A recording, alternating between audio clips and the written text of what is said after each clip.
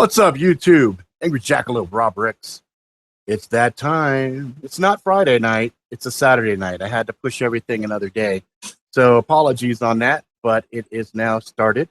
So let me go ahead and make sure I got chat open here.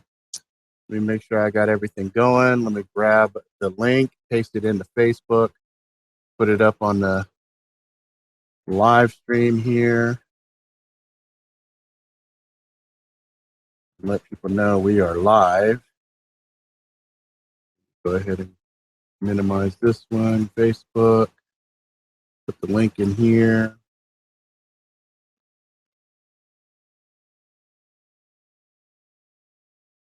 Let motherfuckers know we are. Boom.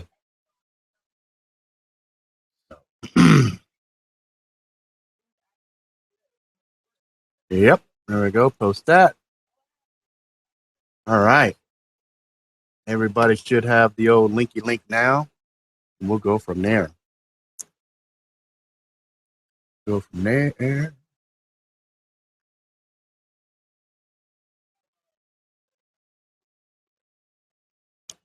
Should be right. I will look, keep an eye over here. It's weird. It doesn't show. Hey. What's up, Mr. Brooke? Not much, mate. Not much. You? I'm good, man. I have some updates for the stream. Hang on a second. Let me put the link in here. Since some people are not on Facebook, I have to wait for somebody to Like Tenchi the bitch. see here. All right. Add a comment, paste, and there. Okay. All right. Okay. I'll wait for everybody to get in because I don't like repeating myself over and over and over and over and over and over and over and all that other shit. Oh, that's what happens in a live stream. Yeah, I know. How you doing? How's the weather right now? It's cool, but it's not, it's not too bad. It's not cold, at least. Nice. There's Tinchy. Just for the record, Brooke, I heard that comment. Good. Yeah, he knows. He knows. Cheeky bastard. There's Roy. Hey, Roy. What's going on, brother? Oh, chilling. Nice hat. Yeah, I had to wear it just for you. Nice. Like it. And we got the chance on. Yo. What's uppers? Hey. All right, well, shit. Since I got you guys all on here, we might have a couple more people that'll straggle in, but they're probably rapidly trying to figure out how to jump in again. I'll catch you guys up real quick. So Tuesday I went into the ER. I had a really bad episode, and I remember having a conversation last stream where Chance was like, hey, man, if you guys got a problem, going to the ER, and I heard your words, said, fuck it. So I went into the ER. They did some ultrasound, found some stones in my gallbladder. They were ready to keep me that night and cut it out of me. And I was like, no, I don't want you to cut it out of me tonight. I said, maybe I'll come back on Friday. Hey, Matt's in. What's up, Matt? What's up? I'm just catching everybody up on the funny ER shit. Sorry, mate, to interrupt, but with personal experience like with that shit, like my mum's almost died from it, get your ass in hospital. Well, I mean that, brother. Well, let me just get you all the way up the street. So here's what was going on. So the pain, you guys remember before I thought it was the liver with the way that everything was going down, and the pain was kind of like a muscle tear, right? So if you get like a little muscle tear, you get that kind of sore feeling, right? And then it kind of was between a muscle tear and a Charlie horse. But it wouldn't last for more than about, I don't know, 15, 20 seconds, whatever. But that particular day, man, it felt like somebody took a knife and just kind of crammed it straight through me. And that's when I was hearing Chance in the back of my head saying, fucker, go in the ER. So I went in the ER, and they were like, hey, do you want any pain meds? I'm like, no, I'm good. It went back to my regular sore muscle between that and the Charlie horse. I was like, no, I'm good. And then they said, all right, well, we're going to do some blood work. So they did blood work, and the blood work came back, and they're like, oh, yeah, your liver stuff is only slightly elevated, so we're not worried about your liver. And they said, but we're going to go ahead and do some ultrasound to check your gallbladder out. I said, okay. So I went in, and the chick had me doing like, what's that game where they spin and say red, go over Twister. on red? Twister. Had me feel like I was doing fucking Twister and shit. And so she had my arm up like this and had me just laying crazy, and she's just, I don't know if you ever had an ultrasound, but it has like a hockey puck, right? This little hockey puck thing. And then she fucking squirted some damn near scalding liquid on me. I know, like I've had ultrasounds before, and sometimes that goo comes out. It's kind of cold, right? And you kind of go, ooh, it's a little cold. This time, this broad shot me with some shit that was hot. I had to look at her real quick and make sure it was a girl and not a guy. I was like, dude, did somebody just jizz all up on me? It was fucking gross. But had it all up on me, and she's just fucking going in, and she's like, okay, I need you to hold your breath. So I'm holding my breath, and I tell you, it's a good thing I can hold my breath for a long time, because this chick had me holding my breath for a minute. I remember, I'm a fat guy, so I was cognitive of the fact that she's trying to get through all the layers of fat to get a good image of my shit, right? So I'm doing everything she's asking me to do. So I'm holding my breath, and she's going through. And then she kind of freaked me out for a second. She goes, she's about midway through, and she goes, whoa. She goes like this. She goes, whoa. I go, whoa. She goes, you been in here before? I go, no. She goes, do you need pain meds? I'm all, no. She goes, you sure? I'm like, yeah. Why? She's like, oh, okay. And so she keeps doing her thing, and then she goes to roll me out back. Great. Back. Yeah, she goes to roll me back, right? And she goes, yeah, you got some pretty good stones in there. I said, oh, okay. And I'm thinking, like kidney stones, right? You can get kidney stones. You can pass them, right? You can piss them out, And so I'm thinking, oh, gallstones, shit, I'll just do something and I'll shit them out. Should be no big deal. And so, anyway, I go and I sit on the thing, and I'm laying down, and the cool thing was, so my wife's a nurse, and this is the same hospital chain that she works in. So the nurse that was taking care of me was one of my wife's friends. So I was getting like I felt like the president and shit. They're like, oh, do you need like some blankets? Do you need this? Do you need anything? I'm like, no, I'm good. They're like, do you need some VIP treatment? Yeah, it's like, do you need some pain meds? I'm like, no, I'm good. I don't need any pain meds. I'm all right. So then the doc comes in, and he goes, just kind of matter of fact, yeah, we got surgery coming down. They're going to talk with you a little bit. And, yeah, you got some stones. But, yeah, I'll let her talk to you. I'm like, Be like, yeah, I know I have big stones, but that's not why I'm here. Yeah, that's not why I'm here. Oh, so there's so I'm sitting there. When you wear the gown and stuff, right? You're just basically in your underwear, okay? And it's been hot here lately. So we're in the ER, and it's nice and fucking cold, okay? So I'm in my underwear. I got my skivvies on and my fucking little gown or whatever. So I'm sitting in the bed, and they're like, "Oh, do you need like a sheet or anything?" I'm like, "Fuck no, this is great. This is like ice in here. This is great." No, and so I'm sitting there, I'm not thinking, okay. The nurses are coming, going, they're not tripping, they fucking blew this vein out. I don't know if you guys, you can see that. Yeah. The chick stuck the vein here. I'm like, this right here, stupid. Why are you sticking it right in? My wife's off. What the hell? My wife's off. And the funny thing was, they were like, oh, yeah, we can push fluid and everything, but we can't get blood out. I said, yeah, you stuck it in. What? Yeah. So anyway, they stuck this arm. I'm like, oh, okay, so that's the normal shit. You just see like a little dot. It's no big deal, right? So anyway, What she hit you there for? I don't know. My wife thought maybe she's a fucking rookie or something. I don't know. But anyway, the nurses were all cool, and I wasn't tripping, okay? So, I got a bad back, so I'm laying on the fucking bed. So, got a gurney. It's got kind of like an angle like this, right? So I'm sitting at it like this, but my legs are like this because I'm letting this cool air just hit me. Well, the nurses are coming in. Nobody's looking at my junk. Nobody's in the ER, I'm sure they see all kinds of shit. Well, the fucking accounting chick comes in, the one that does the billing. So she walks through the door. She walks through the door, does this. It's right like shit, and I'm all laughing. And she goes like this. She looks away real quick, and then I just fill the paperwork out. I give her some fucking money. She breaks down. I'm like, hey. I said, babe, give me a sheet. Give me a sheet. So then I cover my shit up. So anyway, the surgeon comes down. This little Chinese chick, right?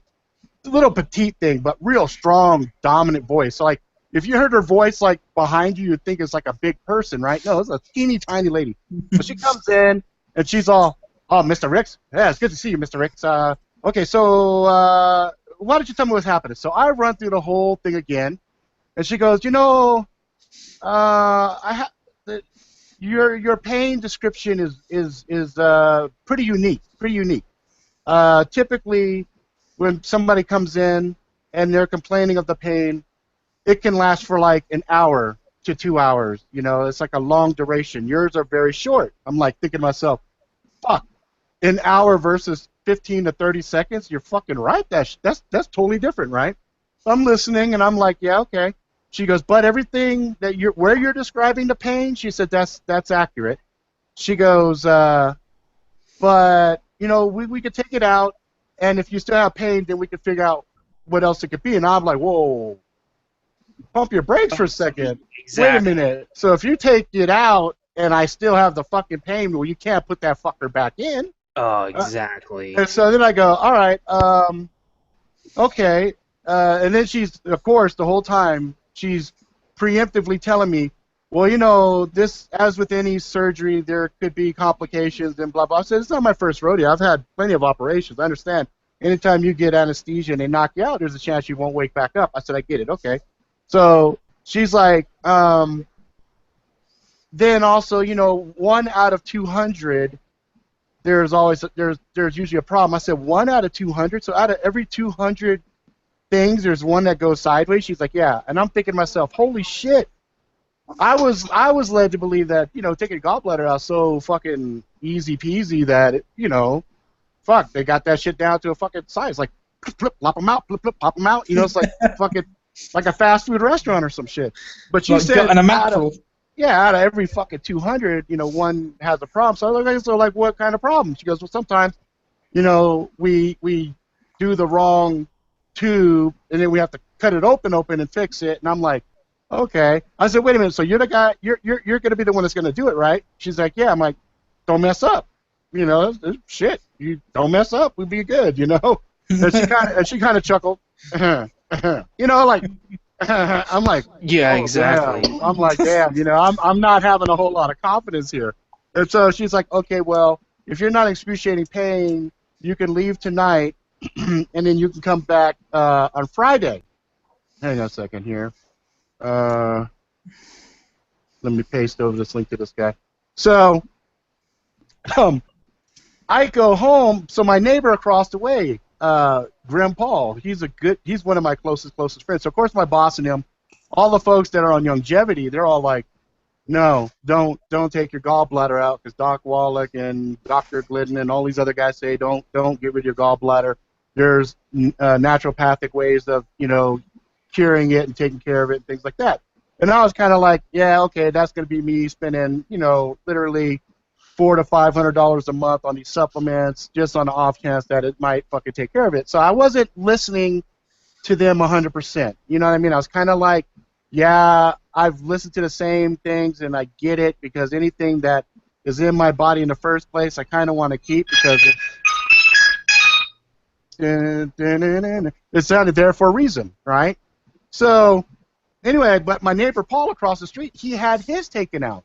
So I figured, well, hell, he seems to be cool about it. So we were supposed to go ghost hunting and stuff. So we're talking, and I said, hey, man, pretty soon we're going to be like gallbladder brothers. He's like, what do you mean? I told him. He's like, don't do it. Do not take it out. I was like, why? He goes, dude, I had mine taken out, and I had 8 years of agonizing pain that was so much worse. So he starts telling me these fucking horror stories. And I'm like, oh, well, hell. I already didn't have confidence in the broad in the first place. I was kind of like, I don't know. And then somebody who I personally know went through it, and I asked him, well, what were your symptoms before they took your shit out? So we were talking, and his was more like how I described it. And I was like, where's that fucking phone at? Hang on a second, guys. I don't even know where it's at. Anyway, so I was like, really? So I said, fuck it. I'm going to put it off because I didn't have any more of the agonizing stuff. I didn't have the vomiting. I didn't have the fever. I didn't have all the stuff that would indicate that this was a urgent situation. So this, for me, was kind of just solidifying a diagnosis of what is causing a lot of my underlying issues, right? So at least what I thought was, okay? Because the thing that still haunts me for what she said, yeah, we could take it out, and if you still have pain, then we'll try to figure it out. I'm like, how about we fucking 100% figure out what the cause is and go from that point of view? You know what I mean? So the next day to call up to schedule it, and I said, hey, I'm gonna pump my brakes for a second here. I'm gonna go talk to some of these. I'm gonna get a couple other opinions, talk to a few other folks, see what their point of view is. You know what I mean? What was that? Oh, so anyway, so I was like, I'm just gonna get a second opinion and a third opinion and go from there. So they were like, they weren't even tripping. They said, okay, sounds good. Call us if you want to, basically, call us if you want to get chopped open again. We're happy to schedule to have you come down and get opened up. So I was like, all right, fine. So that's where we're at right now. I spent some time yesterday talking to a couple different people, scheduling some more appointments, and going from there. So that's where we're at right now. And I have a video that's going to come out for the rest of the world, but you guys get to hear it first because you guys actually tune into and participate in the stream and everything. We're special. That's right. You're the inner circle. We're the Jackalope crew. So, no, we're not the inner circle. We're the Jackalope crew. Get it right. Same deal. Same difference. Just getting on top of this issue of yours here, man. My mum had her gallbladder taken out. About 15 years ago now. Yeah. But she also had to have her bile duct taken out. She had enough stones in her to pebble the fucking driveway. That's why. Crazy. Yeah. That's why I say, get on top of it now if you can. Well, so what we're gonna so part of the problem was, the reason the gallbladders are failing at such an epidemic level is the bullshit we eat every single day. And I tell you guys, it ain't easy. It ain't easy to change the shit. Like every single meal I sit down with the family, I'm fucking eating like salads. I'm eating like fucking tuna steaks, and I'm eating shit that I used to would look at and just fucking flip that shit away. But I mean, here's the problem, guys. I don't really give a fuck what it is I'm eating. If I go talk to a naturopath and he says, "Oh, Mr. Ricks, we have a special elk penis, rhino penis, and this, you'll have to blend them up inside and put in mouth, gurgle and drink it." Fuck, that's what it is, guys. I mean, I have like zero appetite right now. I have to set alerts for myself to go and eat. And so when I sit and I look at it, I'm like, the fat guy in me. Okay, I'm gonna call him that. The fat addict in me. Like I'm fat right now, but I've already lost like 4 pounds, and I've done jack shit. I haven't been walking. I've been just kind of sitting and analyzing shit, trying to figure out the next couple of steps. But like, I cut out all the soda, which is hard. The addict in me is like, ooh, I want a fucking soda. I want a soda. Then I've been trying to cut down on soda myself. It's not easy. It's hard. It's hard. It's like the other things like, man, I can't watch, like, the addict in me watches TV, and then there's like a Carl's Jr. fucking ad. Hang on a second. No, the link works. I got one. Yeah, the link you did at Facebook are fine. Yeah, I got five folks in right now. Yeah, the YouTube link definitely works. Yeah. 'Cause that's the one I used. Yeah. You have to be signed into Google, though. I'll be Yeah, I'll let him know that. You need to be signed into Google. Bam. I'll look at like a fucking. Oh my God, what did I see the other day? Me and my wife were sitting there watching TV. She was like, "Oh my God, that's gross." I'm like, "Oh, that looks actually pretty delicious." It was like Taco Bell. It was like it had like a layer of beef, then it had like another thing, that had another layer of beef, then it had a layer of cheese, and then it was all wrapped up, and it was all crazy, and it was like a big fucking flying saucer fucking thing, you know? That sounds fucking delicious. Yeah, yeah. So I mean, in the old days, man, I'd pound probably 4 or 5 of those. Now, the other night I had a turkey burger. Turkey burger was probably about like they're like little sliders. That's probably more accurate. It's like the turkey powder's like little sliders, but I had it on lettuce with a big slab of tomato and another big slab of onion. No cheese, no mayo, no ketchup, none of that stuff. And I just wrapped it in lettuce and I ate it. And I was like, yeah, that's fine. I'm not really tripping. I guess I hit that point. I think some of this is probably psychosomatic. I think some of this is me going, oh my God, my habits and my eating habits and the way I was doing things could have led to me dying, And it's like, fuck, I'm not getting any younger. I forget which one of you polite motherfuckers pointed that out to me. Yeah, it was Matt. It was fucking Matt. Said, we're not getting any fucking younger. I said, yeah, I know. Don't need to point that out. That point's been hammered home ever since I got my Senior discount. Yeah, exactly. So, I'm not telling. This is for me, guys. I'm not telling anybody else. So, a roundabout way to get to your point, Brooke. I think by me making these changes, that's going to help. Now, one thing that I am going to do, and then when I get it, I'm going to share, and you guys can see it too. So, if anybody can see it, I'm going to actually get the ultrasounds of my gallbladder to see just how many stones are in there, how big they are, etc. And then that way we can all look at it and be like, yeah, dude, that's pretty fucked up. Because I've seen some horrific. I feel like an expectant father looking at an ultrasound. Yeah. It's a 5-pound gallbladder, which would be fucking horrific. Because those things are tiny. From Junior. But I just heard different people have different things. They take the gallbladder out, suddenly they can't eat popcorn. Some people can't drink soda. Some people can't do this. Some people can't. I mean, whatever it is, there's just different things happen. So I'll say this: I had a roommate here. She was 19 when she moved in, and she had gallbladder problems for a year. I took her to the hospital maybe 4 times over a year. She got pains that would just lay her out. Yeah. Now this is a girl who, she's been around the block a few times already, and she pain doesn't bother her. She used to be a cutter. Like, she doesn't even worry about pain. But this was just, she'd be hunched over for 20 minutes, and then on the floor just like laying there, and she'd be crying. And I took her to the hospital, took her to the emergency room. We sat around the emergency room for like 4 hours, and they do all these tests, and they said, oh, it's probably your gallbladder. And she's like, okay, what do I do about it? Well, you have to have it taken out. Sounds about the same as the UK. 4 hours in the ER. So she, if you're lucky. Over the next 6 months, she was like, well, I'm just going to put it off, and we'll put it off. Finally, it got so bad, she's like, all right, I got to get this out, because every day, start getting...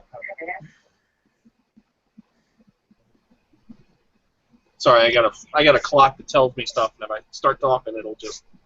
Anyways, sorry about that. The whole idea, she got the gallbladder out, and right like a week later, she was like, right as rain, she was able to eat all the greasy shit she's always been eating. She was able to... I'm not telling you this will work for you. No, it's valid. But I'm telling you that she said she had no pain, except for where the stitches were and stuff like that. She had to go back in like 2 or 3 times to have them test, make sure the stitches was right. She had some internal rupture of the stitches itself.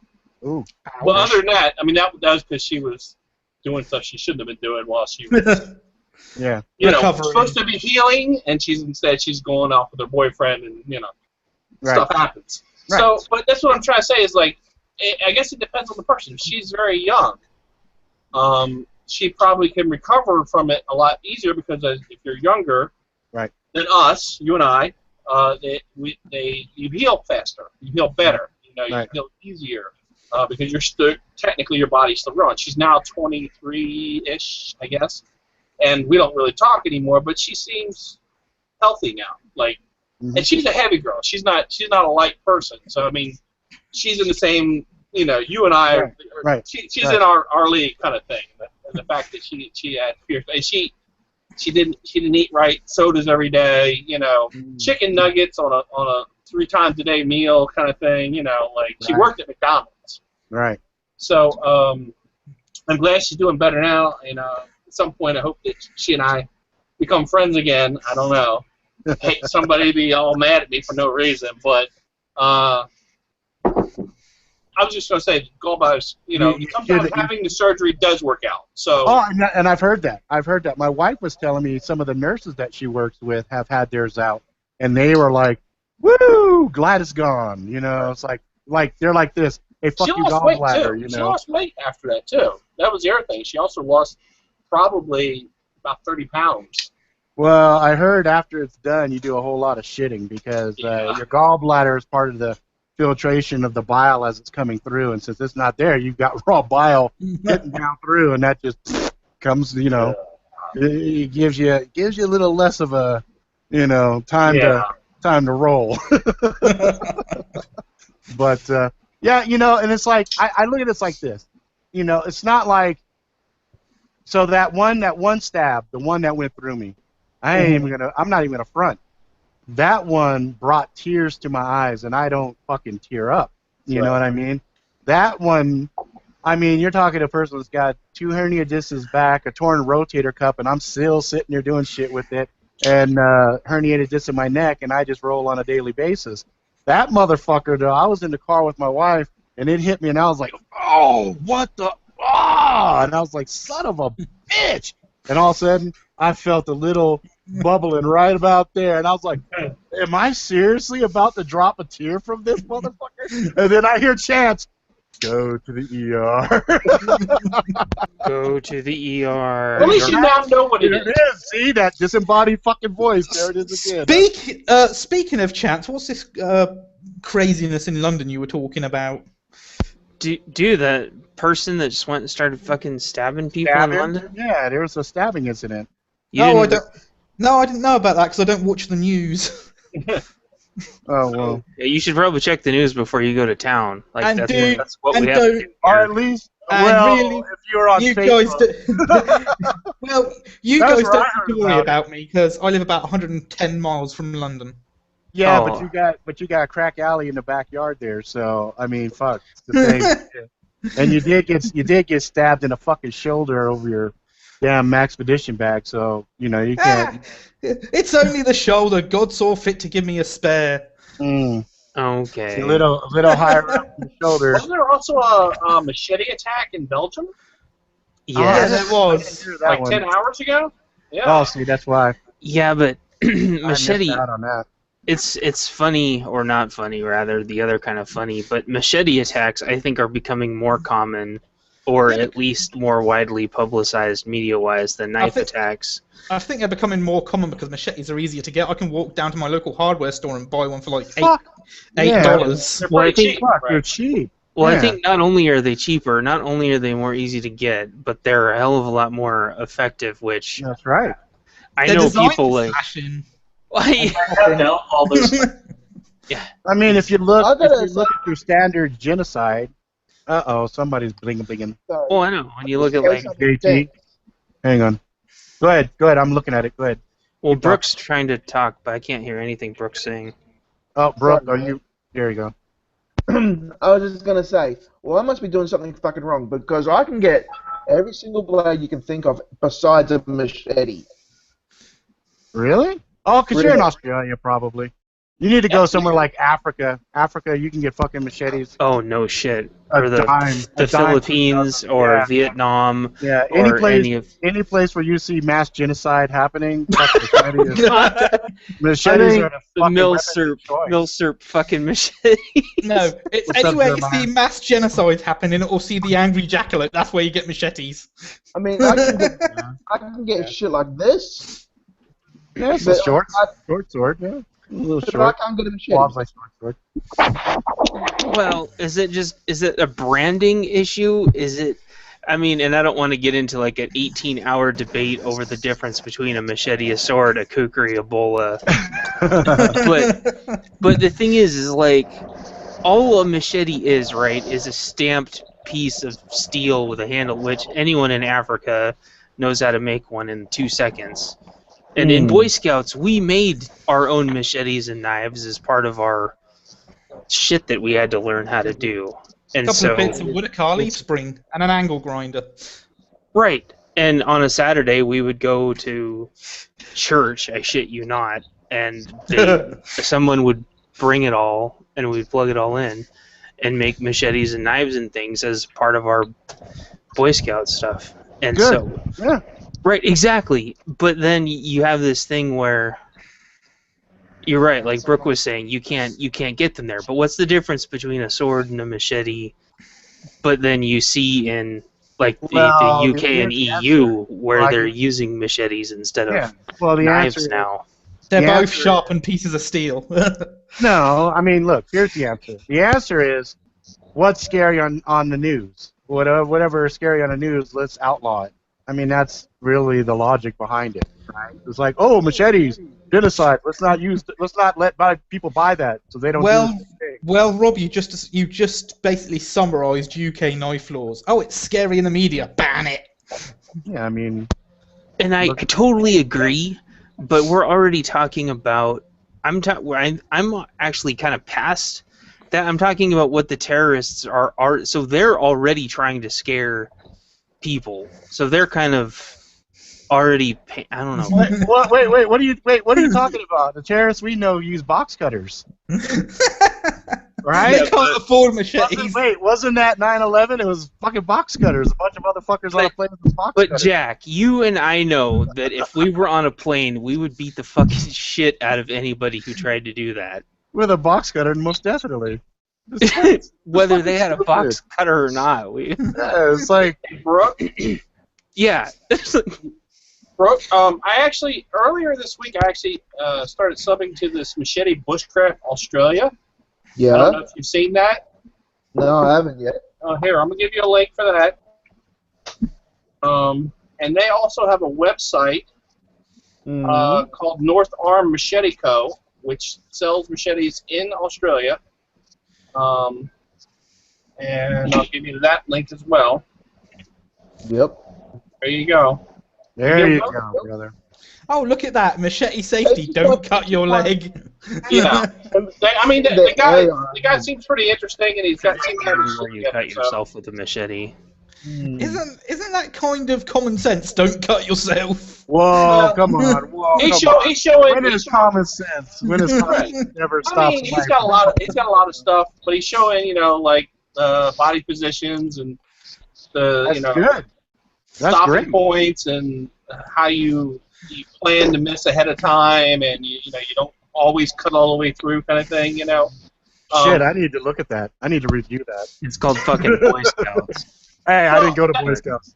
I mean, They were in. we all know that, but I'm just saying. No, I know. For some people who have never used machetes correctly, like that might be a good thing to go look at, right? Wait, you mean there's actually a correct way to use a machete? Yes, the correct way, and then there's the Jackalope way, which is That's all that. fucking just everything.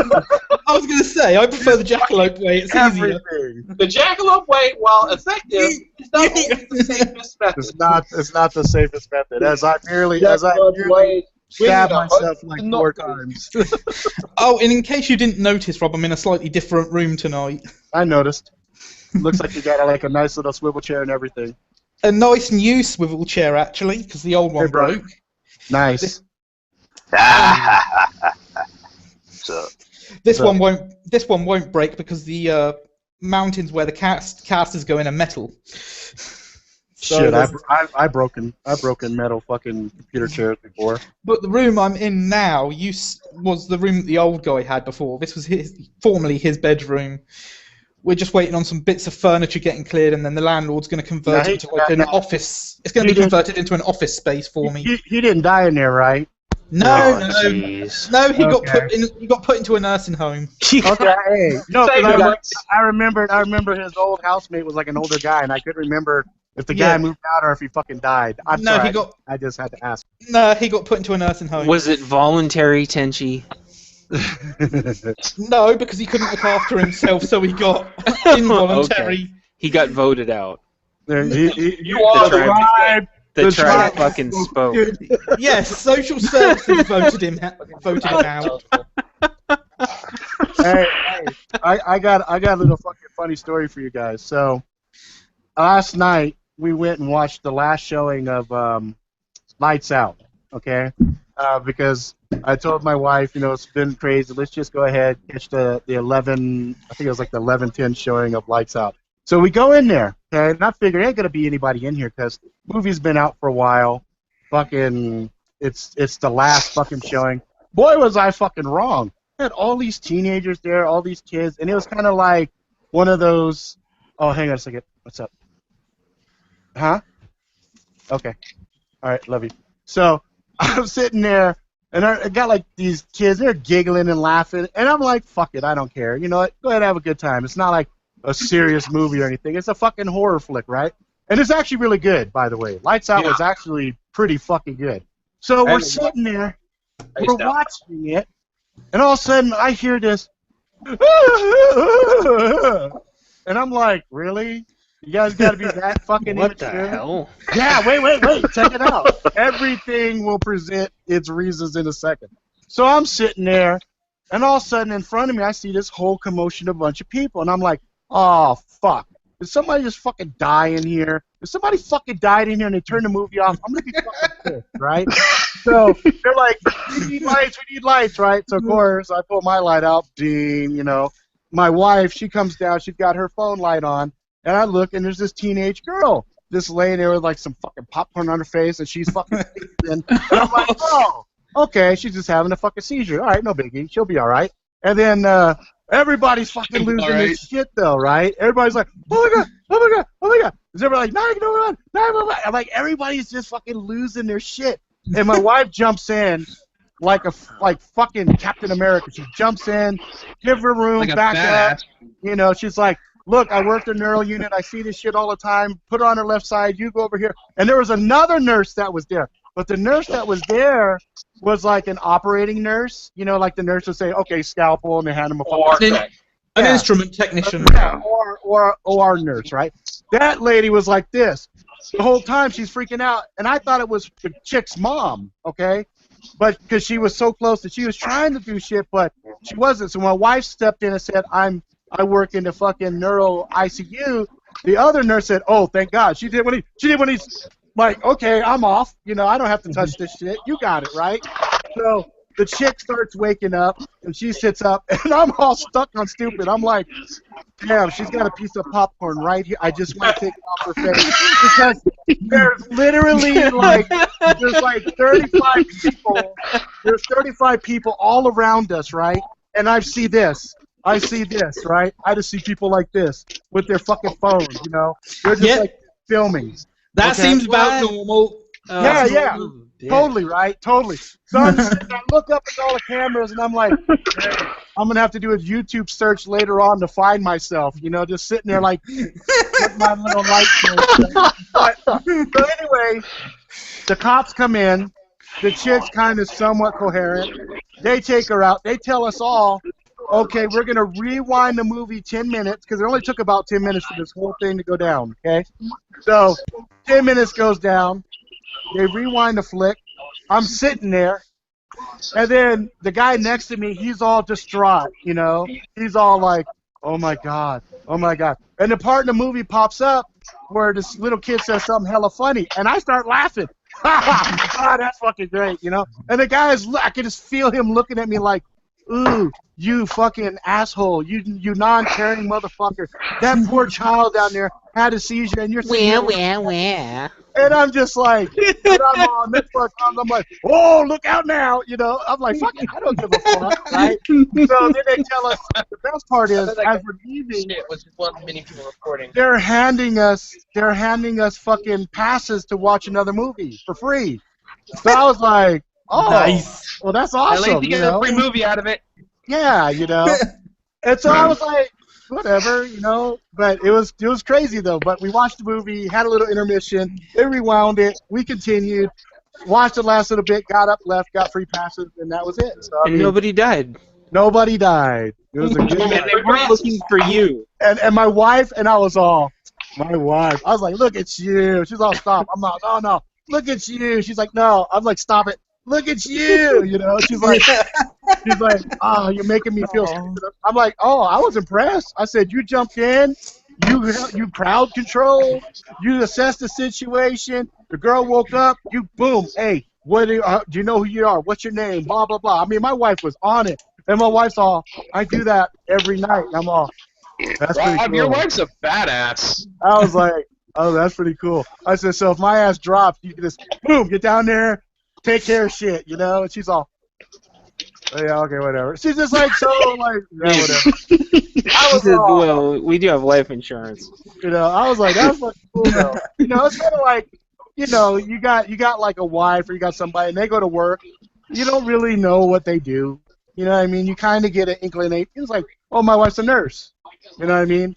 But then, like, to see her jump in and do shit, I was like hella proud. I was like, that's fucking awesome. Like, good job. Good No, job. that is awesome. You had good sense to have your flashlight handy, and that's most people don't have a flashlight, right? Yeah, always. I mean, And here's- even the ghetto. Look at. Even the ghetto. Even little ghetto. Oh, I was gonna say, and here's the thing: what if it wouldn't have been a seizure? What if she'd have been turned into a zombie? You would have known what to do next. Fucking A. Yeah, see, Chop her head off. Damn Everybody right. like, what are you doing? Blah. Hey, I'm dealing with the situation. Blah. this is what I do. He was cosplaying. He was cosplaying as a zombie. Why did get the fucking memo? Nobody told me there was somebody cosplaying as a fucking zombie. They're like, Come wow, on, that man. blade went through her head so well. What blade is that? It's like, You want it? it is like this. It's like Actually, one of those sales pitch moments. it's like, actually, it just happens to be a Schrade, S-C-H, you know, whatever. Oh, I'm sorry, Smith and Wesson. I got Smith and Wesson It's now. still straying right now. It's still straying. Yeah. Hey, I found out, so I talked to a couple of guys down there. All the guys that are down there are still going to be there. Right. So when the whole deal goes through, it's still business as usual. So I Right. was It's going to pretty still happy. stay straight and everything. It's just going to be a different owner. Yeah, because I was happy because I was like, holy shit, because I just went through all the process to get this stuff taken care of, and the last thing I wanted was fucking work on this and then have them say, oh yeah, we're not going to do anything anymore. It's like, what? What do you mean you're not going to do anything? Typical me. One night as a streamer, I don't have any of my blades next to me apart from my little Victorinox. Oh, I thought you were going to say except for my little blade, and I was like, hey man, come on, stop it, you know. Well, it is a little blade. Look at how tiny this thing is. It's all right. We're gonna let that go. Pop.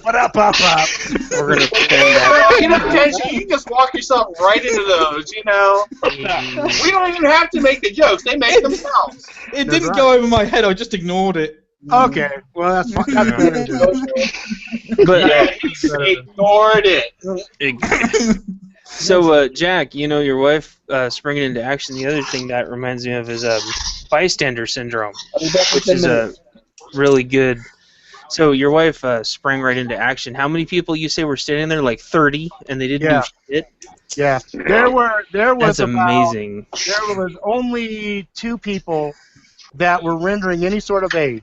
Okay, one was the OR nurse, Hey, nice knife, Matt. my wife, and then the friend of the actual girl. The friend Nice. camp ran out, ran out to get everybody to turn the theater lights on. So they turned the lights on, and that's when we could really assess the situation. Because I tell you what, if you're in a dark theater and somebody's having a seizure, and you're lighting it up with lights, you know, like little lights, it's like it's a really different, creepy situation. You know what I mean? Yeah. I saw It's it like was the spotlight kind of thing, right? Yeah, I saw her as a teenager, and I was looking at her, and I was like, God, I need to see her eyes. I need to see her eyes, because if she does one of these, it was like, you know, it's like, oh, fuck, you know? And so the whole time, I'm sitting there getting ready to hold my wife and pull her back away, because, you know, she's in there to render aid, and I'm thinking to myself, damn, how many times in a horror flick somebody goes to help out, they get dumped on their fucking neck and shit, you know? So You know, I'm sitting there. That whole bystander thing, you know, I think that the problem is that nowadays people are so quick to sue. You know what I mean? If they have a way of suing somebody, they will. If you help somebody, even if you're just trying to You do help good, me, I'm still gonna sue you. No, we have the Good Samaritan Act now, though. Uh-oh. Sorry to interrupt, but there's actually a law, I believe, that Yeah, it's the protects Good you if Samaritan you. Act.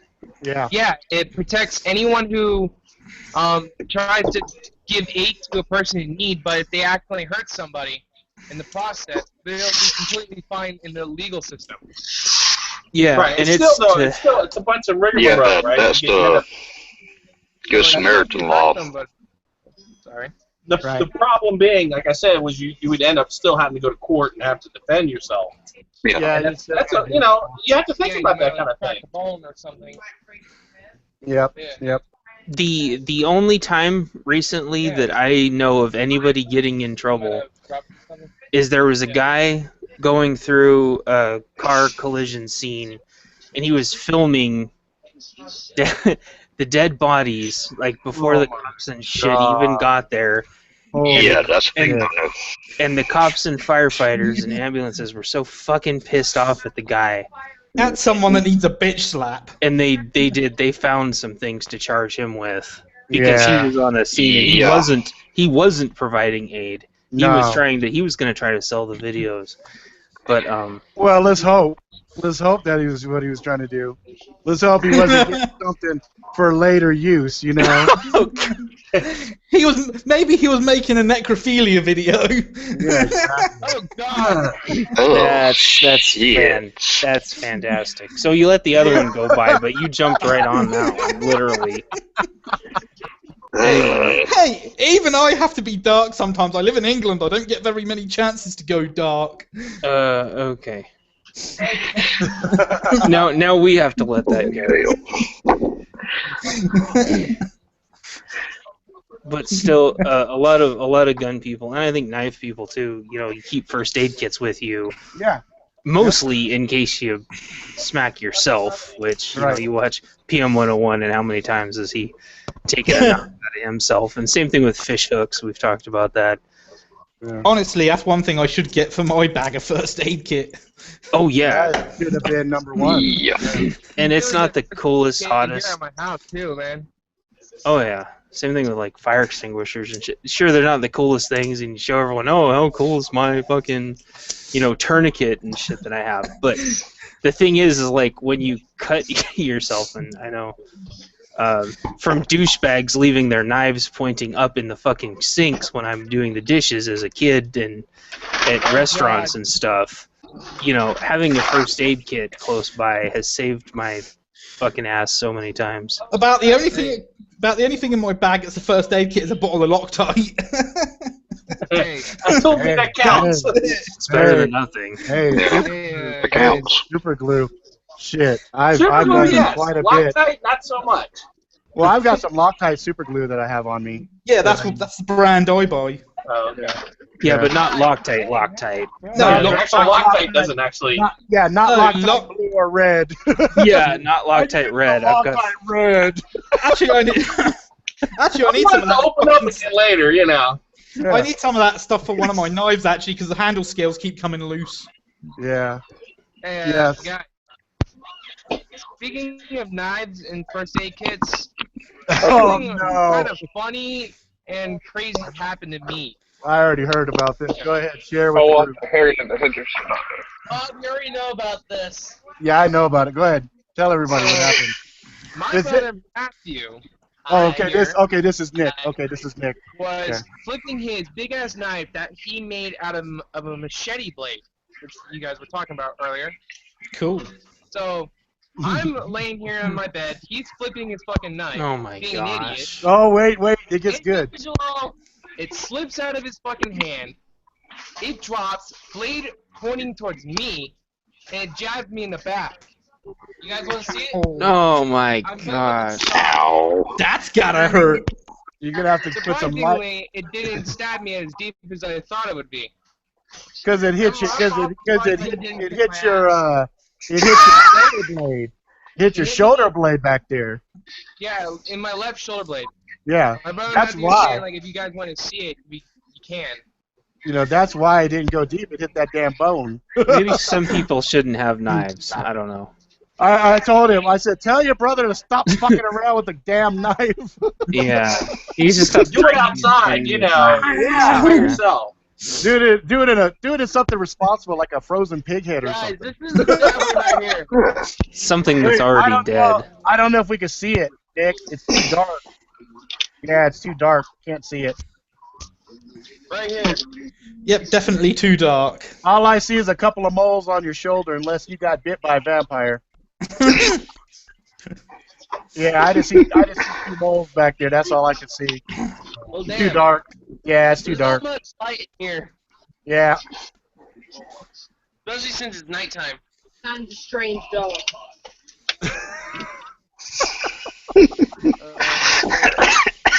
Hey, you know what? Since we're on top of medical, so last week, Chance was telling us he was going to have a little bit of a conversation about ER stuff for Can you guys folks. see it now? Wait, hang on. Can you No. guys see it now? Well, wait, yeah, a little bit. Yeah, just barely. There's like a darker spot there that I think could be a little stab, right? Oh, right. Oh, that's your fingers. Never mind. No, we can't see it good enough. Well, We'll take your word for it, though. I can imagine. I can use my imagination to see like I know a what nice stab little, wounds look like, yeah. yeah, nice little, probably sore, red, scabby little line right there, right by the shoulder blade. Like a pig head, like the pig head when Rob's finished it with the scab on You'd be it. lucky I didn't see that. Now, Nick, you and your brother, so you guys are twins, right? Yes. Okay, so Yeah. I assume you're the older. You came out first. Nope. The No? one in the camera is the oldest. And I'm the smallest. Yeah, see, that's the Oh. thing. You think you're talking to Matt right now, but it's No, I'm Matt talking that's to Nick. sitting. I'm Matt right here. Yeah, Oh, that's Oh, Matt. I'm Ah. Matt, the older one out of me and Nicholas. Okay, so Matt's older by what, a couple of minutes or I'm something. Nick right here. Ah, there's Nick. Fucking Okay. A. Yeah, I'm Okay. the one with the bigger beard. Really. Well, it's so dark. It's Now so I'm dark. confused. Yeah, I had it there for a minute. I had it down for a minute. Wait. I Cats think is I got it. I got it. So the one that's sitting usually that we can just barely see in the camera, which I think if I click on right here, no, that's not him. That's the light. I see the light back there. Okay, maybe right there to the left. The one that we normally see is Matt. Okay, Matt is the older brother by a few minutes probably, and then Nick is the other brother. Do you both have long hair? Yes. Okay. Holy shit, I that's was- scary I was- when I do. It's those fucking twins from The Fucking- Shining again. Fucking twins. Oh my gosh. What? Okay, here's something No, I that might haven't. simplify it. Matthew's wearing a completely black shirt. I'm wearing a light blue shirt. Okay, guys, if you don't understand, I'm gonna focus on you so you can see what we see. If you see, it is mostly black, brown. It almost looks like I have 2 demons that are on the channel here hanging out with us. Like if I woke up and I was seeing this, I'd be like, "Holy shit, I am about to get fucking killed." Okay, so that's what this is. I can see the little phrase of your hair, right, with the light illuminating it ever so lightly. So it's really spooky. The only one that's more spooky than you guys would be when Chance talks, and the only reason why that's scary is just because it's the disembodied voice of darkness. Okay, Motherfucker.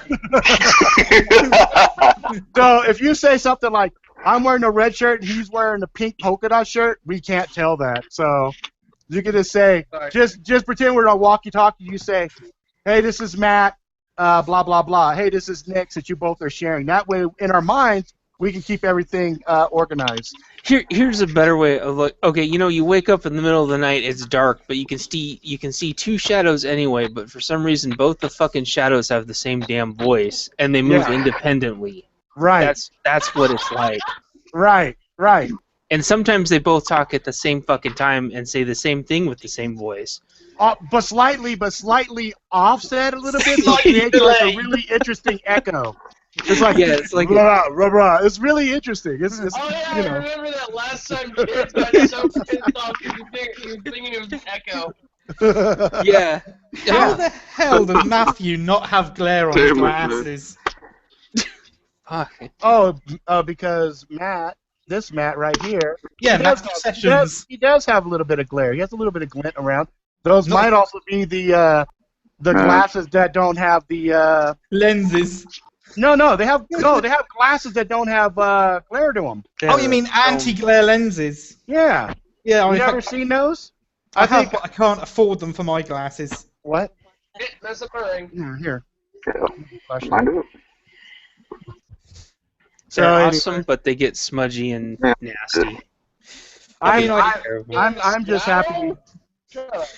I'm just happy I don't have to wear glasses yet. I know at some point I probably will, because I'm starting to get to the point now where I'll be working or I'll be watching TV, and it gets to a point where things start to get blurry. So then I just go, oh fuck, I'm getting old. God dang it. They sit there and long periods of time. Yeah. What happens though? I mean, that's not your eyes gone. That's just your. No, I used to fucking go 2 days straight, be sitting here coding for 2 days straight. You ain't 20 anymore, man. I know. I know that. You can do it 12 maybe. 12 hours straight. Yeah, that's about right. That's pushing it. 12 hours. I do about 12 hours. Old bastard now. What's that? Technically, Rob, I'm supposed to wear glasses You're for doing just an any old computer bastard. work. Wait, hang on. What was that, Brooke? I said you're just an old bastard now. Yeah, I know. Get your ass to the ER. I'll be fucking in about 3 weeks. It's about 3 weeks from now. About 3 weeks. I'll be fucking 45. Then you'll definitely be getting a Holy. senior citizens discount. Since I'm 45, I think I deserve a new 45. Yes, I think that would be exactly. a great fucking present. I'm mad at myself for not thinking about that last year because I could have got a 44. God. Oh, it's not too late. I know. Technically, you're right. But one thing prevents that. Being fucking broke. Yeah, I hear that. I tell you what, I hate being broke. I hate it. You know. That's why. Us, we don't even have air conditioning. We've been without it for years. Oh, hey, don't get me wrong.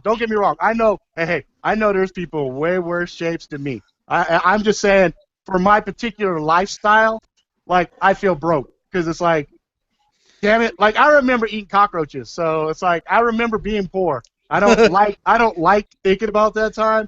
I like thinking about right now, and I'm like, damn, you know what? Man, I'd like to take the family out and go have sushi and drop like $100 on a meal. Like I'd like to do that. You know what I mean? But then I go, yeah, I got a $500 electric bill. Yeah, I guess I better take care of that. Otherwise, everything kind of crumbles without electricity. Yeah. Yeah. You know, so I make sure I pay my internet and I make sure I pay my electric. You know, those are the only two bills. And student loans for the wife. You don't ever fuck with the student loan shit. I tell you that. But yeah, the internet. I gotta have internet. Yeah, I got to.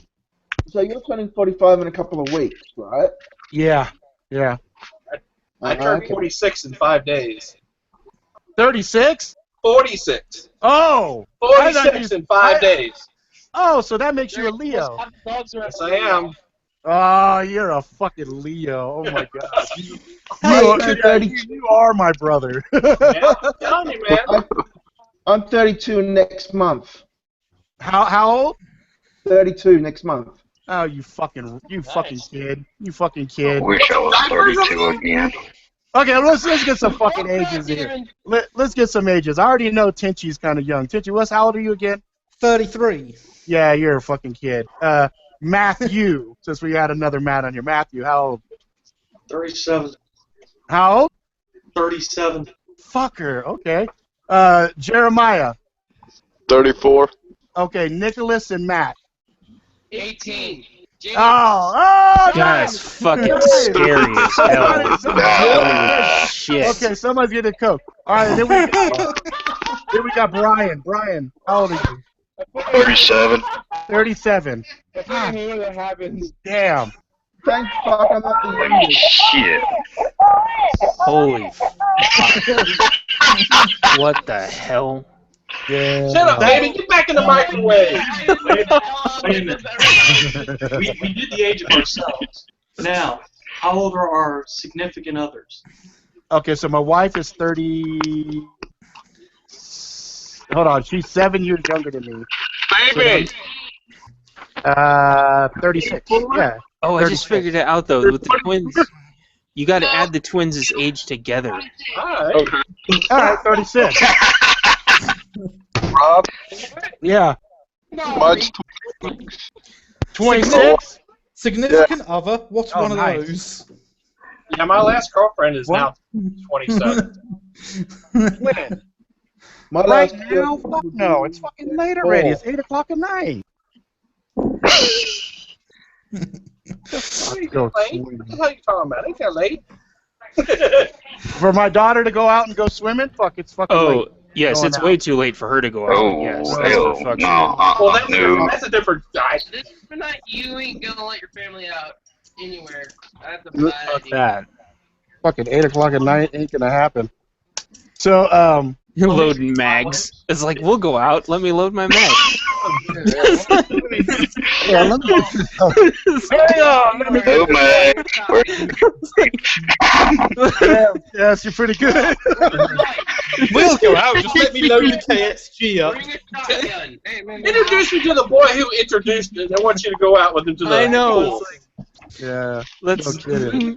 I'm glad I don't have no kids, especially no daughters. Oh, I was. It's rough. It's rough, man. It's rough. We're in a And if different I day had and kids, age I'd probably go to now. prison. Yeah, you know, I'm lucky right now because I think only one had a relationship going on, and then that went south on it, and then she told me about it, and I was like, okay, thank you for telling me that you had a relationship. After it was over, though. I bet you it was after it was Yeah. over. Well, I Told mean, you something about it. it was really obvious because this was happening. This was happening. Okay, it's like, oh. And I'm like, what the fuck? And then I'd come by and get this.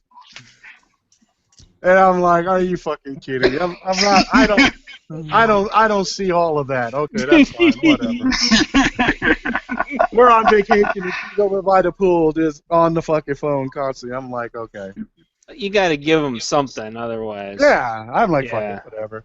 I'm like, as long as it's this and not this going on, you know, fuck, I don't care. They could get on the fucking phone for all day. All I care, you know, 'cause, I mean, they're pretty much supervised 24/7. You know what I mean? Like, I take them to school, I pick them up.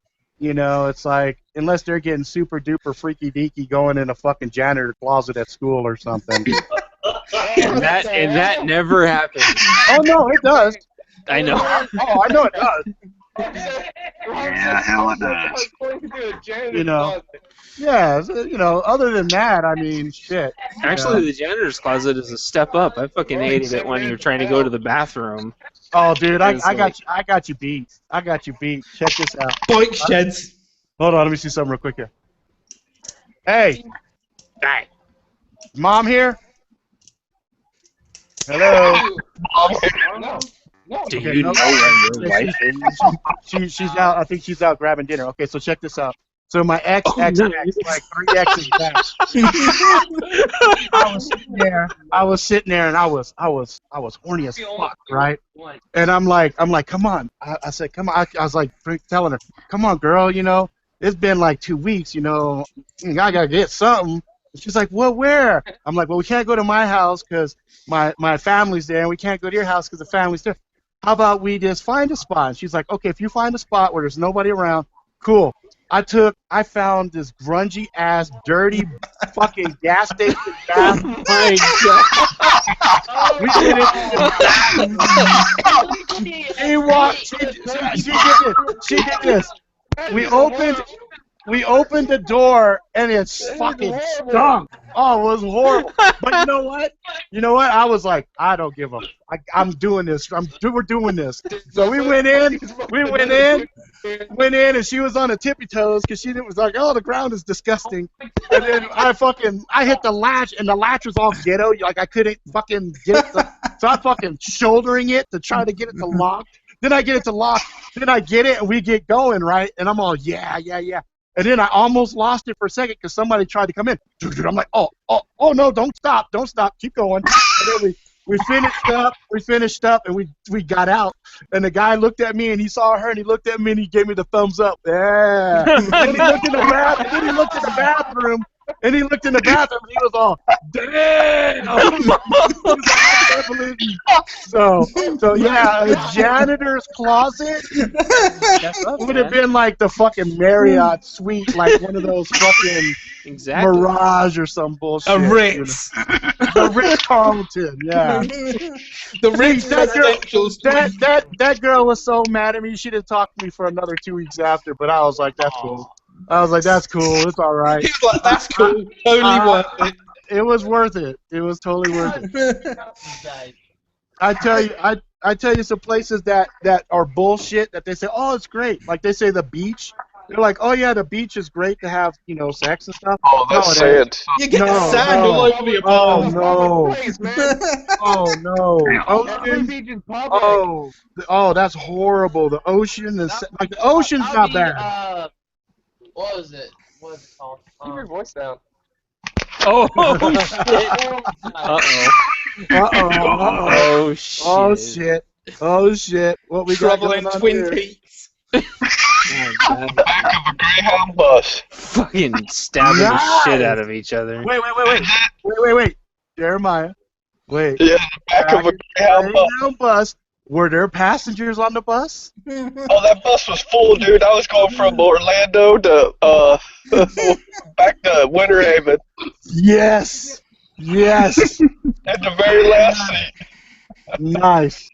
I tell you, then it was 9th grade health class where they were showing a movie in the very back of the classroom. Yeah. My friend, you have balls the size of Brooklyn. Bravo. Bravo. Oh my god! Photography room. Oh, yeah. room. Oh, yeah. I had this girl. So this girl, she was like, okay, we'll mess around in the photography room, right? And so, but she said, I don't want to have sex, though. She goes, but I'll go down. And I said, okay, I don't care. It's irrelevant for me which hole is working what. I don't care.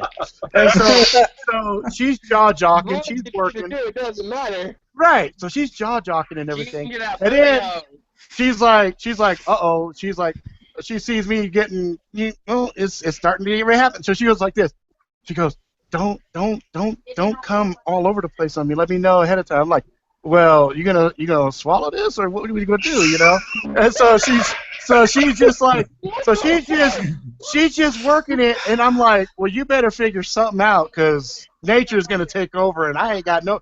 You're the driver. You determine where that shit's gonna go, And so she goes, let me know. She goes, let me know, and I'm like, so you're gonna trust a 17-year-old fucking? Oh, I said, all right, that's fine. I said, I'll let you know. And I'm thinking, you're going to know. You're going to know.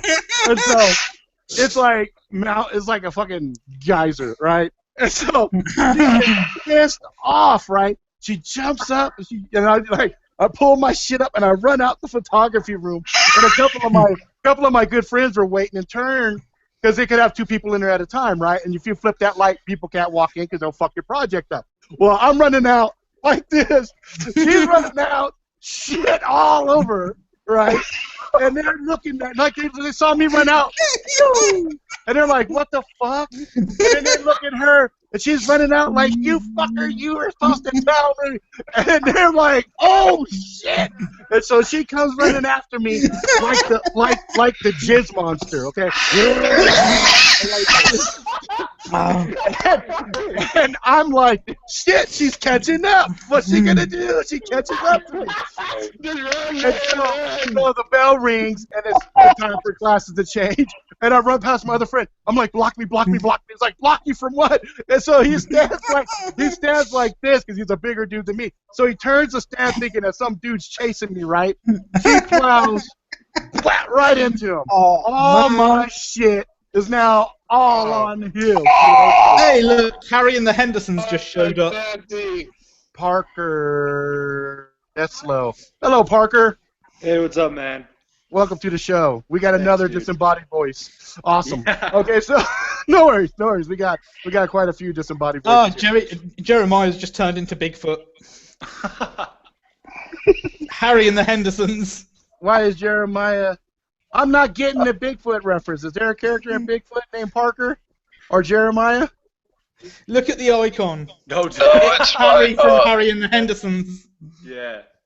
Oh, I don't see Parker's icon. I see a blue. No, it's not. Jeremiah's. Yeah, I see him with a big ass fish. No, I changed my icon a while back earlier, and it's just coming through, I guess. Oh yeah, yours is still that big ass, like the big ass fish. giant swordfish. Yeah, that's what I see. Oh, I see Harry. I see Harry from Harry and the Hendersons. Oh, you know what? Maybe it propagates faster over in the UK. The servers are probably propagating faster there than here. Anyway, welcome to the madhouse, Parker. Oh, thank you. Emphasis on the word mad. I'm just sharing with them some shit that I shouldn't be talking about, but I'm doing it real quick before my wife comes back, because otherwise she's gonna give me this look. Give me this look. Out of all the places, Rob. A dirty bathroom. That's right. That's right. Dirty bathroom, photography room. You know, it would have been hilarious if she walked in just as you were talking about the photography room. I tell you the scariest time though. So my ex that I was with for hella years, okay? She had her aunt would sleep in a room with her, and her aunt was this really, really old Filipino lady.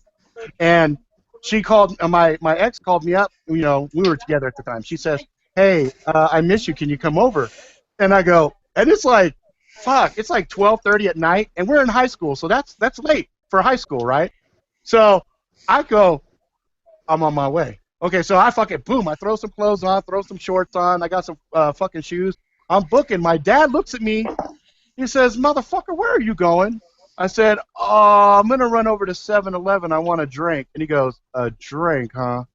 Is that what you call pussy these days, a drink?" I said, I look at him like, "What?" He goes, "I know what you're doing. Don't let your mama catch you. Get out of here." So I'm like, I go get in the car.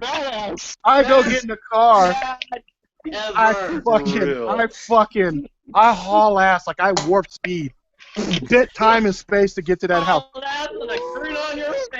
Now, her house, it was like these old Victorian style. So I had some cement steps to go up. You had some front doors. So she had told me beforehand, because there was no cell phone. We didn't have cell phones to sit there and say, "Okay, this is what you got to do." So she gave me instructions beforehand. She said, "Get something, toss it up to the window, let her know I'm there." She'd come downstairs. She'd flush the toilet while she opened the door, because the door would go, So, but the toilet in the house was hella noisy. Like, I heard her flush it outside. It was like, like all those fucking bad pipes or something, right? So anyway, she tells me all the floorboards leading up to the stairs are good, but there's one right at the base of the fucking stairs. Do not step on, because if you step on it, it makes hella noise. I'm like, okay, I got it. So I'm like I'm robbing a house or something. Okay, I got It's the like blue Mission plane. Impossible. Pussy Impossible. It's like so anyway, I get there. I'm like fucking ninja, right? I'm tapping the Japanese, like I have to be ninja, right? So I get there. I'm like a mouse. We get upstairs, and then I look, and her aunt is sitting there sleeping, snoring, right? And I go, "What the fuck? That's your fucking aunt? What the fuck?" She's like, "Well, you don't want." I said, "Hey, I didn't say that. I didn't say I didn't want to do that. You just changed the variables up here. I didn't realize there was another living being in the room with us." So I'm sitting there trying to be quiet. And she had one of those fucking beds that had like a trunchbull bed or something. It's like a little thing underneath that rolls out. It's got like this. It was like one of those little princess little kid beds. And I'm like, damn. I said, I'm uncomfortable with this fucking bed. You know what I mean? It's like, what am I, fucking a 9-year-old or something? It's like, it's fucking horrible. So anyway, we do it, right? We get done. And she goes like this. Okay, you got to go now. I'm like, okay, fuck. Now, how am I going to get out? You got to flush the toilet again. Remember, you got to do the reverse of everything we did. So she goes, okay. So we get downstairs. We get to that bottom step. Now, we had to go upstairs to get to her room. Well, straight from the door, straight back, that's the dad and them's room, okay? So she goes to go in the bathroom, and I hear a door open, and I go, shoot! I hit the shadows. I'm like, the games where you hear the sound, like somebody sees you. I'm like, oh, fuck. I'm holding my breath, and I hear the dad and her start talking in Filipino. I'm like, oh, my fucking God. Oh, my God. There's a door right fucking there. I'm literally 5 feet. Wonder what would happen if I just broke camp. Right, him right there. I just break fucking camp. He's going to have to explain it. Or she could just say, hey, there must have been a robber in the house. I'm like, okay, I could do this. Because my heart's going, ba-dum, ba-dum, ba-dum, ba-dum, right? And I'm thinking, damn it, pussy ain't worth this. Pussy ain't worth this. This is fucking so scary. Her dad's going to fucking kill me. So I'm waiting. And he's like, okay, gives her a kiss. He goes back. She goes in the bathroom. She flushes. She turns. She gives me the look. I fucking open the door. Boom, I'm out. Yeah! Fuck yeah! I drive home like this. I got the biggest fucking smile from here to here. Okay, I get home. Now this has to be at least an hour and a half, factoring drive time and everything. So I come home, I open the door, and my dad is like this. Just looking at me, shaking his head. And then he comes up to me and he goes, "You didn't get caught, did you?" I said, "No."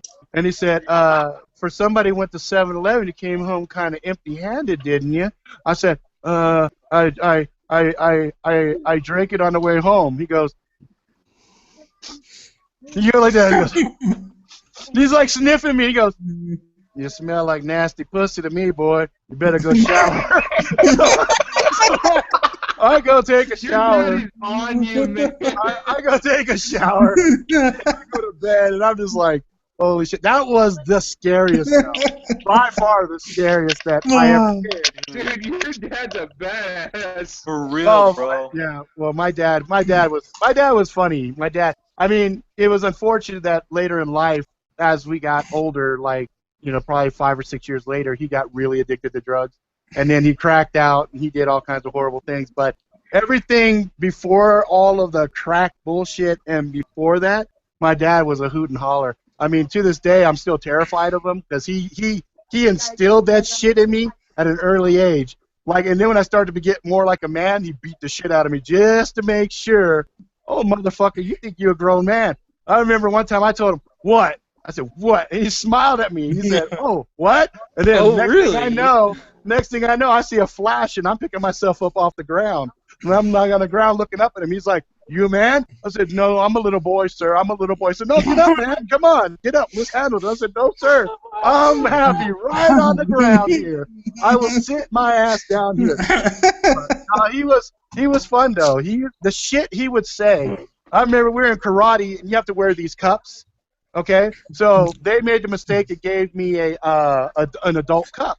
Okay?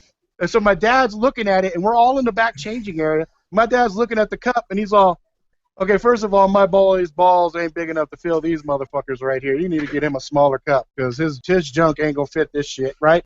And so I'm like, "No." I said, "No, it'll work, Dad." I said, "It'll work, Dad." He said, "Okay, put it on, genius." So I put it on, okay, and of course it's way too big. and your cup, you want your cup to fit right. And he goes, is it on? I go, yeah, it's on. He goes, you sure? I'm like, yeah. He goes, let's cup check. I said, a cup check? Blam! He hits this shit hard as hell. And I'm all, oh! Because it overlaps, okay? So a big cup is too big. So it just went up, and it was horrible. And he said, okay, so he said, that hurt, right? I said, yeah. And he said, hey, give me that one over there. So they got the right size cup. You can put that on. I'm like, oh, fuck, okay. So I put it on. He goes, cup check! And he hit it, and I go, oh, okay, all right, you made your point. He goes, never, ever, ever question me in public again. That was the only time in life you're ever allowed. And the only reason I allowed you to question it is because it was your dick and balls. He goes, so you need to understand, I wasn't trying to embarrass you. I was actually looking after your dick and balls, stupid. So stop being a pissant. That was his favorite thing. He called me a pissant. He called me, and I didn't know what the fuck a pissant was. Yeah, he was my granddad used to call me a pissant all the time. I still don't know what it means. He had to keep the bloodline going, man. That's right. And the funny thing is, he's my stepdad, right? So, but the funny thing was, in his mind, I was his son. That's fucking awesome. You know, because like, okay, my stepdad's black. Okay, so let that sink in for a second. Okay, he's my black dad. All right. So this stuff right here, when I was young, this part didn't fill in. Okay. So he's sitting there at the table, and I'm telling him, I said, Dad, I can't grow this in. He goes, yeah, son, I can't grow my shit in either there. It's okay. That's because you're my boy. And my mom, she's doing the dishes and shit, and she looks at us, and she goes, you realize you motherfuckers aren't blood? And my dad's all, my dad's all, shut up. He's my son. He's my son. Hang on, I got a cool picture of my dad. You guys need to see my dad. Hang on a second. Awesome. Badass, man. That is fucking amazing, Rob. Ah, goddamn it, my damn dogs. It seems that Rob only comes with two settings, badass and even more badass. Fucking for real.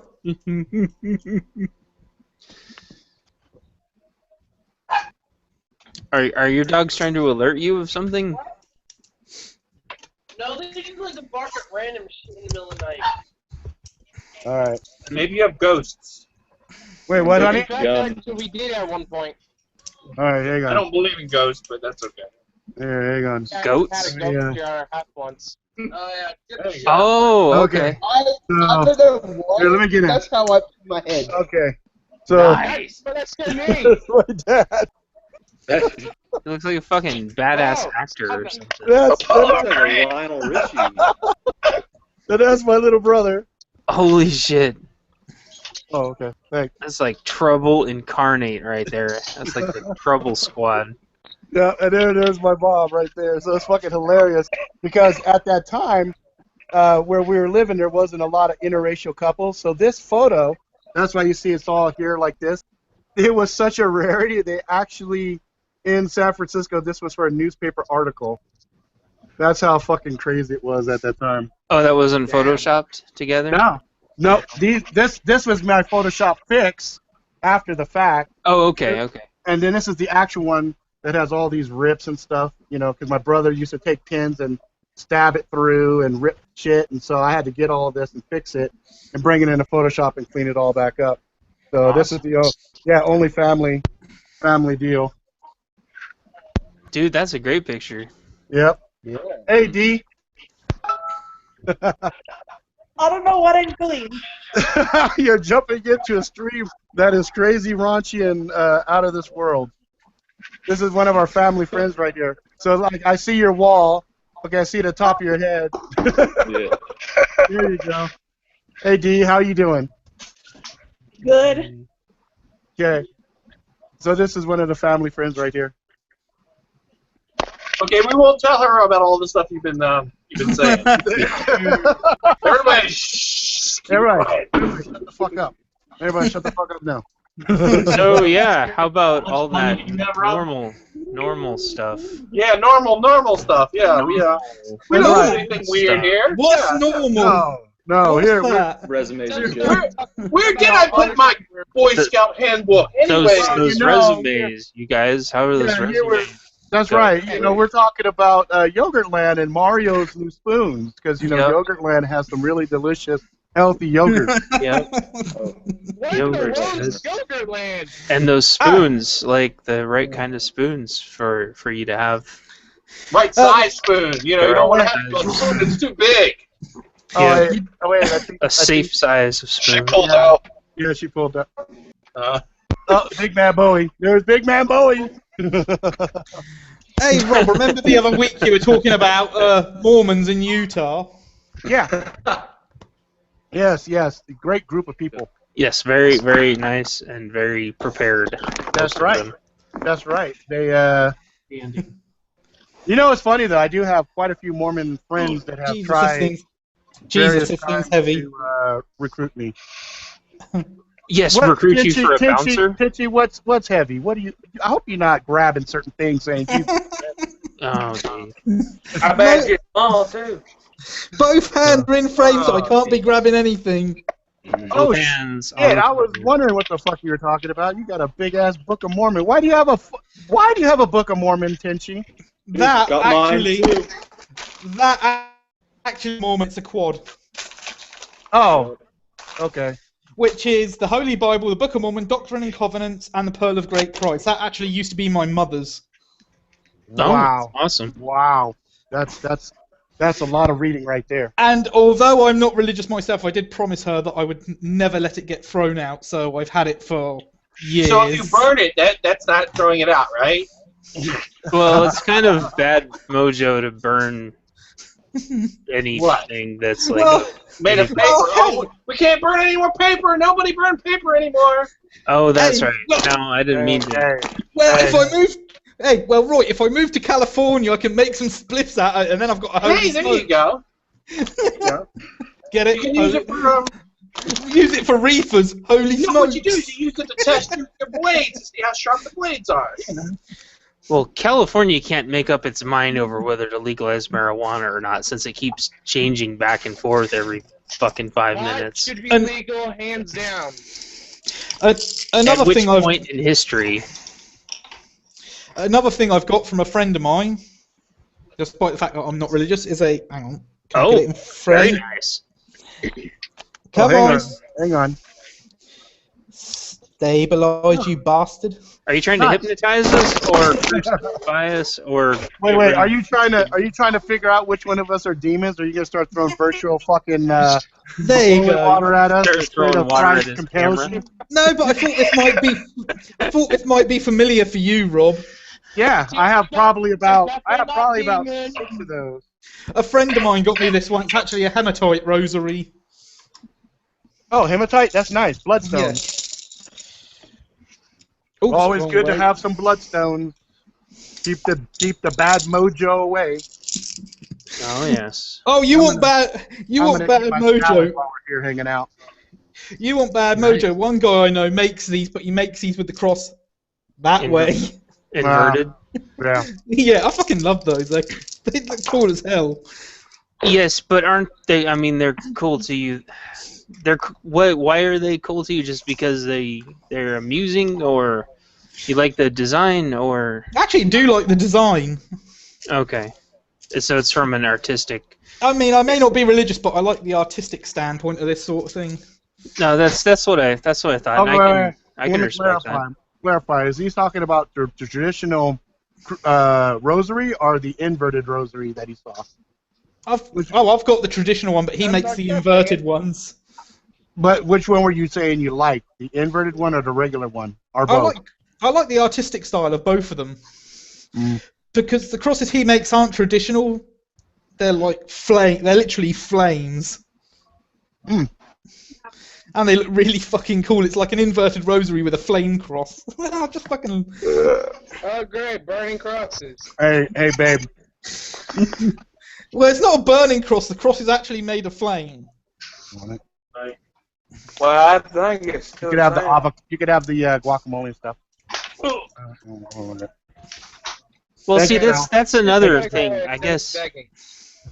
So, I guess burning crosses are different than like fire that's in the shape of a T, right? I mean, those could be two different things. Yeah, yeah. Yeah. You know, the actual iconography of the inverted cross, there was back a long time ago that before it was claimed by the Satanists and everything else, it was kind of a pogo stick. It was fuck, I forgot what they call that. No. Pogo stick. No, it's not a pogo stick. Come on. I don't know. I'm wondering where you're going with it. The way to torture somebody to death. No.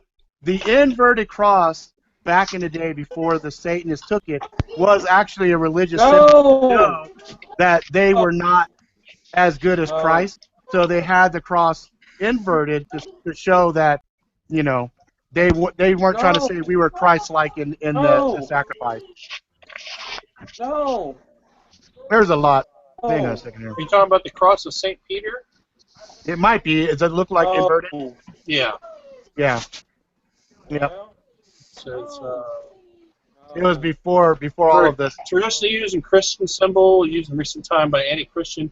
The Right. origin of the symbol comes from the Catholic tradition that Simon Peter was crucified upside down. Right. Well, yes, but that's where you have to realize there's a difference between Satanists and counter Christianity. Yeah, and that's where I'm anti-religion. But No. I'm not No, I am. talking about. No, yes, no shit. Yes. Really, Roy? Are you? Yeah. What? Really? That explains why Roy has no reflection. Yeah, but what I'm saying is, for everybody else and for the audience, that description that you had, that's one of many, and Rob already knows this, and some of you do. People that are Satanists and that has absolutely nothing to do with counter Christianity. Right. And people get that confused, especially the media gets it confused all the time, that they're at odds with each other. In fact, the Satanists are trying to do after school programs again in elementary school. Yeah, and the thing Satanism is actually not a bad religion, you know? It's more of a get off your ass and do it yourself kind of religion. It's very introverted and self-powerful. There's this YouTube channel called Watch Mojo Top 10. And they actually made a video of it. It's not religions that are bad, it's the practitioners that are bad. No, yeah, but I'm not. Yeah, No. But there's getting off track here. But Go ahead. where you get into the other aspects of the inverted cross is where it's actually anti-Christianity, and that's where it gets into demonology. Correct. And that's where we start to get into issues on the Christians. Yes. Hey, guys. Yeah. But you know how this might sound bad, but you know how people depict the devil as this really bad person who just takes care of all the bad people? Right. Well, with me and my brothers, we don't see it as that. We see it as more as the devil is sort of like a good guy in a way, because he's the Keeping the damned where they belong. No, but because look, he's punishing the bad for doing bad things. yeah, like what my brother's He's a saying. good guy. Yes. So He's more like a vigilante. Well, so basically what you're illustrating is exactly He's what like the religious Batman. You know, his chance was the religious Batman. well. So what Chance was basically saying is the thing with Satanism is it's almost goes hand in hand with Christianity, right? They're two sides of the same coin. Guys, I can't hear him. Sorry, but I can't hear him. Yeah, so it's like, you know, when you stop and think about it, it's like what I tell my kids. It's like you can't the whole choice, the whole, you know, giving man choice. You can't actually make a choice without balancing the good and evil. You got to have the bad, otherwise how could you know you're doing good, right? So, you know, there's a lot of folks I grew up with that, and you guys are the perfect age for this too, by the way. So, you know, if I say something and it sounds like I'm condescending or I'm being a dick. It's not my intent. It's just talking from a point of view where I've been where you're at, and I'm at a different spot now. But it's like Satan is like the reflection of God. And if this is like, I'm talking from the literature point of view here. Your belief is your belief, okay? So Satanism, when you read the Satanic Bible, it doesn't read all that bad because basically it's saying, hey, you know what? If the ironic thing, this is the ironic thing. The Satanic Bible puts you at the center point. Everything matters about you. Your mental well-being and your happiness, everything is derived by you and your action, right? Whereas some people look at the Bible and say, well, the Bible's very restrictive. It doesn't, allow me to have the freedoms that I want. Now, if you look at society and you look at how these schools are acting now, oh, you guys are all perfect little snowflakes, and you guys all should get a reward, and you guys should all get that. That's almost more in line with satanic ideology than Christian ideology, right? So it's a little bit interesting because from a Christian point of view, it's all about you trying to better yourself and walk this very narrow path of goodness, right? And try to constantly improve yourself. Where you look at the Satanic Bible, it's like, you know what? By any means necessary, get self-gratification, get the things that you deserve. Get this, you deserve it, you deserve it, you deserve it, you deserve it. Whereas the Christian side says, you need to work for it, you need to work for it, you need to work for it. So it's almost like the ideology you see being implemented today in society is a lot more satanic than Christian. Way more satanic than from a Christian ideology point of view. And it's really interesting because remember, what do they always say? The greatest trick the devil ever pulled was convincing the world he didn't exist. Yeah, exactly. Yeah, please. So it's one of those things where when I was young, I hung out with a lot of folks that were into like demonology, they were into the occult, they were into all kinds of different things. And there was a couple times I'd be with some folks, I was like, you guys are just getting a little too spooky for me. I'm going to go ahead and exit out now. I'm going to just go home. And, they were doing stuff like they were sacrificing fucking small animals and different things.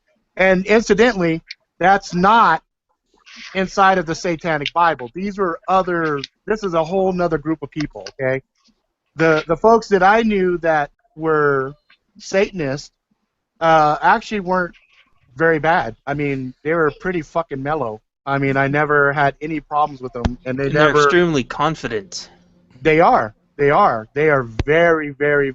I mean, their goal setting, implementation, and execution, pretty fucking good. It's not surprising to me to look around society now and seeing things shifting because there's a lot of people that are benefiting off of that. But here's what you got to remember. If you go from a literal point of view and a literature point of view, Satan is always trying to one-up God, and he's always trying to make a copy that is not quite the same, but is more aligned with, like, it's almost like, up and down, right? So it's like you got your light and your dark. It's like, like you guys were saying, okay, the devil, yeah, he's got a job to do. He's got to basically fuck over people that are bad enough to fall into his realm. Okay, and you guys are using the analogy of Batman.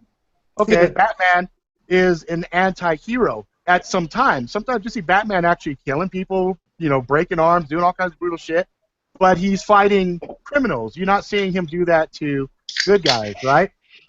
So, I see the analogy you're making, but also remember this.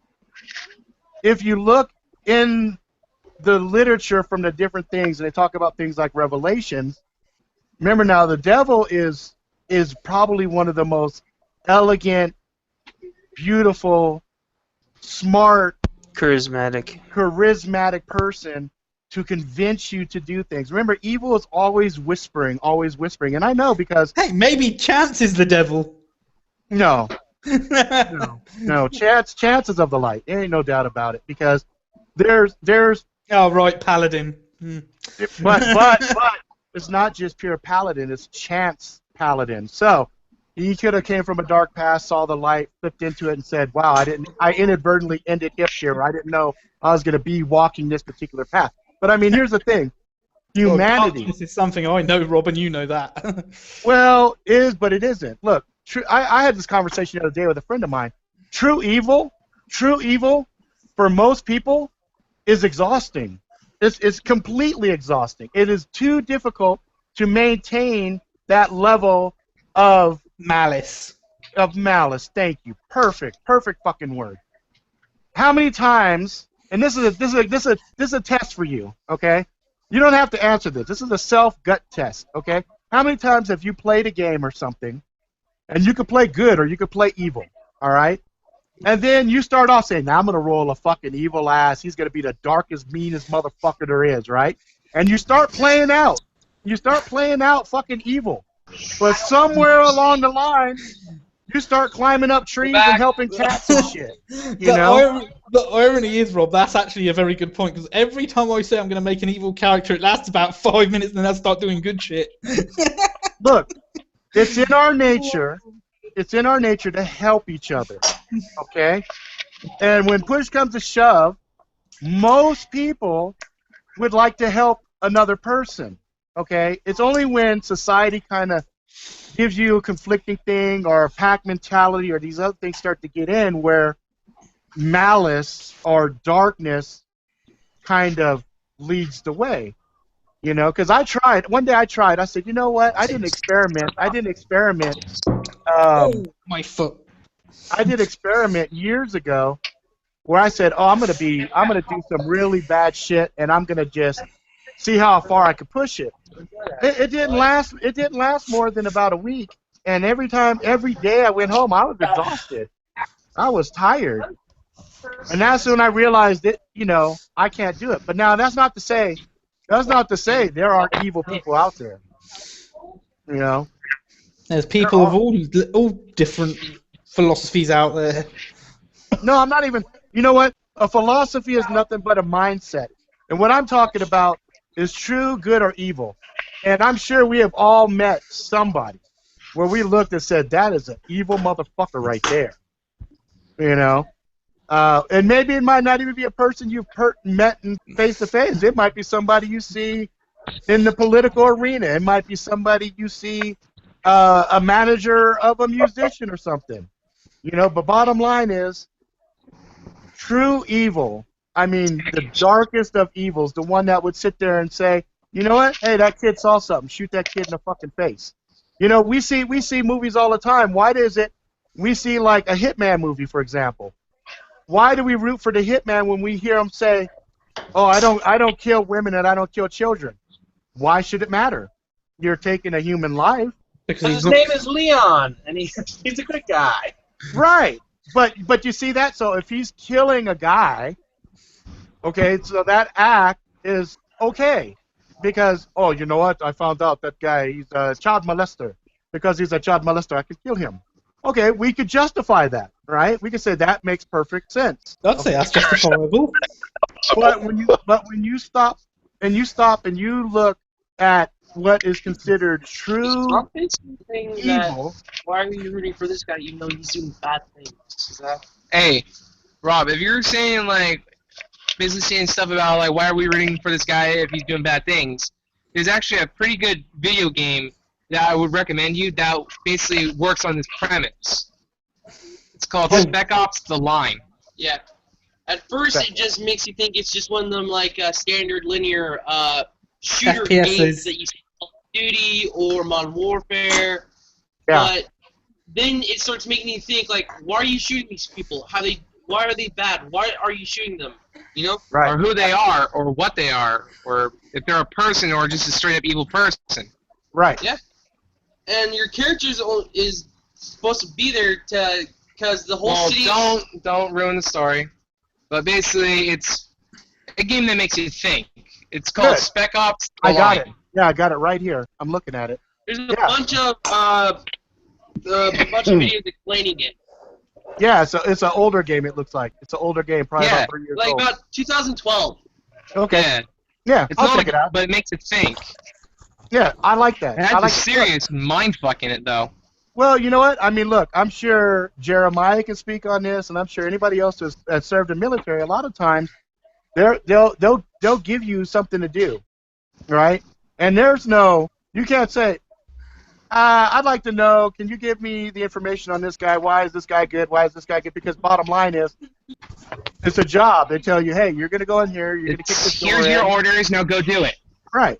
So, but look, what I'm talking about is true good or evil. And you could always justify things in certain ways. You can sit there and say, well, you know what? If I don't do this, I'm going to go to jail. If I don't do this, I'm going to get in trouble. Or if I don't do this, I'm going to get fired or whatever, right? But in the heart of it, for humanity, we understand what is right and what is wrong. I mean, even as little children, we know what is right and what is wrong. Why is it when you go to steal something, as an example, your heart starts pounding, right? Because you're going to get caught. Well, you know, why would that matter if I get caught? Okay, I know I'm doing something wrong. Okay? Now, each of those things are, you know, relatively inconsequential when you take that level of, you know, mischief, and then you take something like malice where you say, you know what? Fuck it, I'm going to do it anyway. Oh, no. Let's change it up now. You say, oh, you know what? I have a company, and we're digging in this spot, and somebody comes to you and says, hey, you know what? If you dig there and you do this, you're going to cause a leak that's going to go down into the river. The river's going to go down to the adjacent towns. It's going to poison all the people. And there is about an 85% chance that a lot of people are going to get sick.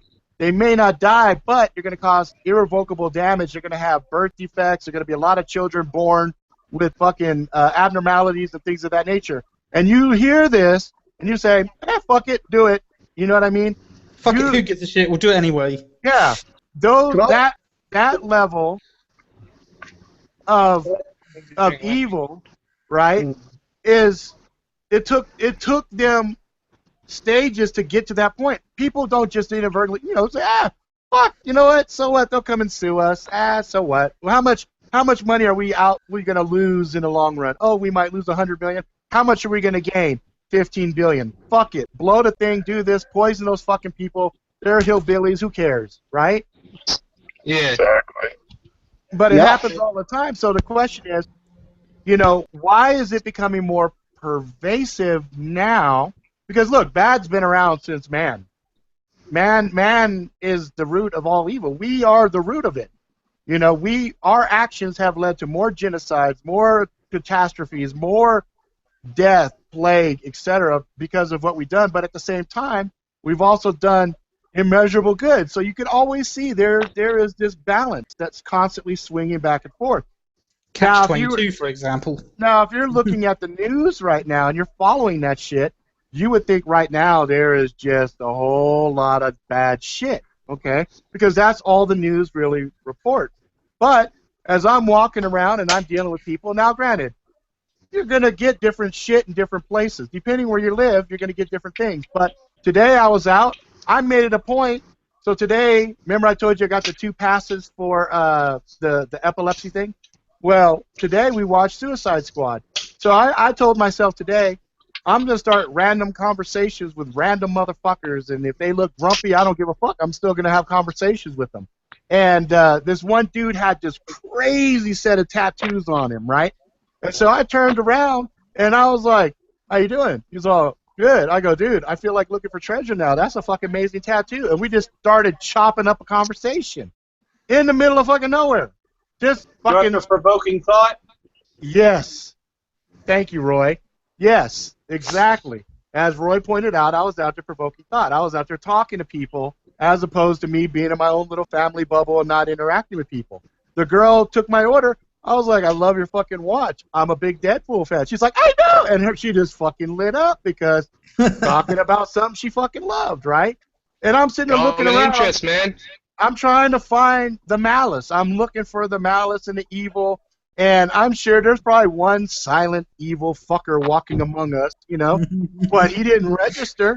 You know what I mean? I had a lot of people looking at me, but as I'm body sitting there, language. yeah, I'm sitting there having conversations and smiling and laughing, and you know, it's like it's really hard. Now, getting back to the whole Satanist thing, it's like you guys can look at stuff like there's even Lucifer. They got a TV show called Lucifer where they paint him as the good guy. They've got different things like the supernatural, the Winchester brothers, the prince of the, the guy who's running hell, Crowley. He's kind of a good guy. You have a bad day, good guy, but he's the one that's running hell. Crowley. Yeah, well, Mr. What Crowley. have you done? Well, that song's based on Aleister Crowley, right? So Aleister Crowley is supposedly one of the most love that song. evil guys on the planet, okay?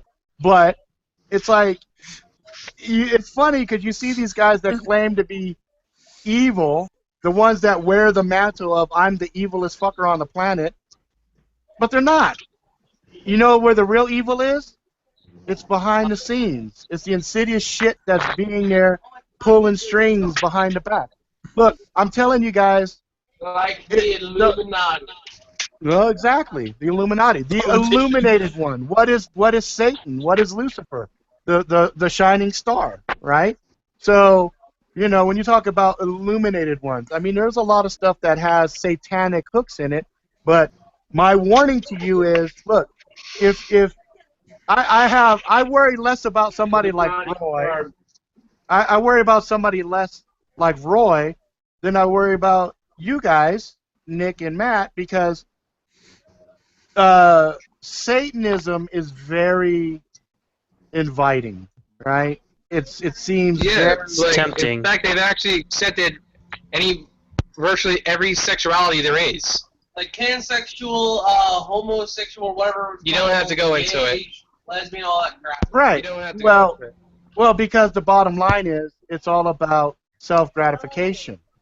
And when self-gratification is the core of who you are, then there's going to be a problem. Because really, not to say Christianity is right, not to say any of these religions are right, but from a human point of view, nobody survives as an island. Okay, just from a pack mentality point of view, Satanism takes you out of the pack because it's basically saying your self-gratification, your needs override all others. Okay? Now, if you have a group of 5 guys and you guys have objectives and you have limited amount of resources and you're all saying, well, I'm king, everything should be about me, first. You're going to run into some problems. Whereas if you are of the mindset of service, okay? And what I mean by service is helping outside of yourself. It doesn't matter if you're helping another person, if you're helping a fucking tree, if you're helping a fucking house, if you whatever. If you're in the service of bettering everything around you, by the nature of you being there doing that, guess what? You end up helping yourself too. Because now people are like, you know what, that motherfucker is always looking out after me. He's always helping. He's building a tight-knit community. We're all benefiting because we're getting along in harmony. Now, don't get me wrong. I'm not a tree-hugging, kumbaya fucking utopia. There's no such thing. But as a animal pack of people getting along and having things like good violence and real conversation and real thinking, then you actually have a chance to survive. You've actually got a good point on that, Rob. I mean, especially when it comes to starting conversations out of nowhere. I mean, I was out on Wednesday afternoon and ended up down one of my local antique shops. I ended up speaking to the owner for like 2 hours just because of all the military stuff at the antique store stocks. All right. But so let me ask you a question. So you struck a conversation, you had a 2-hour conversation, and you walked away from that conversation. How did you feel? I felt good. It was like, yeah, you felt good. Why is that? Because you had human interaction. Good, relax. Why do we do this? Why do we do this shit right here? Because we enjoy it. Yeah, we're social creatures. Exactly. We're social creatures. We enjoy this. This is the human condition. And when you build relationships, then you have people that you can do things with and you can depend on, right? Because you say, okay, this is a pattern, this is a repetition thing. We like patterns. We like this shit, right?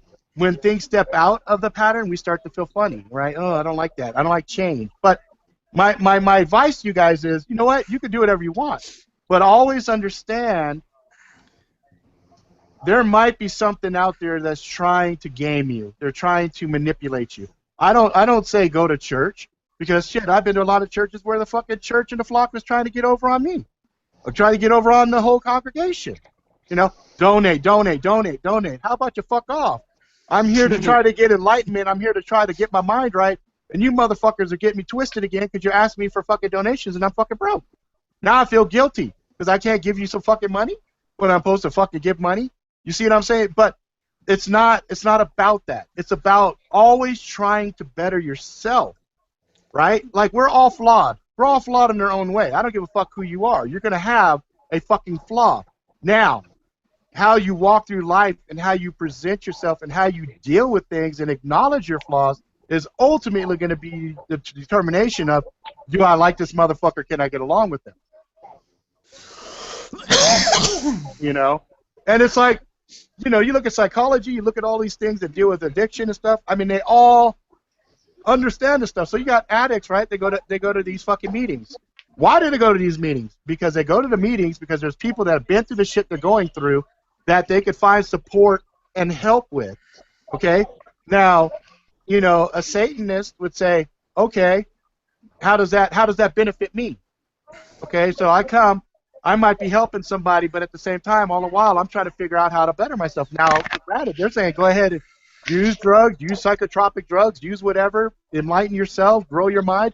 You know, it's funny because you can look at any religious dogma and you can find positives and you can find negatives, and that goes to the next point I want to bring out that I talked to my daughter. We had a whole crazy thing that went down in this house yesterday over a pair of fucking glasses. We couldn't find some glasses, and I lost my shit at my kids because I was like, okay, this is fucking retarded. And then wait, are these like sunglasses or like reading glasses? No, glasses. You know, like the like prescription kind glasses. I'm wearing. Yeah, $150 prescription fucking glasses, right? I don't know It's going down.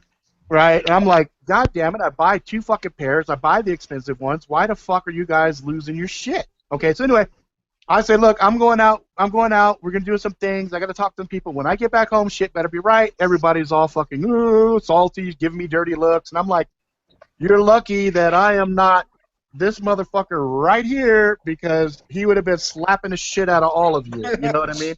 And so, anyway, today we did a debriefing, and I try to explain to my kids, look, we all have bad days. We all have crazy shit. Like I had some identity theft that happened last week, Wednesday, where somebody fucking, I went to a shop, I swiped my card, somehow they cloned that card, and they drained every last fucking cent out of that shit. We're talking $500 and something gone, right? And PayPal calls me up and tells me, hey, blah, blah, blah. And my first instinct was to fucking lose my shit. But then I said, what good is that going to do me? I can get pissed off right now and I can lose it, but I'm still out that fucking money. Let me be calm, talk to these motherfuckers to see if they could fix it. And they did. PayPal did an outstanding job. They fucking froze the card. I destroyed the card. They got a card coming to mail to me. They reversed all the charges in my thing. Out fucking stand. It only took 2 days to solve it, but it's okay. But I use PayPal a lot myself, actually. And I only had one issue. Yeah, it's all in how you deal with the situation. A negative situation doesn't have to be a negative situation. But us being fucking idiots and losing our shit is going to make it worse. So what I keep getting back to is everything comes down. What is that? I'm going to turn you down a little bit, Jeremiah. Get some background noise coming from you. Oh, I think you did it. Oh, dude, you didn't have to leave. Oh, well. Anyway, so my point is, it's like, if you fucking choose to be a negative Nancy and fucking just be pissed off all the time, that's your life. You're going to have that. If you choose to fucking just say, you know what? Fuck it. Whatever comes my way is going to come my way. I told my kids, I said, look, you guys are fucking complaining about some little bullshit. I said, let me count my fucking problem. Blah, blah, blah, blah, blah, blah, blah, blah. I just went through a fucking list of all the shit that's wrong with me. I said, so who really should be sitting here fucking salty and crying right now? Me. But I'm not. So I'm not saying I'm any better than anybody else. All I'm saying is, if you start to consciously try to fucking have a more positive outlook on shit, the best thing is you'll be less miserable most of the time. Because society is shifting more to the dark. And if you don't sit there and start making those little changes, you're going to look around and be like, well, I'm the perfect little snowflake standing in a fucking ocean of shit. Come to the dark side. Yeah. It's your Fucking choice. Star Wars that shit. Yeah, I mean, it's your guys' choice on how you want to live your life. Like I said, I know a lot of Satanists, and I don't have any fucking problem with them. The only reason I knew they were Satanists, I walked in their house one day, I saw the Satanic Bible sitting on a shelf, and I started talking with them about it, and I said, oh, you guys are active practicing? And they're like, yeah. I said, oh, cool, okay. You know what I mean? Like, whatever. Yeah, they usually just want to be left alone, honestly. For the most part. Which is all any of us fucking want, to be honest. Yeah. Well, I think the reason why they prefer to be left alone is because, like, people see Satanism, any form of Satanism really, as a bad practice. You know, because they might think it is like, oh, blood signs everywhere, or like fucking sacrificing a goat or some shit. You know? But see, but that's my point. Yeah, but those are two completely different things. They're different which is things. what I said at the beginning. Yeah. Yeah, they're different. Look, when you go and you look in a Satanic Bible, just like you look inside of a Christian Bible, there might be some stories, there might be some references to things, but they're not telling you, okay, I want you to go castrate this, or I want you to go circumcise your son, or I want you to go do this with a fucking rusty knife or anything else. They're like, oh, the rusty knife. Fuck. I had to throw it in there. I had to get it. Yeah, once the show, we got to throw it in. But I'm just saying. I'm gonna have to get a rusty knife just for you. I think I might have one laying around here. But my point is, look, I worry less about Roy, because Roy is straight up, you know what? I don't believe in any of that shit, right? When I die, I'm fucking dead. And I'm like, that's completely fine. That's fine. Exactly. And Roy, see, here's your litmus test. When you're dead, your plant... Look, here's the litmus test for anybody, any religion, or anything else. If whatever you believe, you can look in the mirror, and you're comfortable in your meat suit, and you're like, I'm fucking happy as a pig and shit, and you're leaving a life that you're not hurting other people or whatever, and you're not out advertising. Like, I see people walking around that says, you know, got a big fucking satanic shirt on, and they're like, yeah, the devil rules or some crazy shit, whatever. And I just look at him, and I go, and I see all the piercings and all the crazy shit. Or I see another guy wearing a shirt that says, God does not compute, and he'll have all the things listed out why God doesn't exist. And I just go, I want to see that shirt, though. I want to have that, too. You know, I just look at that, and I go, okay, you're doing it for one reason. Oh, yeah. Attention. To get attention.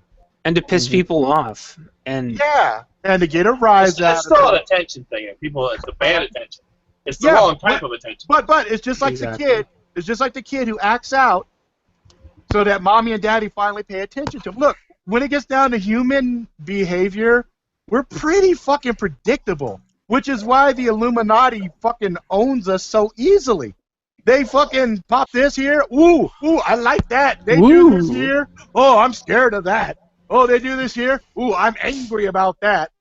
They know what strings and buttons to push because human nature is so fucking predictable, right? Yeah, and oh yeah. So you know that. Take care. Okay, all right, brother. All right, take care. Okay. Hey, peace. Be good. Yep. So, I have something I'd like to add. Go for it, Chance. Go for it. So, that's the funny thing. You're talking about at the end of the day or at the end of your life. Are you satisfied with what you did, and are you satisfied with the life that you led? And that's the thing. People that are confident in what they're doing don't have to go around and fucking advertise it and force and ram it down everybody's throat.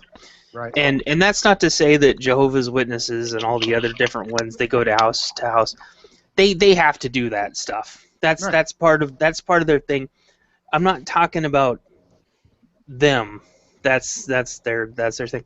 I'm talking about everybody else. The people that have to walk around, and the internet's the worst now, where the God's your imagination, or the Bible is Hypocritical. your mythology and this and that, and it's right. And it's like, why? And then the second you prove any part of their argument, anything other than whatever, no matter which way you prove it, 50 different directions, all of a sudden they poof disappear. Right. And it could be any one of you could prove them wrong in any of your directions, and they'll poof disappear. Right. It's fucking hilarious.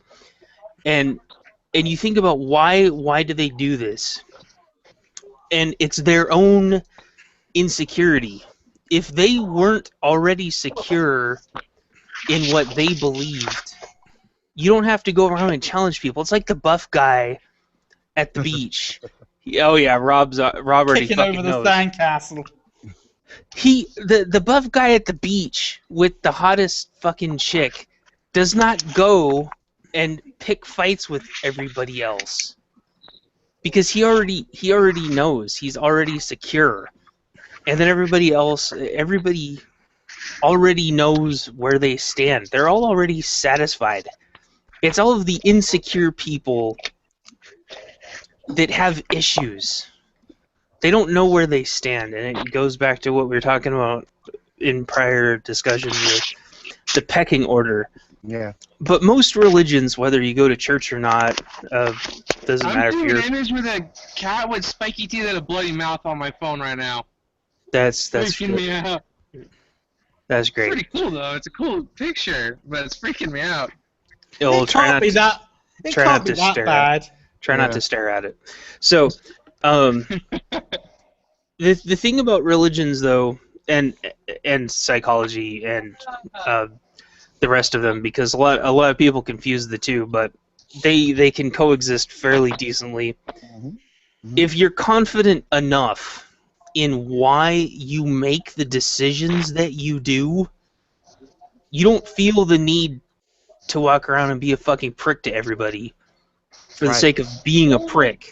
Mm-hmm. And again, doesn't matter if you go to church or not. But I don't walk around and fucking preach to everybody, just like I don't to you guys. Now, if you ask why I would make a decision that I do, like when we start playing Conflicted, right, I would be able to answer it just like if you asked a military guy, why would you make that decision? Wow, and he could tell you, yeah, he could tell you, well, from a military standpoint, I would make it based on this, but from a religious standpoint, this way. From being a father, I could make it this way. From a personal standpoint, it'd be another way again.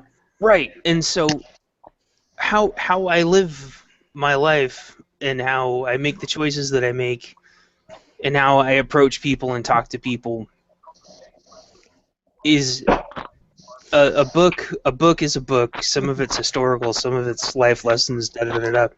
Last week being an example on my vlog video, I think you commented, like, we had a conversation thread of like, I think it was 20-something comments. Exactly. And that's important to me, because talking to people is important, like Rob was saying, but at the same time, what I want to talk to Rob more about too is analyzing people's body language. Oh yeah. Is about 100,000 times. Like, just go to hang out at the fucking TSA sometime, and I say hang out at the TSA meeting, just wait in line for 2 fucking hours. Oh balls! I put too many N's in Johnny. And you see what the TSA does. Mm-hmm. Now, it doesn't matter what religion those TSA guys do. And you could say, maybe, I don't know, can they see the future, or do they have like the powers from that Unbreakable movie, or are they the fucking X-Men or the Avengers or whatever whoever the fuck, whatever they do. But they're expected, hey, happy birthday. So they have a job to do, and the same thing with law enforcement and everybody else. Right. Their morals and their ethics really have to take a back seat to first. What are the threats? What's going on? And keeping everybody safe. And Well, that's yeah, I mean, because that's their job. But as far as body language and stuff, human beings, about 90% of our conversation is body language. exactly. You know, and that's where I go back to saying, see, my point that I keep hammering damn near in every one of these videos is the fact that human beings are just intelligent animals, right? Well, You my know, body language must be all messed up then, because people are either straight up assholes or they like me a lot. I mean, I don't care if it's somebody I don't even have to say a word to. They just have that presumption. Well, that's there's just, a lot yeah, behind that. yeah, that's multifaceted. What we're talking about is when you actually engage in the dance of conversation with somebody, right? So, real simple. Here. Let me hold on. I'll give you guys a real simple thing here. And this is useful if you're ever sitting there having an interview for a job. Okay. So if you're sitting there and the person is like this, he's leaning forward. That's body language letting you know he is actively engaged and listening to the conversation, and he's interested because he's leaning in to hear better, to observe better, to get closer to you. Okay, that might going in for a handshake. If the guy comes in like this at the top, he's trying to dominate. Okay, that might be some insecurity issues. If he comes from the top and he grips with everything he's got some issues. Okay, he's coming in and he's nervous. And there's a lot of history there too. When Right. they try to fuck it. So And when that's I funny. go and I meet people, I always extend my hand down on the bottom. I give them that dominant position in all the conversations that I have, and I've always watched, like, they'll see me and they're immediately like, oh shit, right? Because I might not be what their mental picture of me was. So when I go to shake their hand, I come down low. And they shake it and they're like, oh, okay. And then I see their body language go like this. I can see them relax. Okay? Relax, yeah. Now that's a warning sign. You see somebody with the arms crossed, when they're talking to you, they're guarded. They're not comfortable in a situation. You know, they're like this, you know, if they're defensive. If I've their done neck, that myself in the past. So if you see exposed neck and they're like this, you know, and they're just talking to you like this, they're comfortable. If they're like this and they're hunched down like this, that's an animalistic thing. They're protecting the vitals, right? They're protecting all the vitals, okay? Another one, if somebody's sitting there talking to you and they're doing this all the time, you know, and then they do this, the minute you see this or you see this, they're not engaged. They don't want to talk to you anymore. They're Unless they something else. apologize profusely. Right. So they're like, look, I apologize. I have a meeting that's coming up. I don't mean to be rude. I'm just checking the time. Okay? But there's other things too. You know, if you see somebody's doing this, you know, they're listening like this, you know, that might be they're listening intently and they're slightly concerned about what you're talking about. This is one everybody knows. Right? The eye roll. Oh, come on. Why does that affect us so much? Because that says so fucking. Oh, did you just fucking roll your eyes at me? You know? Yes. You're like, motherfucker. I'd rather you say, hey, dude, I'm done. Don't roll your eyes at me. It's like, you know, because that can mean so many negative things. That can mean, oh my God, this guy's such a fucking jackass. Here we go again. You know, it's like, really? You're rolling your fucking eyes at me? Okay, that's fine. Fuck off, you know? But there's different things. They have people that will sit there and say, okay, you're sitting there. What direction is the people's feet? Are their feet planted towards you? Are they in a different direction? Are they turned towards the door? Subconscious, they want to leave. They want to leave. I mean, there's all these things that are. Once you hear it and you And think the about it, shoulders. you're like, oh my God, that totally makes sense. But here's the problem: most of us don't think beyond. How you doing? Right? So much is subconscious. We sit there and have a conversation. When you're out with a girl and stuff, they tell you it's best to go inside of low light conditions. Why? Because your pupils dilate. Okay? Because of the low light. That makes you more sexually attractive to the other person. Why do they say it? Mood lighting, mood lighting. Because, again, we're creating these things that subconsciously we pick up, but like on the front side, we're like, dude, I can't even see the fucking eyeballs. How do I fucking know if they're dilated or not? I can't fucking see that. Oh, no, no. But you are. You are. That's the crazy thing. There's stuff that we are exposed to that we don't even pick up. We're not even thinking about it. But then later on, or if they put you under hypnosis or they ask you questions that whatever, and you're like, oh my God, I do remember that. Oh yeah, that guy was walking over there. That was like. Here's a perfect example. Like if you ever have doing the eye thing again. Matthew's doing the eye thing again. No, you gotta go like this, man. You gotta go like this. Waggle. You gotta go like this. You gotta go like this, like you're rolling your there. Oh, now whatever. Oh, the fucking. He's keeping his eye on us.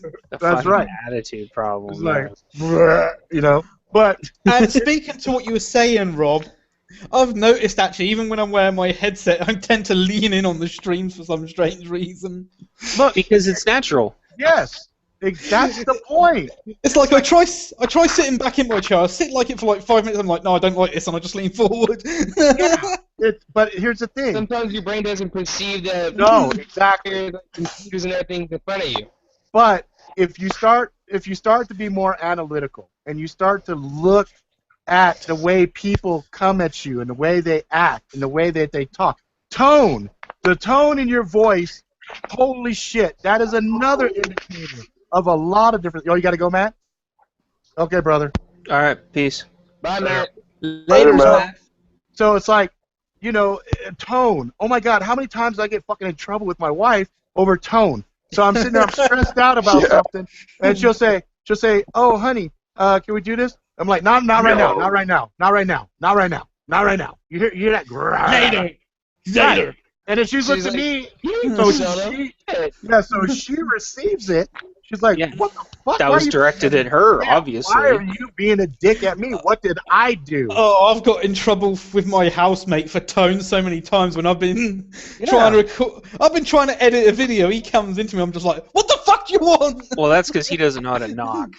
Well, I mean, but also, two things though, right? What the fuck do you want? You can say that in the nicest of ways. Hey, what the fuck do you want? And that's still gonna come across bad, right? The great so you did a double whammy there. Not only did you throw the tone, but you threw in the what the fuck do you want? And you probably rolled your eyes too. It's kind of forced a habit with me because 9 times out of 10. He wants something really trivial. Like, for example, a couple of weeks ago, he was having trouble with his computer. I don't even mean serious trouble. His browser wasn't responding. He expected me to do something about it. I said, dude, you're just going to have to fucking wait. Well, I mean, so here's the other part of the equation, okay? And this is the tough one. And this is one I'm trying to train my kids right now. Look, the biggest problem that we have is this. Me. Okay. Me. Your mic cut out for a second then, Rob. Not going, okay, this guy's interrupting me. Okay, why is the browser so important to him? So you fixated on the fact that he was getting impatient because the browser wasn't loading. So he came to you and said, hey, Tinchy, my fucking browser's not loading. And you're like, hey, dipshit, it's going to fucking take a while. Fucking deal with it. Now, if you had asked this question, why is it so imperative that this browser work for you right now? Right? He might have said, oh, you know what? I'm trying to do a schedule, or I'm trying to do something for my work. I know why he wanted to respond. He was trying to download music again. Oh, I know, but the point that he's trying to get at, there's a point that he's going for here. Exactly. Thanks, Chance. So my point is, a lot of times we do assumptions, okay? And a very old school kind of common knowledge thing about assumption is whenever you make an assumption, right, you make an ass out of you, right, and umption. Okay, so you make an ass out of both of us, okay?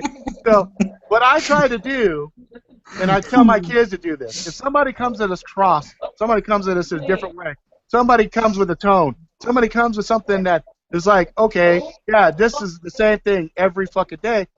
I still make a point to say, okay, is this different than yesterday?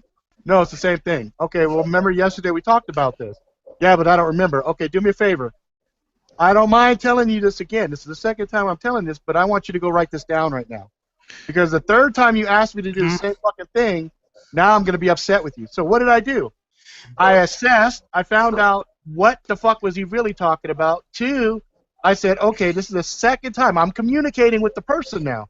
Hey, this is the second time. My time is just as valuable as yours. I don't mind helping you, but I don't want my time fucking wasted. So, you know, if you fucking come to me and I tell you 3 fucking times after you've written it down, like I do this with my training, when I train people, I'll tell them, the only thing I ask of you to do, bring a pen, bring a paper, jot some notes down, ask questions. I will answer the question the first time and I will explain it. You'll write it down. Second time I ask you, did you write it down? Oh, I lost that piece of paper. Write it down again. Third time, okay, you're a fucking idiot. And I tell everybody this. I've only had people only go to 2. I've never, ever, ever had anybody go to 3. Because guess what? They wrote it down. They wrote it down twice. That is the exact issue I have with my housemate, though. Every time he has a problem with his computer, it's one of the 3 same problems. Well, and he never ever writes it down. I'm like, motherfucker. Well then, I swear I'm gonna fucking print it off and stick it to his friggin' wall next time. I was gonna say, write it up, Sit it as print his it background for his computer. Yeah, sit it down, write it, print it out, have it sitting there waiting. If he comes, take it out, put a little asterisk next to one of the 3 that it is, and hand it to him. Say, there you go, step by step. I guarantee you, after he gets that, he'll probably never bug you about those same 3 things. Look, it comes down to communication, right? And when we have people that we love around us, we get on each other's fucking nerves. Okay? Like, if you familiarity breeds contempt. Well, you get cabin fever. Okay? You spend so much time around these people, you'll start to get irritated with each other, and you got to find ways, methodologies for you to. Meet my brother. That is definitely true, because the only breaks I have from him are literally the weekends he's away when I'm on these streams. Yeah. But you got to figure out, I mean, dude, what do they say? Some of the most stressful situations for people? Moves, you know, marriages, children, financial problems. Okay, you're going to strap on 2 of these with your friend that you're moving with, right? One is going to be financial and the other is a move. Those are 2 stressors. Okay? Those are things that are going to get you guys really want to. If you don't learn how to communicate effectively, it's going to cause problems, not just there, but in your day-to-day operation. What were you going to say, Matt? You had something you want to say?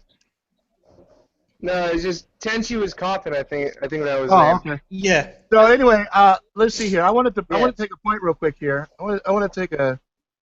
Oh yeah, Johnny said when it comes to a handshake, I prefer a good solid shake over a dead fit. Yeah, I hate that little. Look, I want to tell Johnny happy fucking birthday because it's his birthday today, and we like to acknowledge that. So I think he's in the same camp as you, Roy. That makes him a Leo, right? Yeah, we'll make him a Leo. That's the right. 22nd to the 23rd. Man, we got some fucking Leos in this house. Yeah, you got me, who's a Pisces. I'm Aries. That was a great movie, by the way. Long Kiss Goodnight. That was a great fucking movie. I loved it. Man, 44. seriously. All right, you're under me. Outstanding. I'm the oldest one here, Rob. Yeah. Yep. No, we were Capricorns, but yeah, we were You Aries, guys are but we're Aries. Okay. like before or the one after? I think it was Pisces. So I'm a Virgo, right at the cusp of Leo. So my psychic lady said some really interesting things about my personality. That What's your birthday again? August 29th puts me right at that little cusp there. According to her, she was like, yeah, you got all the sweetness of the fucking Virgo, but you still roar like a lion. And I'm like, whatever. Yeah. I'll take your word for it. You know. Sweetness? That doesn't sound like Rob to me. Oh, well, you must not pay attention because this damn whole conversation has been about helping others. Exactly. Yeah, Don't really. worry, I'll get you in the back, you know. You're more like a lion than a friggin' Virgo. You know. You know what? Virgos wear their hearts on their sleeve. So, you know, we get stomped on all the fucking time. I mean, Yes, but that's what makes us so strong. I've got the unfortunateness of being a Pisces. Oh, Pisces. What's That's so it. bad about being a Pisces? I don't really Because my think housemate is also a Pisces, so I think that's why we don't get along. Ah, I don't you know. too similar. Yeah. We both have short tempers. Well, that's probably the root of it. I mean, even short tempers. If you stop and think about short tempers, like I have boiling blood. It doesn't take a whole lot to piss me off. In fact, check this out. I'm gonna embarrass my son right now. Check this out. I'm gonna show you guys something. That's probably the best sentence anyone can ever say. I'm going to embarrass my son now. This is going on the internet. I'm going to embarrass my son. Well, That's the one thing only parents can say. I thought that's what this channel was for. Was just for embarrassing. It's your picture from yesterday that I took of you. Oh, yeah, I'm while showing you them. were sleeping. No. Okay. Oh, okay. Here it is. Here it is. Hang on. No. Okay. So, I don't know if you can see. Oh boy. Okay, Oh yeah, so, there it is. Yeah, so I'm going to focus on it here, just so you can see the look on his face. Focus, that's a son. There you go. Now you should be able to see that look on his face. All right? That's a horrible. That's a All right. pissed off look. That went from me being a little bit mad to me being super pissed off because he's like, what the fuck? Because this is the deal. This is the deal. So the whole day he's playing his games, okay? And we're hunting the house, find these fucking glasses. All right? So he went to take a nap in the middle of the day. I woke him up. I said, "Get your ass up, help us find these fucking glasses." Now I had tone, I had attitude, but I'm the motherfucking father. Okay? So that gives me a certain free perks. pass. I give you You're HNIC. Yeah, there's certain perks of being a fucking dad. All right. So anyway, he's sitting up at the table. I ordered pizza for them to have when I went out to go run my errands. Okay. So there's fucking pizza up there. I didn't say eat some fucking bread and have some fucking water and do this shit. And, there's none of this fucking Cinderella bullshit going Bread on. and Right? water, motherfucker. That's all This you get. kid. Here. What's he doing right now? He's playing Grand Theft Auto. Okay. He's playing Grand Theft Auto 5. Seems like a normal Jackalope evening then. It's 9:30 at night, and I was telling these kids, fucking 4 or 5 days ago, school's gonna start up. You guys got to start getting your sleeping patterns back in order because you're gonna fucking have a hard time at school. Right? And so I let him stay up all hours because he's basically practicing and playing his games and stuff like that, right? So I'm letting him practice. I pay for the internet. I pay for the electricity. I pay for the fucking house. I pay for the fucking food. We go do something. Today's a perfect example. I said, hey, we're going to go watch Suicide Squad. You want to go watch? He's like, nah, I'm not interested in watching that. He stayed home. He fucking played, okay? He gets on my computer.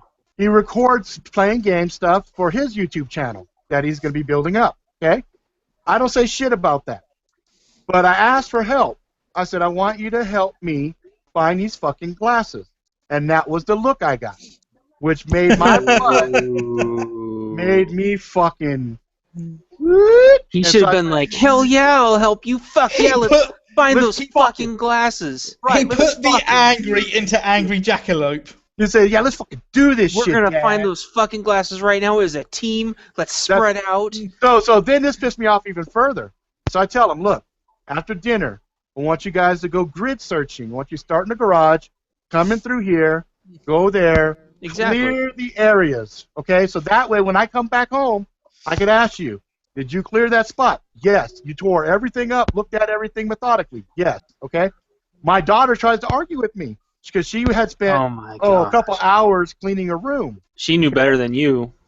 And so I told her, I told everybody, I said, look, you guys, I guarantee you there's no spot in this house that anybody can say, yes, I cleared that motherfucking spot 100%. Okay? So My daughter starts arguing with me. Well, I cleaned the room. I said, really? I said, you went under your dresser. Yeah. Oh, you did your closet? Yeah. You did your drawers? No, no. That's not 100%, right? And so they're getting mad at me, and I'm trying to teach them how to think analytical and solve a particular problem. Not to take shortcuts. Right? So my son comes down, instead of going over here, boop, and then go here, then go here, then go here, then go here, then go here, then go here. This motherfucker starts to do this. Bloop, bloop. I got an idea for you after this. And so I look at him, I'm like, kid, are you Chance has an idea. That's bad news. me? No, it's probably great news. And so anyway, I was sitting there going back and forth, and so finally we get ready to leave. I go upstairs, I'm getting dressed, I'm getting all ready to do stuff with people. My daughter finds it outside in the backyard where she had took a couple of my knives and was out there chopping on wood to blow off some fucking steam. All right? Boom, there it was. And I'm like... Left a pair of glasses in the backyard. Yeah, right near where she had the wood pile where she was doing the chops. You know, and I told her, I said, if you were to retrace your steps and said, okay, what did I do yesterday? I did this, I did this, I did this, I did this, I did this. You know, and the kids don't understand. Look, I'm not trying to be an asshole to them. I'm trying to teach them. My job is not to be their best fucking friend. That's not my fucking job. My job is to teach them so they can survive out in the real fucking world. Because guess what? The real world will kick you in the fucking nuts or to kick you in the tits if you're a girl and stomp on you until you get up. So, or die, whichever comes first. So go ahead, Chance. What you got for me? So my 5th grade teacher, and that's a whole different other story, but he told a story. I remember with fucking crystal clarity every single story he ever told our class, which is insane. He told a story almost identical to yours where he couldn't get his kid to it was something stupid like sweeping the garage. He could not get him to sweep under a mat. And we're talking about cutting corners, and Tenchi kind of half reminded me of this, and what you said reminded me of the rest. He just could, like, he would tell him, just lift up the fucking mat and sweep under the mat and put it down. And if any of you have worked in like fast food or any restaurants, you know you have to roll up the mats, you have to wash the mats, set everything down or whatever. Right. You can't fucking cut any corners, da-da-da-da. And so one day, just to fuck with him, I love this, he put like a $20 bill under the mat and told him, and he's like, clean the garage like I told you, blah, blah, blah, blah, make sure you get under everything, do everything. And so he went and did it. And he goes, okay, you sure you got everything? Oh, I'm sure I got everything. You sure? Yeah, I'm sure. The $20 bill was still there. Right. And then he goes, oh, weird. There's a $20 bill under here. So, that's strange. I guess I'm just going to pick this up and put it in my pocket then. And then his kid was just like fucking pissed and dumbfounded and just everything. And keep in mind, 5th grade for me, I mean, it's like early 90s. So $20 back then, this would be like $100, $200 now with fucking inflation and shit. Right. So, and so that's like the kind of like mentality. It's kind of like the cross between like the Tooth Fairy and I don't know. But like if you tell them to like clean something or look for something, that's how you know if they actually did. Kind of like an Easter egg hunt, sort of. But you don't tell them. You don't fucking tell them that you put it there. Right. And then like weird. I'm gonna do a video on that. No shit. I'm gonna do a fucking video. I'm gonna do a fucking video on that. Watch. All right, man. I'm gonna do it. It is gonna be fucking hilarious. That's something that's given me a bit of a pain in the neck lately. I can't think of what videos to do. Oh, you know what? I just banged out. Fuck. Here's a sad thing. I've been so... Like, the streams are really easy for me because all I do is turn it on, sit, and we just have a conversation. There's no subject, no going out, no editing. You know what I mean? It's just really straightforward. And because it's live, I explained this to one of my friends. He said, dude, you sound like shit. You look like shit. But No, did you really just throw it? Did he just really just throw it? Oh, my God. Holy fuck. This shit's going on YouTube, you know, Jackalope. You don't give a fuck. You don't care. He's grown up around this. This is the It's new a good paradigm. thing we didn't get an ass or something. Jeez. You know, I know, right? But son of a bitch. Moon's out early. So I had a conversation with a friend of mine. He said, "Dude, what's up with the videos?" I said, "You know what? I shot a bunch of videos. I just can't, I was like watching them. Like, what the fuck is going on? You know, one of these days, it was like, I got all these knives and shit around. It's like, one of these days, getting sick of me just fucking. It's like, oh my God. Young man in West Jordan kills father live on the internet. Nobody does anything about it. Yeah. They're all watching like, is it fake? Hey, the thing Everybody is, like this, leaning in, looking at it like, dude, the fuck just happened? Hey, Chance, I'm no angry jackalope. I don't know how to set fucking things like streams up. Oh. Well, it's not hard. I'll tell you about it one day. But anyway, so my friend was like, how are you able to do streams? You seem okay on the streams. I said, because here's the thing with streams. Social interaction. No. They're live, okay? So you have to consciously be on your game. Because if I do one of these, like you guys ask me a question, I go like this. I'd crack up laughing if you done that. I'd be like, Rob, get your fucking shit together. So we'll call you out when you fuck up, like when you you exited your own stream. Yeah. That was hilarious the other week. That was that last week or the week before? 2 weeks ago. 2 weeks ago. So that was hilarious. It ended up having to be a two-part stream. Yeah, in hindsight, it was funny, but at the time, it sucked ass. But yeah, Sorry. those types of faux pas, right? Those types of fuck-ups in a live situation, like I could see down at the bottom it says 3 viewers, okay? And that's fine. But what kind of blows my mind sometimes is during the course of the stream, there might have been 470 people that came through. And I don't know who the fuck they are, okay? I have no idea, right? When you do a canned video, you can shoot it, and you go, oh, you know what? I didn't bring enough energy. I was like kind of, so you can delete it. Okay. I'm glad no one's done a tag video on me because I don't have a clue what I do on that kind of thing. You can't edit this shit, right? So it's like when you're performing a song for a live audience, like there's some interaction. So like when you guys bring it and you guys have some energy, like I'm feeding on that energy. Then I throw it back out. You guys might be receiving it, or you might be enjoying it, whatever. But it's like a symbiotic thing that's going on. That's one of the things that I like about the live platform, because the bullshit meter kind of has to drop, because people can only hold a facade for so long. So it's like, you know, there's been a couple of times you guys have called me on some shit. I think Roy. Yeah, Roy called me on something like one of the very first early videos, and it got into a really good conversation, and we ended up getting on a deeper background on personality and history and things like that. You know, Roy has shared things offline with me that helps me get a whole better picture of him. And don't you share those pictures with anybody. No. Whoa. No. That was taken out of context. Come on now. I know. Hey, there was a lot of drinking going on. Don't worry about Pornhub for yourselves. Okay. Those pictures are already on Pornhub, Roy.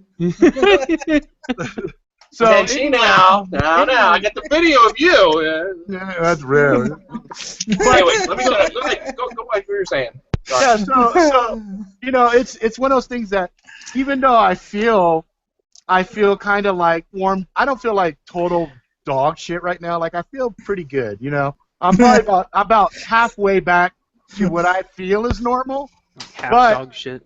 Yeah, about half dog shit. Not quite microwave. Just lukewarm dog shit, you know.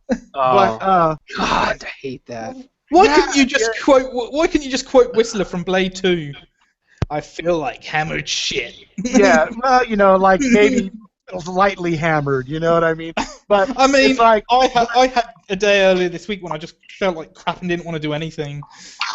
yeah. I mean, I got my camera set up, ready to do a video on the one knife I have left to do a review on, which is the G720 Ganzo, and I was going to do that for Roy's benefit because he likes posting my Ganzo stuff on Hey man, subreddit. you don't do it for my benefit. I'm just helping you out. You know, that's right. There you go. There you go. you know, I'm trying to help you out. No, Yeah. no, Tinchy, look. Look. Let me tell you something, Tinchy. Oh yeah. Do the videos. Do the videos of stuff that you like, that you love, and just as long as it's stuff that you're into, you're okay. Okay. So I mean, at the moment, I've got next to nothing else left to review. The 720, the last one. I mean, but you don't always probably have to do. reviews. Yeah.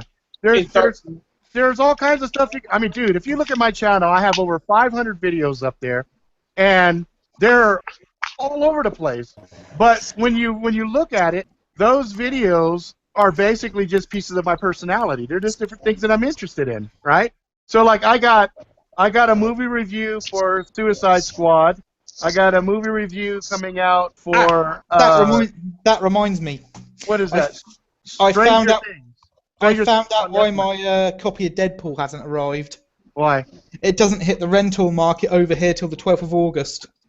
Oh, well, there you go. That's perfectly... Yeah, but the thing is, I can go out and buy it now if I want to. Yeah. Yeah, it's a great movie, Ed. Fuck, everybody should own, like, fucking 3 copies. But anyway, I digress. Look, my point is this, Tinchy. It is so... Like, look, Chance has a ton of shit that he's saying he can help you figure out some stuff. You know? Yeah, totally. Yeah. Yeah, I've got 2 different channels with over 1,000 videos on each of them, dude. Like, I can help you. Damn. There you go. There you go. What the fuck am I at now? Yeah, I think you're probably like 10 or 11 or something like that. Hang on, let me. So anyway, while you're looking that up, you know, it's like I went out today and I said, oh, I better shoot some videos. And last Saturday I shot some videos too. Like I got a bunch. Like as I was preparing meals, Did you say I only had 10 or 12 videos? Yeah, I thought you had 10 or 12. How many do you have? 41. What? You do not have fucking 41 videos, dude. I do. Go look, man. I have 41 videos on my channel. No fucking way. According to my analytics, yes, my Google Video Manager. No, you might have uploaded 40 fucking videos and had some that worked and some that you deleted or whatever, but I do not recall you having... I'll tell you how many fucking videos you have. Let's see here. No, I've definitely got 41 up because I've got 2 pages of them up.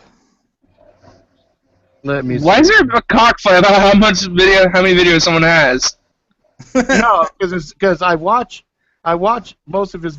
Oh, but you re-upped some videos, though. You re-reviewed certain things. That's why. Yeah, I had to re-upload one because it accidentally got deleted. So there's only one I've actually re-uploaded, which is no. What I meant. 1, 2, 3, 4, 5, 6. Oh, I guess you do. I guess you do. Yes, Rob, you just proved you wrong, Rob. Rob is eating crow. Hey. That's Hey. the first. Shit, fuck. No, no. Are you shitting me? I think I've eaten crow a couple of times. I think there's been quite a few times on here. Okay, let me correct you. I think there's been times where like Chance may have corrected me on something. I think there's time where Roy has corrected me on something. Okay, let me correct that statement. I know It's for a the fact. first time you've eaten crow regarding me. Okay, regarding you, yeah. Because I know there was a time Jeremiah corrected me on or clarified some shit on a knife cut, the chest cut. So yeah. Oh yeah, the chest lever. I'm like this. My bad. It's all good. It don't. That's how we learn from each other. There you go. It's all good, brother. It don't bother me at all. Oh shit, what's he doing back there? What's up? Oh, okay. Oh, Yeah, I can see someone back there. That's my son. He's That's up my to no son. good. Chad was telling me something earlier on in the week. I can't remember what it was. Something about family. He's Well, I got a bunch of topic ideas, but that's up to you. It's up to you guys. Hold on. look at it, charm. Yeah, Look at this charmed fucking life. Hold on. Oh my gosh, he is. chill. That's what you call chill. Laying back with a video game. Look at that. Look at that. What are we doing? So my friends that I used to work with, if people sat like that for too long, they would rig spiders up from the ceiling, rubber spiders, so they could lower spiders down onto people's faces. That's and awesome. they did this at work. I have arachnophobia, so if I were to see that kind of shit suspended above me, I would freak the hell out. No, you don't see it. It lands on your face without you seeing it. Oh, fuck. Yes, it's very funny to everybody. That's some else. serious arachnophobia kicking in. Everybody else, somebody who has an irrational fear, it probably isn't very funny. Well, they're already irrational, and so that's why it's so funny. I had a roommate who had arachnophobia. I got my little and I brass used to joke with dragon. him all the time. I'd be like, "Hey, there's a spider, and he'd jump." And that's so evil. I mean, but at the same time, I felt bad about it because you got to think about it, like I have a problem with a little bit of claustrophobia, and it's not that I can't be in a small room. It's just I can't be in a room with a lot of people. I have that. I don't like that. phobia? Yeah, I don't like that. If I go to a club or something that's got too many people in it, yeah. I just turn right around, Yeah. If I go to a even in my own house, like there's a rule in my house that I tell people I don't like more than 2 people in a room at a time. That's a good rule. Just because I'm too big. I'm 6'5". I'm 330 pounds. And I just feel like I'm gonna stomp on somebody by accident. I feel like a midget whenever Roy talks because I'm only 5'5". I'm a fucking foot short.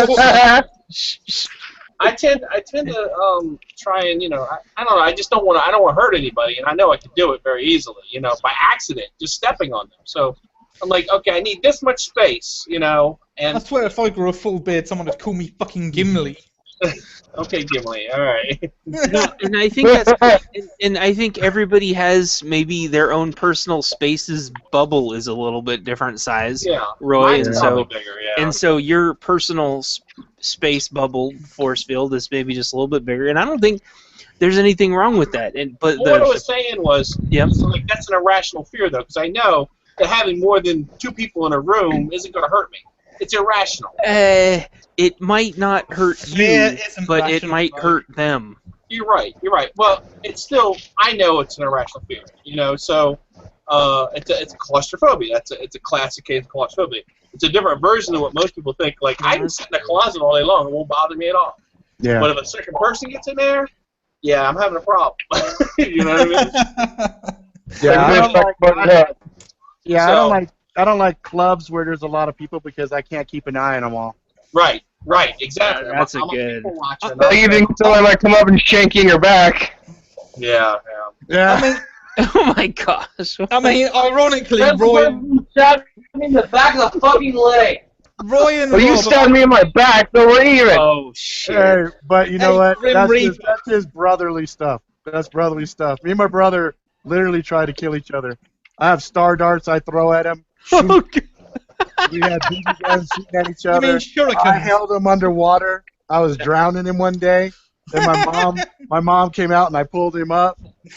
She was there, and I was like, No, "We're you just playing." You were playing waterboard. That's right. I was playing waterboarding. We were playing CSI, CIA. underwater. We were playing CIA. The underwater edition. But yeah, that's just healthy sibling rivalry. Yeah. No, you're playing forts bobbing for apples. Unconsensual. We're training you to bob for apples on Halloween. Look. I get the whole getting shanked with a knife sucks, but I got you beat. One time, my brother, we used to wrestle around a lot, and one day he had me pinned down, and his knees were right here, and I couldn't get him off of me, and he would do this thing where he'd hawk a loogie. He'd go, oh, God. It would like hang hella far. He's sucking up, right? He's all, and he's like, and he was going, and I was like, get off. Get the fuck up! Get the fuck up! And he let him, and it went too far, and he couldn't suck it back. And he sucked it back, and it fell right in my fucking mouth. And I was like, oh! And I did this. I didn't hear all that. Nasty! and I did this, and he flew off, right? And I got up, and I The whole chased parade. after him, and we were running around outside of the complex, and they had these Motherfucker, I'm gonna kill you! Oh yeah, and they had guys on the roof that were fixing the roof, and they stopped and they watched us run around in circles. I had a stick. I'm gonna fucking stick this so far up your fucking ass. Oh god, it was horrible. So I tell you what. I think That would have been justified. I would have been rather stabbed in the shoulder blade than have that loogie hit me in my fucking mouth. Oh, That, dude. as far as brotherly shit, that was the worst. That crosses the brother ever did. line. Yep. That seriously crosses the line there, man. I agree. You know, like Scar. He got some rough smell once he was a kid. Yeah. That's a knee to the family Jules territory right there. Yeah, but you know what though? As far as we're talking about brotherly shit, check this out. You guys are gonna love this. So we used to have an Atari, okay? And in our neighborhood, nobody else had Ataris. So we had all kinds of kids coming over. I'm gonna turn somebody down a little bit. Hang on. Somebody's got a lot of background noise here. Hang on. I think that's me, Matt. Turn that down. Okay. Turn down the game. Fucking down, Matt. There we go. I got it. I'm talking to you, Matt. Turn down the volume on the TV. Matt, turn it fucking down. So Matt, turn it down. Someone's about to get shanked.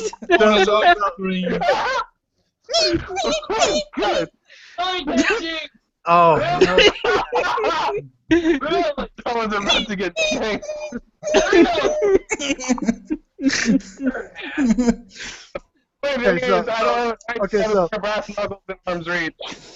Hey, don't kill each other. Hold on. Brothers, listen to this shit. This is Brothers, calm down. Brothers, listen to this shit. When you guys hear this story, you guys will never think your relationship is fucked up. I promise you. I swear to God. Okay, so we're sitting. Here's the scene. Here's the scene. We're all sitting around playing on the fucking Atari. Okay. And we had this one kid, Eric the booger kid, okay? This They fucker don't know would what try. that means. They don't know what that is. They think you're playing with yourself. Okay, the There's Atari these was a things called joystick. joysticks. Yeah, joystick. It had a stick up and one And button. a on red there. button. Okay, One red and a red button. So you would do this and you would play, okay? It's like a two-handed thing that you do with the joystick, okay? So anyway. It's what they call the jacking off trainer. Well, fuck it. I mean, there's nothing wrong with that. That's great. That's awesome. Get your good fucking forearms and shit. Anyway, so we're sitting there playing, and this kid Eric the booger, we called him that because he would do this all the time, and he'd sneak it down here. And Oh, God. right? We all knew a kid that did that shit. He was a booger eater. Okay. Anyway, whenever he got nervous, he'd dig and do that. Anyway, he was sitting there playing with the joystick, and he went to bite it. I said, "What the fuck are you doing?" Whoa. And he goes, "Oh, I'm sorry." And I said, "Dude, you're done. Your turn's over." So this other kid, I'm not going to say these motherfuckers' names, okay? They're two brothers, okay? And they're probably 2-3 years apart, okay? So the older brother's sitting there playing. The younger brother's like, "Hey, man, let me fucking play. I didn't get a chance to play yet." And he's like, "No, fuck off, dude. Shut the fuck up." And he's like, "Dude, fucking let me play." He's like, "Dude, shut up. Just shut up or I'm going to fucking embarrass you," right? And he's all, "Dude, let me fucking play." He goes, "Dude, I'm going to let everybody know you suck the dog's dick." Wait. Now, in this house, we had about 10 kids. We had 2 kids in my house, okay? So me and my brother, we look at each other like, you said a dog? What? If that was me, I'd like pause the game and slowly turn my head towards that person and go like, "What the fuck?" The dog's dick? We're thinking, we first all thought, "Oh, that must be some weird insult that they say to each other." You know what I mean? And then you looked at the boy's face, didn't you? The little brother goes like this. This is what he does. "You told!" And he got up and he ran out the house. So the older brother's just like this. Like nothing happened. Playing defender. Damn, And that's like, cold. Dude, we're like, That is dude, ice cold. We're like, dude, did you just fucking bust your brother out? And he goes like this. He goes, he's always sucking on a dog's dick. It's fucking gross. We're like,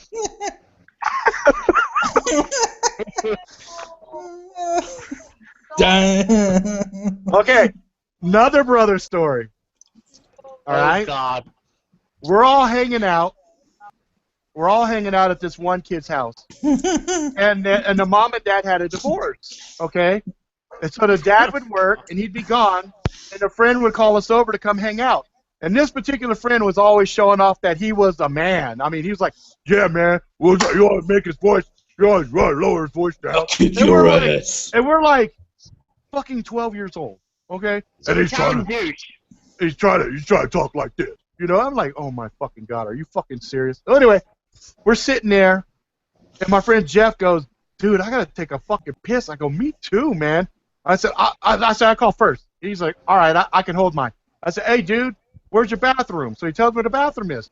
I go, and I see another room, right, and it's kind of glowing in there. And I'm like, that's fucking cool. So I go in there. I'm looking around. Oh, I see another bathroom because it was like a master bedroom. Oh, cool, there's another bathroom. So I go in there, and I'm taking a piss. I come back out. My friend comes in. Jeff comes in. He's all, oh, this is not where dude told us to go. I said, that's all right. There's a bathroom right fucking here. He's like, oh, cool. So he goes, takes the piss, and I'm waiting for him because he's my homie. So I'm like waiting for him to come back. He comes back, and I look, and I see the glow. I see the doors kind of glowing, and there's like a poster behind the door, and it's kind of glowing, right? And so he comes over, and I go, dude, this room is hella trippy, right? He's like, yeah. We go to open the door a little bit. It's a ganja room. Come on. No, there's a poster of all these dudes with boners, and they have different colored like condoms on that are glowing. Okay, so their dicks are basically glowing, right? So I'm sitting there looking at my friend. He's looking at me, and I'm like, whoa. So we go to close the door. The dude who invited us over, he's like, what are you guys doing in here? We're like, I went to the bathroom. My friend Jeff, yeah, we went to the bathroom. My friend Jeff goes, dude, what the fuck is this? Right? So he goes like, yeah, that's my dad. That's and he's not anymore. He's all high pitched. That's my dad. That's my dad's poster. So me and my friend, so me and my friend look at each other.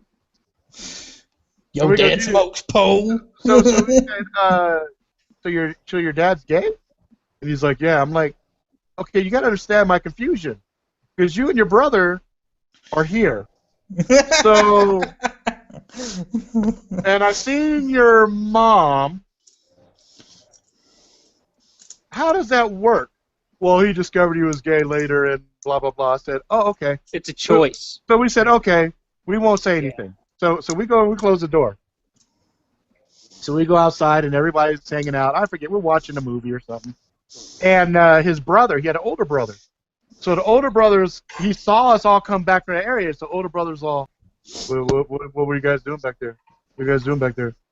And we're like, oh, we just took a piss, dude. Nothing. Just used the bathroom. We went to the master, and there was a bathroom in there. He's like, oh, okay. Now, he goes with his younger brother, takes his younger brother, and they go into the kitchen, and they start having a conversation. And they start yelling at each other, right? Because I guess the older brother didn't want anybody to know about what we saw. And the younger brother said, dude, they're not going to say anything. They're not going to say anything.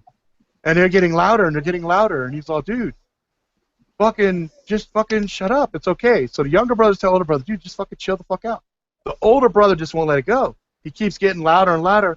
The younger brother screams at him, look, dude, you're the one with the fucking problem, okay? You're the one that has to jack off every day in the shower in the boys' locker room.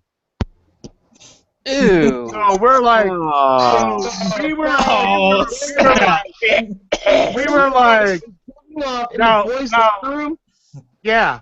He'd sit there and he'd be back there taking a shower, and when the shower air, so they had like a little cement divider. Things. Yeah, the dividers. Right?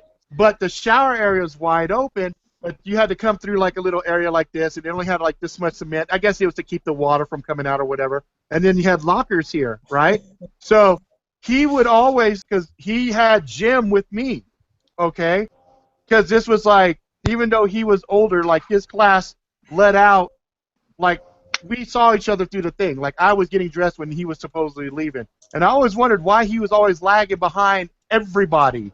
And to the point where we would go out and we'd come back in and we would shower. But while we were changing our clothes from our city clothes to our fucking way too short shorts, fucking whatever, homeboy was sitting there like he was taking showers and stuff, and he's just sitting there showering, whatever. So when he said, "I'm not the one every day jacking off in the thing," we were like, and Jeff had the same class as me. So Jeff had the same class as me, so we're just sitting there like, oh shit, right? Gotta go. So we're like, dude, did he jack off while watching us change? So Jeff's all, I know he jacked off when I showered, when I changed, because I'm a sexy motherfucker. That's how Jeff was. Jeff, I was sexy, so that's fine, you know. So me and Jeff, we fucking, all right, fuck this. We go, fuck this, and we bounce out, right? They get the blows. I mean, they're fucking fighting. So the rest of the kids all come falling out like, dude, he grabbed a fucking saucer pan, and he hit his brother with the pan. And I was like, wait, which one, the older or the younger? The older one. I said, yeah, I figured he'd use the fucking pan. So anyway, it's like we're fucking, so we all fucking bounce out, and we're like, oh my God. So the next day, this is a weekend, so the next day we go to school. He's not in the shower, so we're like, okay, cool, because we were talking about on the way to school, like we were really uncomfortable, like, oh my God, is this dude gonna be in there spanking it while we're fucking changing clothes? So I didn't say anything, Jeff didn't say anything, but somebody told somebody, so the coaches, because the coaches had like tinted windows, so the coaches could look out. Their office looked out to the locker room, okay? So the coach caught his ass beating his meat. Oh wow, they were on it. Oh yeah, like a week later. A week later, they caught him just spanking it. So they came out and they said, "Hey, you can't do that shit. You're out, right?" So he got booted from school. He got expelled. Yeah, for spanking it. So anyway, oh man, he gets pissed. Ben. Okay? So. A couple of days later, we see his younger brother coming. Younger brother's all fucking lumped up or whatever. We're like, what the fuck happened to you? Yeah, shouldn't have busted my brother out. But my point is, shit, you guys are sitting there with little things like, yeah, I got a little knife stab on my back. I got a little knife stab on my leg. This motherfucker got his whole high school shit ruined. If they had that shit today, that motherfucker would probably be ruined forever because somebody would have caught that shit on phone, put it up on YouTube. You know what I mean? No, put it up on like Twitter or some shit, and his whole life would be ruined. That's what I'm saying. So what look, life? He would not have a life. I'm telling you, it's about as bad as that MMA guy that was wrestling and then he shit in the ring. You ever see that fucking video? No, I haven't. It's like an English dude in MMA. And he goes in, he finishes the fight, and I guess he got fucking lumped up hard in the stomach, and he shit, and he had like little logs falling out as he tried to exit the ring. I guarantee you that motherfucker, he probably got his face changed. He's got no career anymore. He has no career. No, he's like, me? No, I never fought. I don't know. Like the Jedi kid. Remember that kid that was doing all the lightsaber shit? Oh, I remember that. There are certain people, man, their lives. That's what I say. Look, you guys are brothers. Shit will happen. You guys will get in fucking fights and all that stuff. But anyway, I'm fortunate in that I don't have any brothers. Yeah, I'm telling you. I'm an only child myself. That I know of. You know what? Speaking of fucked up shit that happened to a dog, so I had a beagle, and we had this other kid in the neighborhood, and he had another dog, and my beagle wasn't fixed, so my beagle fucked everything. If you walk by, he fucked your leg. He was always humping. My dog humped everything. I caught him one time humping a fence post. I was like, that's a dumb dog. I'm like, this motherfucker fucks everything. So we thought it'd be funny to bring in a dog. Okay? So we brought my friend. Our friend came over with this dog. We're like, dude, we're doing a science experiment. He said, what are we doing? We're trying to see what happens. It's a science experiment. And he's like, what's going to happen to my dog? Dude, your dog is fine. Dude, don't worry about it. So he took his dog, and we brought my beagle over, and my beagle just went to town. And he's all laughing. He was laughing at first, right? And then his dog kind of yipped, and we're like, okay, let's just separate the dogs. You know, no big deal. No, they didn't separate. We're like, what the fuck? They won't come apart. As we're freaking out. Oh, my God, we broke our fucking dogs. What are we going to do, right? How are we going to explain this shit? So anyway, nature takes its course. The dogs eventually part, whatever. We're like, okay, that's cool. That's cool. The kid, though, the kid's kind of traumatized by what he's seeing, right? So he's thinking his dog is all broken and shit. Well, we had another kid in the neighborhood that was a little bit disturbed, and he was a next door neighbor of mine. And he's listening to us the whole time, and he's getting mad, right? And he's like, "You guys better shut up, or I fucking kill your dogs." And we're like, "Yeah, okay, fuck off. You know, we'll mob the shit out of you. We'll just beat you to oblivion. Shut the fuck up, you know." And my friend said, "Okay, I'm gonna put my dog in a front yard so that doesn't happen again." We're like, "All right, that's cool, whatever." So we're in the backyard playing soldiers and fort, whatever. We had like a playhouse back there and shit. So we're all playing, having a good old time. And it starts to get dark. And the rule around our neighborhood was when the sun starts to go down, that's when you go home. Okay? So he's like, all right, I'm going to go home. He goes, dude, where's my fucking dog? We're like, what? You put it out front? We saw you leashed it to the tree. You know, look at the dog's barking. It knows some bad shit's about to go down. So we go, oh, fuck. So I get my beagle. I'm thinking, dude, my dog fucked your dog. Maybe it'll find your dog. You know what I mean? It's like, yeah, they have those powers. You know, they can smell, right? I'm like, hey, Snoopy, go find. No, he's busy humping legs. He's like, he ain't doing shit. So we're like, all right, fuck, the dog couldn't have got far. Let's go look around. So we're walking, and we're hearing cars honking and shit. And we're trying to figure out why the cars are honking. So we're walking towards where the cars are honking. There's overpass there. Okay, now there's big fences, okay? But when we were kids, they had no fences. You had an overpass, and you had just a very medium railing, right? Just kind of medium. And so we're going, and I said, hey, is that your fucking leash right there? Because he had like this bright bluish fucking leash, you know? He goes, yeah, why is it tied there? Where's my dog? So we go look on the side. The dog's fucking hanging there dead, right? We're like, what the shit? And then we all go like this. The fucking weirdo. The fucking weirdo did it, right? Wow. So we all turned around. He's like, help me get my dog. I'm like, dude, that's your dog. We're not fucking pulling that dog up. That thing might voodoo us or something. Yeah, you we're call like, the fucking police or some shit for that. We're like all fucking freaked out. We're like, we're going to go fuck this kid up, right? So we go looking. We go knock on the door. My friend, he's in denial. Like, all my life up till I was adult, when my dog died, I didn't understand it. But when my dog died, I completely understood suddenly about this poor kid. He's thinking, my dog's just asleep.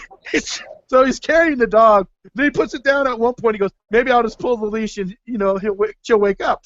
And she's like, he's trying to wake the dog up. And I'm like, dude, the dog's dead, man. You know, I'm really sorry. But he's like, no, she's just asleep. And for the life of me, I could not understand that as a kid, right? So anyway, he's half carrying, half dragging this fucking dog. So we get back to my house, which is not too far away. My house is probably about 200 yards from where we found the dog. And it's a busy street. So I'm trying to figure out what the kid do. Tie the leash, pick the dog up, and just drop it? You know, we're trying to figure out how the shit went down because there's a busy bakery. There's cars going constantly.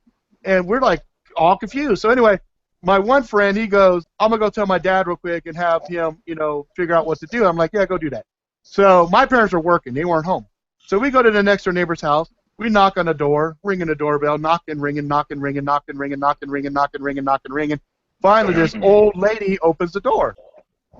So I'm going to call the kid Johnny because the kid had so much wrong shit. I feel actually really bad for him. I found out a lot of shit later on that was really horrific. So he said, hey, is Johnny home? And she's all, who the fuck are you? And I'm like, I'm your next door neighbor. You know? It's like, what do you fucking want? We're like, trying to find Johnny. He ain't here. Slams the door. Says, don't fucking ring my doorbell. Okay, fine. So now we're looking for Johnny. So we're walking all over the place. We're looking all over. Finally, we find his ass, okay? And he's sitting there, and he's crying. So we're like, hey, dude, did you fucking kill, I think it was Jerry. This is Jerry's dog. You killed Jerry's fucking dog? And he's all, I don't know what you're talking about. I don't know what you're talking about. We're like, why the fuck are you crying? I don't want to talk about it. I don't want to talk about you and your fucking stupid-ass dogs. So we're, like, sitting there trying to fucking figure out what to do. Like, I got conflicted. Like, I had totally planned to whoop this kid's ass. You know what I mean? But he's sitting there just boobing and crying. It was so bad. It hurt my heart. You see this fucking kid crying. So I looked, and I said, fuck, it ain't my dog. So I kind of back out of it like, hey, fuck. I look at the kid who's dragging this fucking dog. He's dragging the dog, and I'm like, can you just carry the? And the dog, like, he dragged the dog far enough that bits of fur's like rubbing off this fucking dog, right? And I'm just like, I'll carry the dog, dude. Just it's like she's asleep. She's not asleep, okay?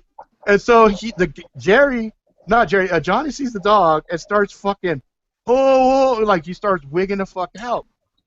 I said, what? Did something happen? Did you see something happen to the dog? Why are you like that? He's all, I'm so sorry. I'm just so sorry. I'm just so sorry, you know?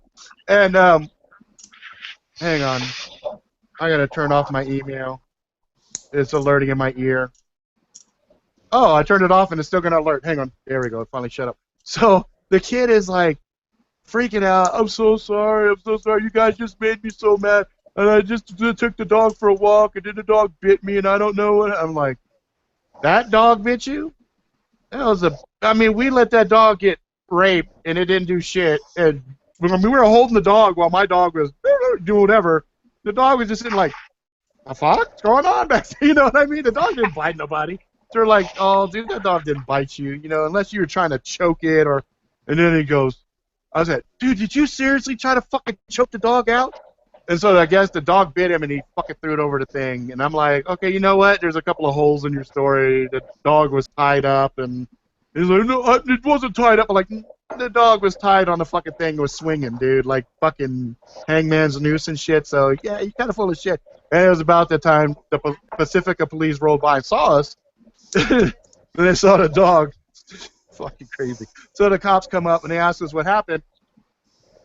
We point to the kid. He starts admitting fucking everything. Cops grab him.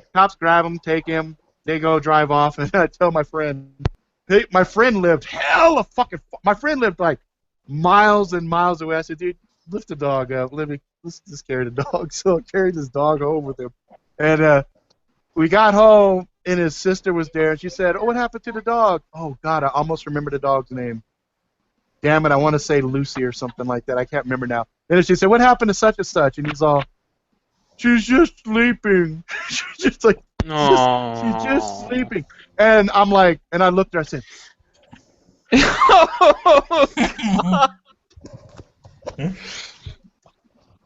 so she starts horrible, man. She starts fucking crying. Right? They take the dog, and I go home. Okay.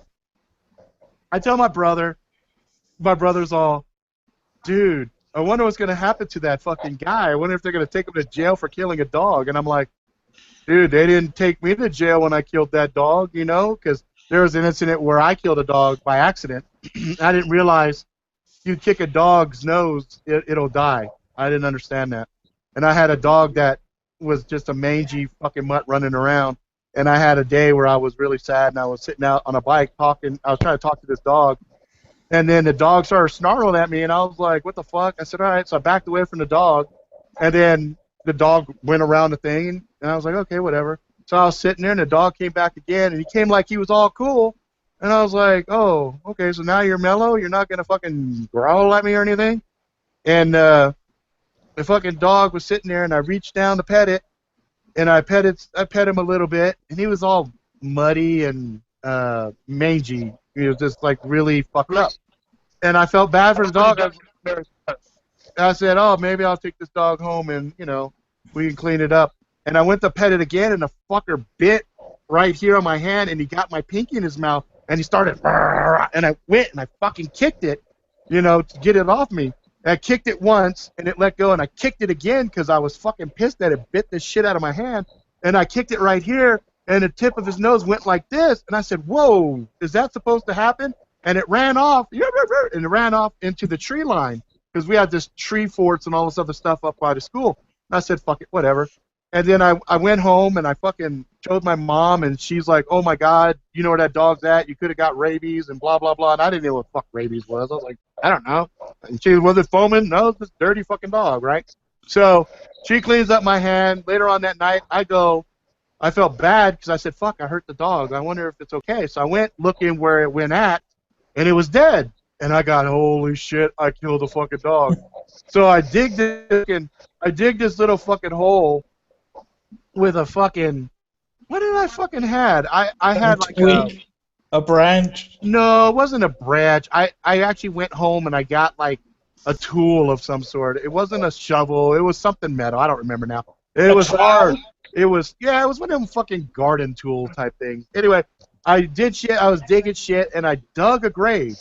And this Korean kid, Jung-kun, came riding by on his bike and he saw me. So he rolled over to me as I dropped this dog in this fucking hole. Okay?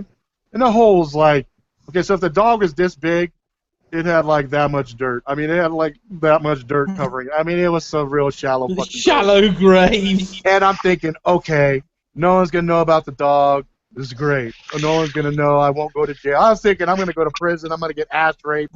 So anyway, Chung-kun comes by and he looks at me and he's all, "What are you doing?" And I had just plopped the dog in.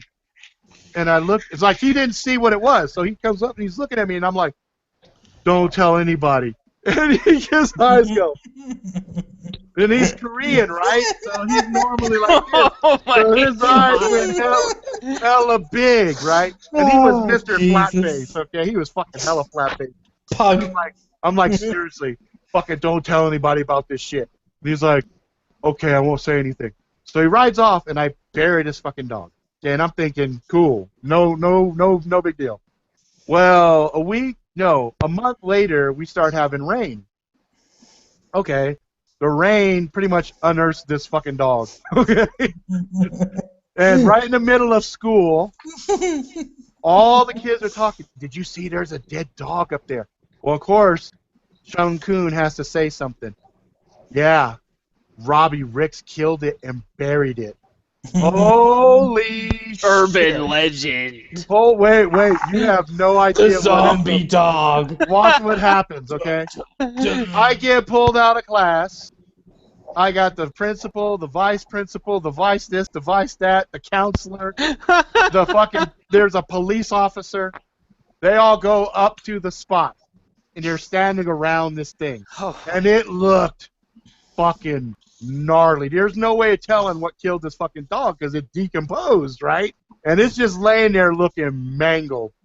And I go, oh, fuck. That's exactly what I said. No, nothing like, oh, shucks, oh, oh, God. I said, oh, fuck. And the cop looks at me and he starts laughing at me. And he goes, well, tell me what happened. So I run down the story. I tell him what happened. I don't lie. Tell him everything. And he goes, and how have you been sleeping every night? I said, I've been fucking terrified you motherfuckers are going to find me. And I thought I was going to go to jail. And he goes, how did you feel when it happened? I said, I felt horrible. I went looking for the dog later to see if it was okay. And that's why I buried it, because it was dead, and I was really scared. And, he's like, okay. So the principal's, like, perplexed, right? Principal's perplexed. They're like, fuck, we don't know what to do. We don't want to suspend you because it wasn't school. But it's on school ground. What the school was doing about it? Well, because it was on the school ground. Oh, it was on school ground. Okay. It was on the school ground. So, anyway, I think everything's cool. Okay? So, a couple years goes by, people talking about it, comes Hush Whispers, that's Robbie Ricks, whatever. I move away. I come back years later. Now this is the story. 3 pit bulls tried to attack me. And using ninja martial arts... It's evolved. Check it out. I wasn't just me anymore. There are other people that were in the story now. Oh, okay, no. Chung-kun was there because we were all hanging out. Chung-kun was there and Jeff was there. Okay? Chung-kun and Jeff were there. We were hanging out. We were working on our bikes, and suddenly some neighbor let these fucking crazy big giant pit bulls loose after us. Nice. And we were sitting there fighting them back to back. Whoa, fighting these fucking dogs and shit, right? Nice. And we killed them barehanded, and Chung-kun felt really guilty because the honorable thing to do after combat is to bury the dogs. Nice. Okay? So we dug with our bare hands,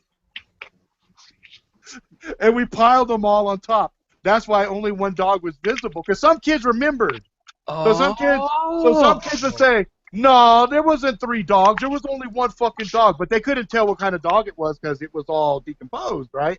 But they could tell it was a smaller dog. They're like, no, it wasn't a big dog. No. There was one small. They were so elaborate with their shit, right? There were 3 dogs. We put the big dogs in the grave, and there was just enough room for the smaller dog. And that's what that's why when the rain came, only the small dog was visible. And so they were running around with these fucking stories, right? So when I came back to the hood, to the neighborhood... Sorry about that, guys. My internet crapped out. I had to switch over to my backup. Oh, you're good. So the neighborhood, I went back to the neighborhood. Suddenly, they were like, oh, dude, big props, dude, on back in the day. You guys were holding it down. I'm like, what the fuck are you guys talking about? They're like, all those pit bulls. And they even had, like, the girls' house. They named people, like, they had just enough for the story to be plausible. And I'm like, what? There were no fucking 3. There was one mangy little mutt dog bit me, and I lost it, and I kicked it, and I kicked it again, and its fucking nose flipped up, and that's what happened. They're like, no, dude, you're being humble. We understand. Ninja skills are, like, private. You're not supposed to talk about that. I'm like, what? Ninja skills are private? Because they were making it sound like we had a special... They said we had a special ninjutsu master. I went to one of the ninjutsu classes, and I pussied out because the instructor was so hard-ass. He had this fucking bamboo cane, and we had these stances we had to hold, and as soon as my arms went down, he fucking whacked me. I said, I'm out. I fucking left the class. I never went back to that class. Dude. That's how it works. Yeah, dude, I understand that, okay? But I was like, I already had other martial arts I was doing. I was like, you know what, ninjutsu, fuck, I don't need to flashbang all this other bull. I don't need to know that shit. Flashbangs. You know what I mean? I'm like, whatever. Shit. Whatever that bullshit. Float in like the clouds or the shadow. Oh, fuck that. I was doing Kaji Kimbo. I was up to a fucking brown belt. I was 1 away from a fucking black. I was not tripping. Look, Tinch, you got 2 fucking U's down there. That's crazy. There's 2 of you. So anyway, these guys. My internet is 3 too many. They had this fucking ninjutsu master. Up yours, Roy. We weren't supposed to talk about the training and all this shit. And I was like, hold the fuck up. Who told you this shit? They're like, Chung-kun. I said, Chung-kun, he's Korean. They don't fucking do ninjutsu shit. I said, Jeff's fucking black. I said, we went to fucking one class, all of us. Not Jung-kun didn't go. Me and Jeff went, and we both said, fuck it. And my mom and dad said, fuck it. We're not paying all that money for them just to beat on you. Fuck it. Come on. I'll beat you for free. So we went home, and so I cornered Jeff. Now, I'm a senior in high school, okay? And in fact, if I could find my old yearbook, my senior quote is, what fucking dog? Okay? Because I was like, it wasn't dogs. It was one fucking dog. It was like, there was no fucking group of dogs. I'll find my old yearbook. I have it around here. I'm fucking open it up. That was my senior thing. Because I had all these girls that none of them really, they were like, oh, we heard. Like, I had this one girl. I had a bad reputation. Half of it I deserved. I'm not going to lie. Like, all the bad shit that I did with girls, that was legit. That was bad. You did not want your daughter fucking dating me. Okay? You did not. I just knew that. But then the other shit, they're like, wait a minute, Rob Ricks? I said, yeah, Robbie Ricks? And they said Robbie Ricks. I was like, oh, fuck, my old reputation's preceding me. I'm like, I haven't been called that in quite a few years. You just call me Rob now. I haven't been Robbie in a long time.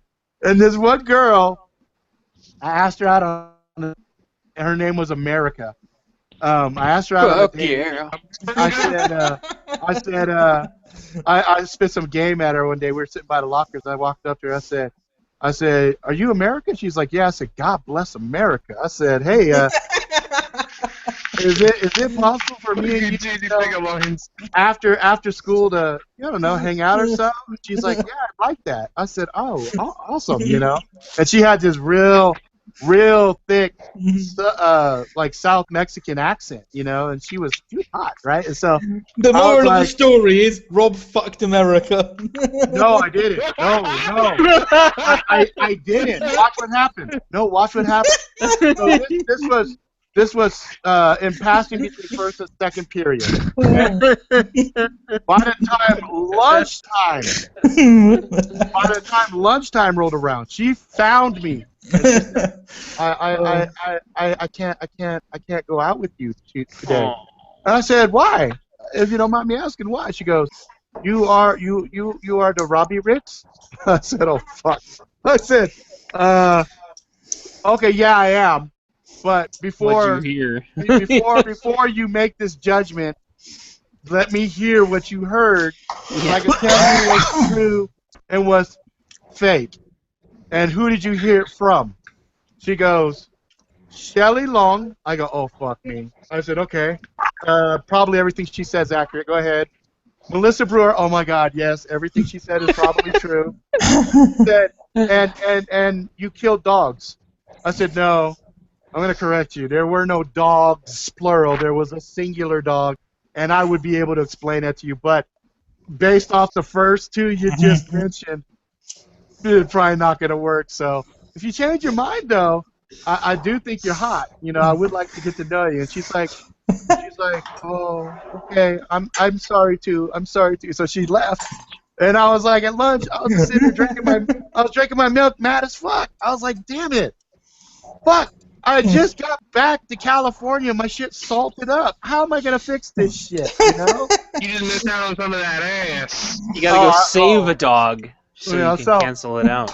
Well, the girl stories were horrible, though. Oh my God! Oh. Like Shelly, we were on a bus to a fucking field trip thing that her mom was taking us on, and I was all underneath, you know, and we got caught, and then she got in trouble by her mom, and I was like, damn it, you know, I wasn't stealthy, I didn't have the ninja skill stuff, without somebody responding, you know what I mean? And it wasn't that big of a fucking car, so her mom figured shit out pretty quick. I was like, damn.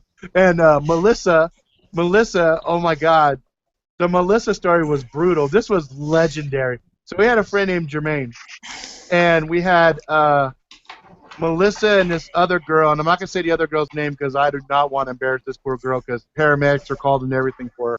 But Melissa had raided her parents' liquor thing and had like an old apple juice jug where she had took all this alcohol, took a little bit to fill it all the way up. Oh, damn. No. Suicide no. People. And I was glad. I'm so glad I didn't drink at that time. I didn't start drinking until I was 27. That's no. So they're sitting there taking sips. They're handing it to me. They're handing it to me. I'm like, I'll pass it on to the next person. Okay. Yeah, and God. So Jermaine's there, Jeff's there. The one girl that was so Melissa was Jeff's girlfriend. Okay. And this other girl was single, but she was kind of homely.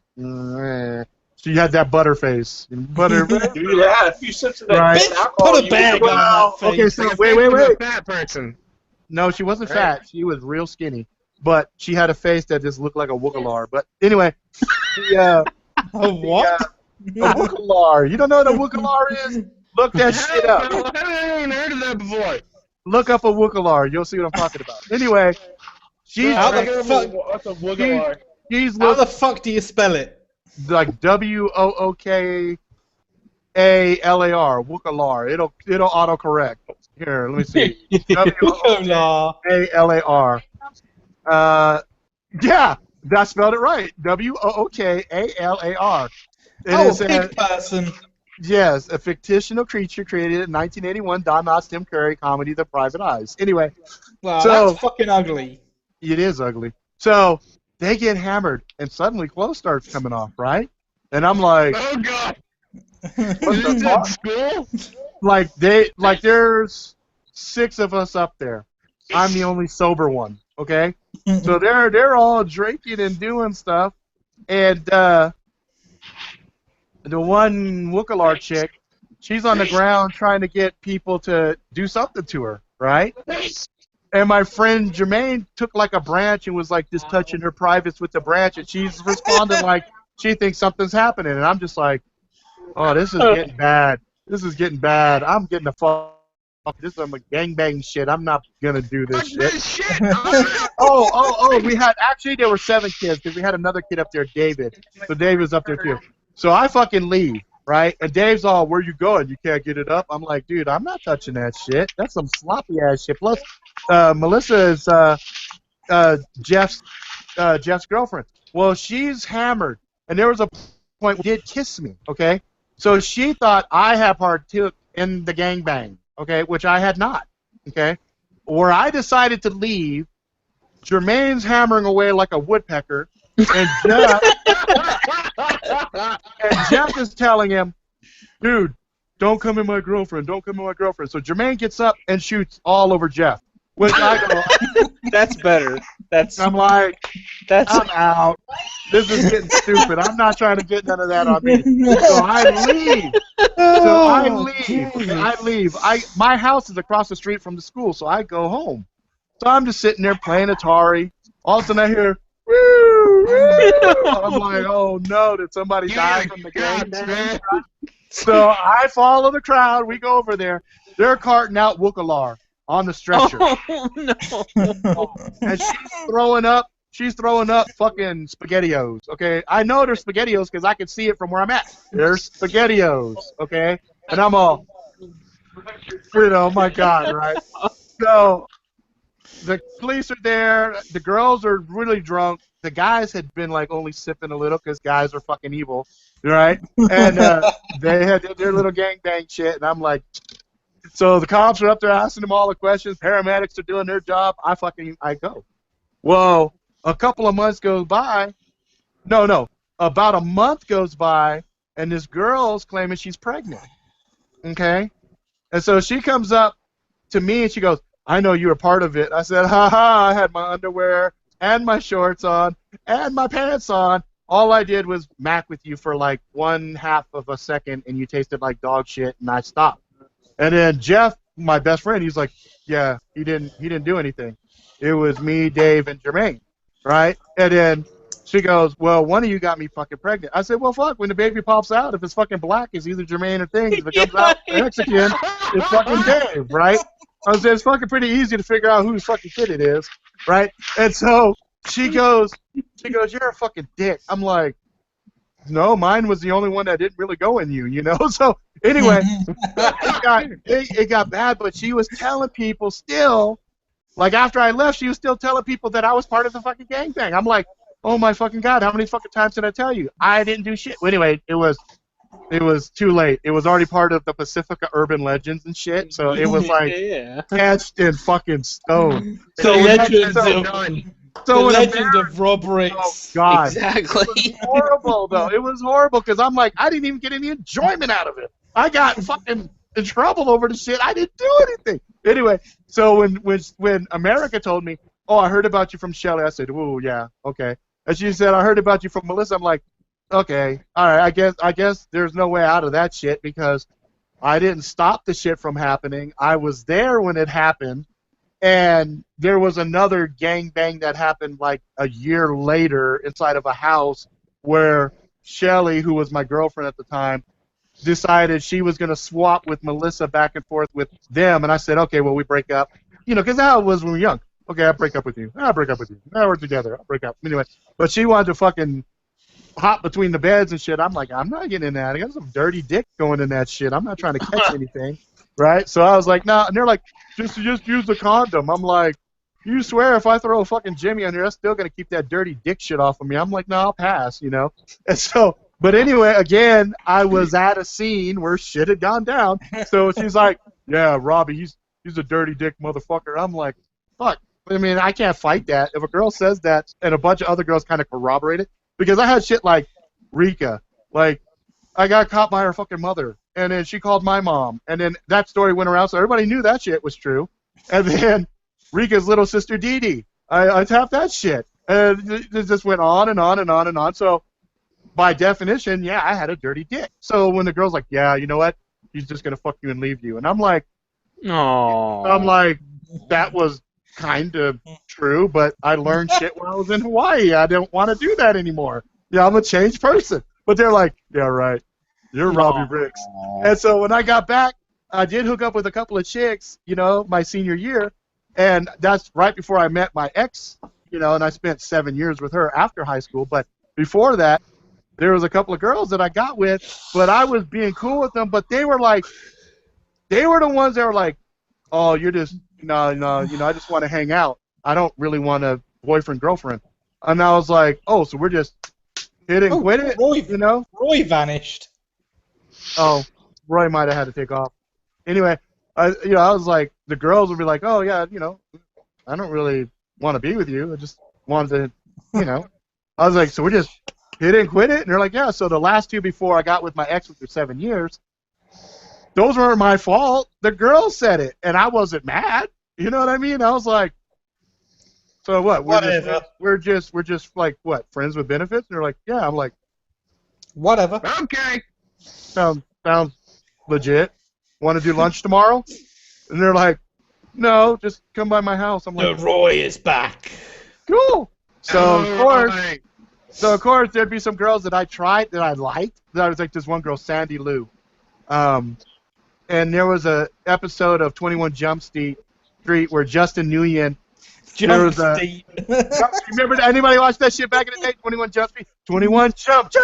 He's had Johnny Depp and all these other motherfuckers in it. Anyway, they had this guy Justin Nguyen.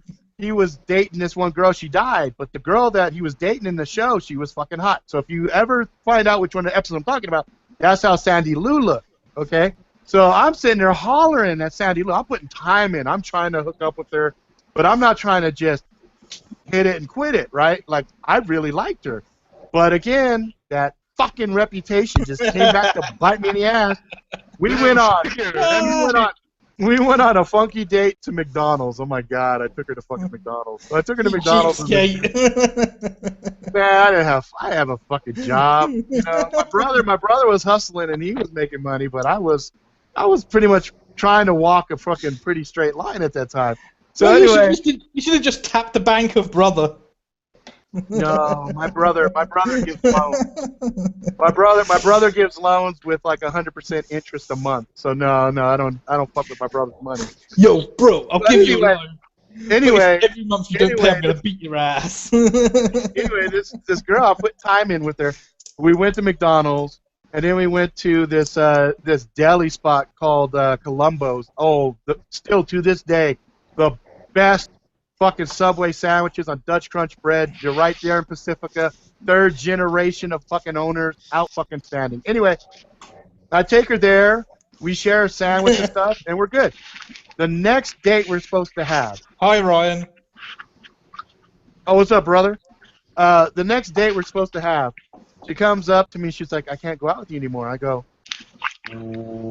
why is that? She said, my friend said that you're bad. I said, okay, you know what? I'm getting kind of tired of this shit. I'm hearing this all the fucking time. I said, look, we've been out twice. I said, have I done anything to make you think that I'd be a fucking asshole or anything? She's like, no, they didn't say you're nice. You're a fucking great guy. You're hella fun and everything else. Just after you tap the shit, you're gone. I'm like, okay, look, you're holding me fucking guilty for some shit that I did, 5 years ago? I said, come on, man. I said, really? Look. Have I tried to make advances? Have I tried to hit that shit? Have I done anything to let you think that I was that way? She was like, no, but you could be like an Eddie Haskell. I said, coulda, woulda, shoulda. I said, look, man, if you're going to believe all the bullshit everybody's talking, that's fine. Go ahead and step. You know what I mean? I said, I thought you were different. I said, this girl lived at the top of fucking Manor Drive. Oh, my God, I'd walk this bitch home. Holy shit. And even as a kid in good shape, man, I was like fucking 4 fucking miles from my house. I'd be like, oh my fucking God, this bitch lives fucking far. And I had to get grilled by her dad. Her dad was fucking Lou Ferrigno. This motherfucker was giant. And he looked at me and he said, I bet you're trying to fuck my daughter. I said, dude, I'm just getting to know her. If something happens later, and he's looking at me like, did you just fucking say that to me? I'm like, I ain't gonna lie to you. Your daughter's hot. She's fucking cool, too. I like her.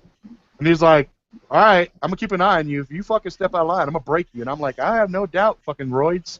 So anyway, I fucking dealt with that shit. I'm like, what the fuck do you need, bitch? What else do I got to do to fucking prove to you I'm fucking cool? I'm not trying to fucking do nothing horrible. But then when I got with my ex, and I was just spending hella time with her, and everybody was like, "Oh, this dude is straight pussy whip," and I was like, "Fuck, I didn't even fuck my girlfriend at that time for hella long," you know what I mean? And then that girl came around later, and she was like, "Oh, I see how good you treat Nell. You know, if you ever wanna, start," I said, "Man, I'm with my girl. Sorry, that could have been you. Fuck you. You know, I told you straight up, I'm with her. So don't try to fucking think you're throwing some temptation at me because you're not." But deep down inside, I was like, "Oh God, I want to hit that shit. She's so fucking hot."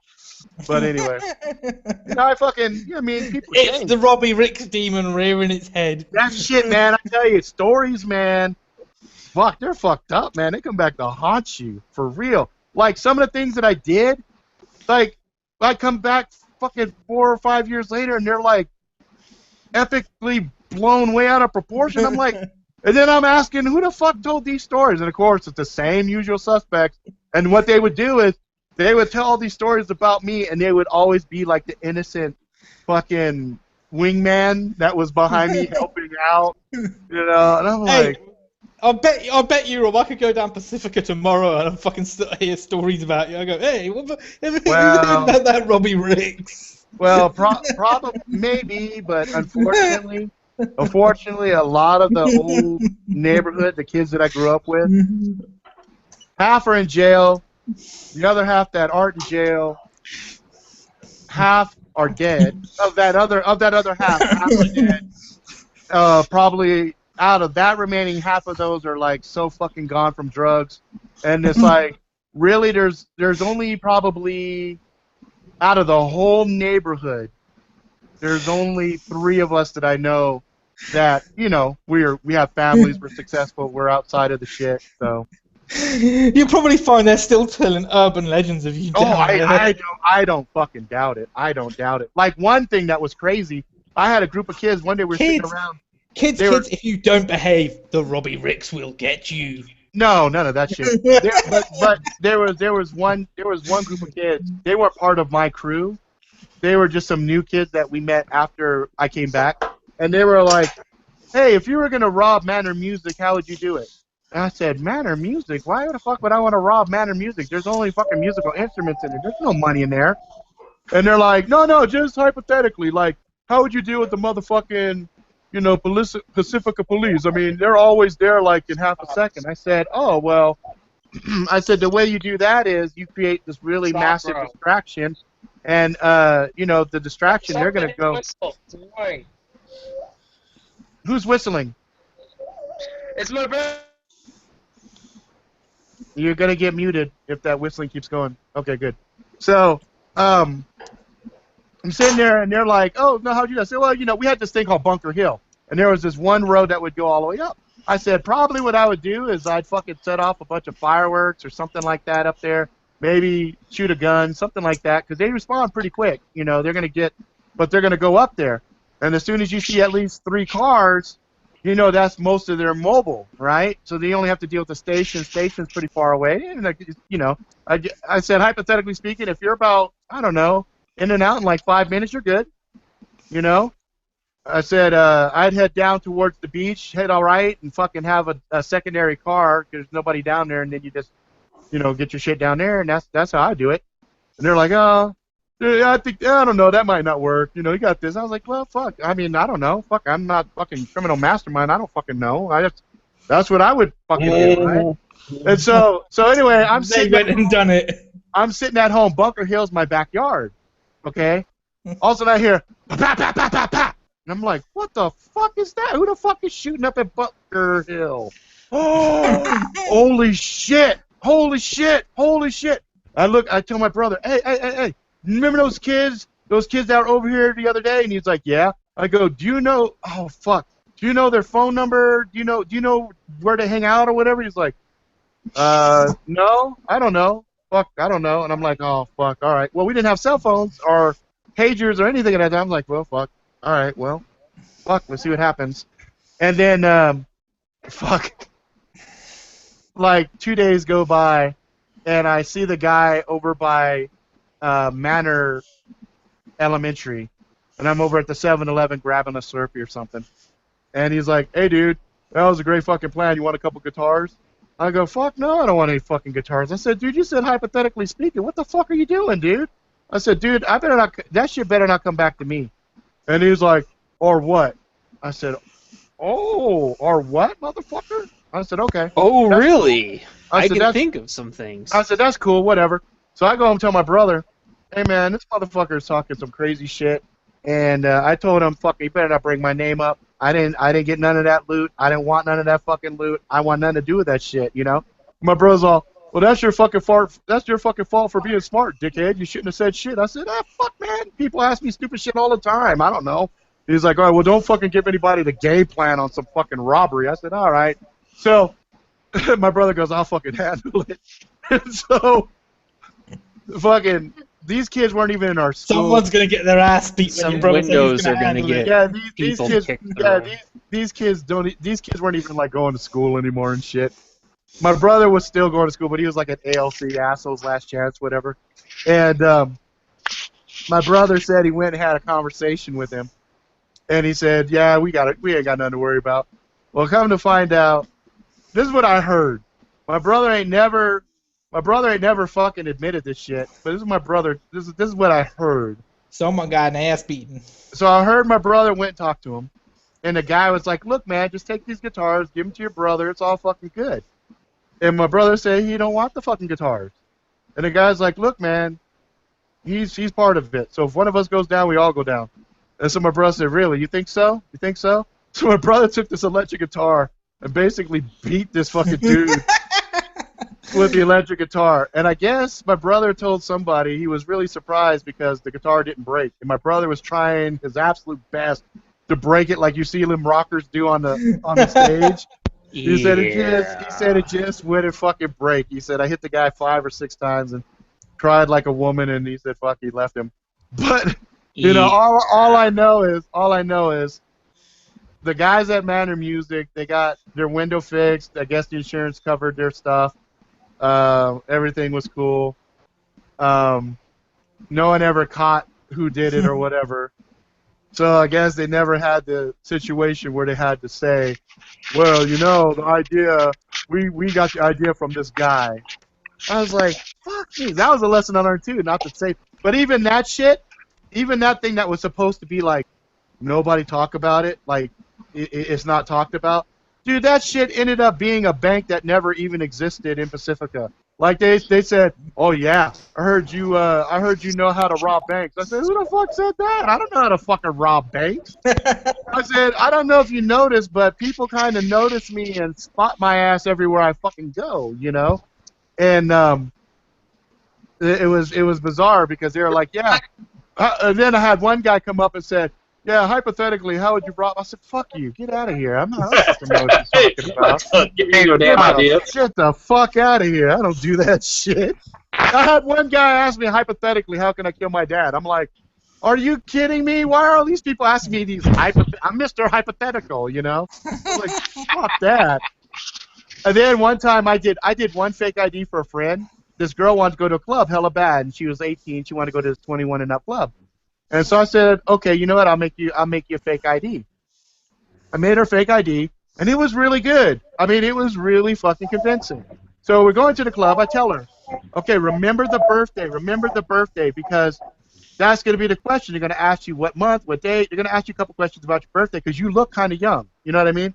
So anyway, we go all the way down to San Jose, which was hella far for us, and we go to this club, and we're going through, and then she gets to hers, and the guy says, when's your birthday? And she says her real birthday. She says her real fucking birthday.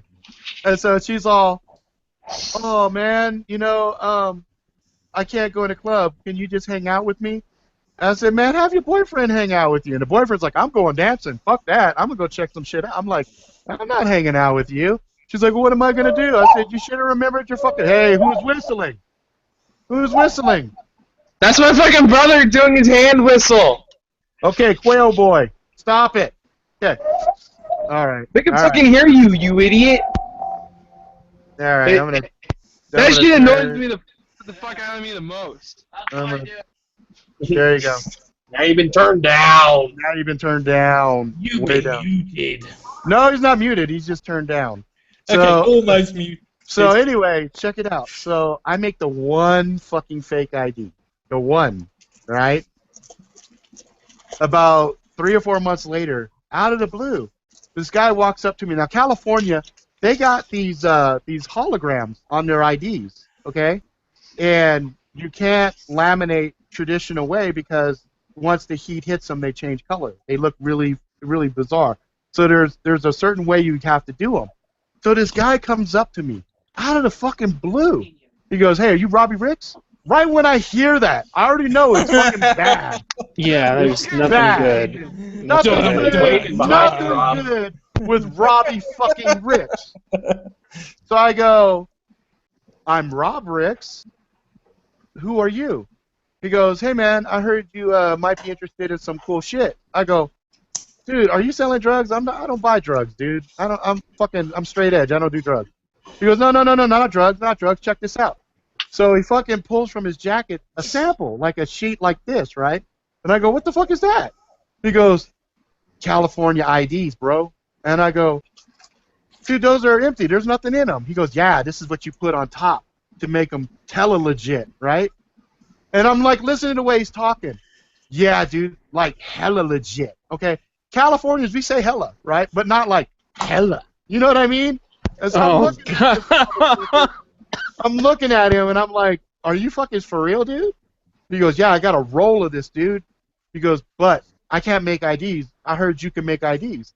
I said, "Dude, I don't know who the fuck you've been talking to or who's been fucking smoking, but I don't know what the fuck you're talking about." He goes, "Dude, $300 a fucking roll." And I did the math quick in my head. I'm like, "Dude, I can make 10 times that with fake IDs." You know what I mean? But I'm like, I'm not stupid though. I'm like, "Nah, dude, I don't even know who to refer you to. I don't fuck with that shit." I said, "I airbrush." I said, "You got some fucking hookups on paint or something. Maybe I'll buy some paint from you, but I don't need that shit. I don't even know what that fucking shit can do, you know?" So he kind of looks at me and he's like, all right, I guess I heard wrong." So he walks away from me and he goes, and I'm like thinking, okay, who the fuck was around when I made that bitch's fake ID? Her fucking boyfriend, my friend Jeff, and the girl, right? Yeah, I'm gonna mute him for a second here. So I'm like, okay, the girl's ditzy, but she's not a fucking snitch, and she doesn't do anything to get her in trouble to put her in a position to snitch. And I said, my friend Jeff, no, he wouldn't do shit. I mean, he's my road dog. He ain't gonna do nothing. And I thought about the boyfriend. I said, that motherfucker right there, that's the motherfucker. So I go over to a spot, and I said, "Hey, man, I had some dude come up try to offer me some fucking holographic sheets." He goes, "What is that for?" I said, "I don't know, making IDs or something." He goes, "Yeah, you're good at that shit, right? That's what you do? That's how you make your living?" I said, "No, man, I fucking make t-shirts. I fucking airbrush, dickhead." I said, "Who the fuck you been talking to?" He goes, "Nobody." I said, Really? Really? You ain't talked to nobody. You ain't told nobody about, the idea I did for your girlfriend that she fucked up?" He's all, maybe, I don't know, maybe a couple of people, because I mean it did look hella legit, man. It was pretty good. I said, "Dude, don't tell nobody else. I don't do that. I did that as a favor for my friend and old girl because she really wanted to go and she was 18 and she wanted to go to the club with your dumb ass." And he goes, and he was an older cat. He was like 24, 25, and he was like fucking his chicks and she was like 16. You know what I mean? And I was like, "Mr. Rapist, you need to shut the fuck up." And so anyway, he was like, "All right, I won't say nothing else." And so nobody else approached me anymore for fucking fake IDs. But I tell you, man, motherfuckers, they just do this shit and they just fucking goes crazy. Well, people will do that to make themselves feel more important because they're like, "Well, I know somebody who I can make this with," and then they end up getting themselves all up in trouble because they say it to the wrong person, and next thing you know, you got vice on them. You know what I mean? I had a couple of homeboys sell drugs to cops, and I was like, and I was telling them, I'm like, we're kids, we were growing up, and they're selling weed. I think one was selling LSD on the little candies or something. And anyway, we're sitting there talking around as kids one day, And my one friend, who's a dipshit, he was like, "Yeah, I gotta expand my, I gotta expand my business." And Yes. I'm like, dude, you sell fucking weed. What business are you? I said, how many people you sell weed to? He's like, 10 people. That's some serious motherfucking money, man. I'm like, you sell fucking weed? I said, I know 5 of the people you sell weed to, and they're all homies from the hood. I'm like, dude, whatever. I said, you're gonna fuck around and you're gonna sell it to a cop. I fucking guarantee it, because you're stupid. You know, you don't ever vouch. You don't get anybody to vouch for nobody. That he's all okay, whatever.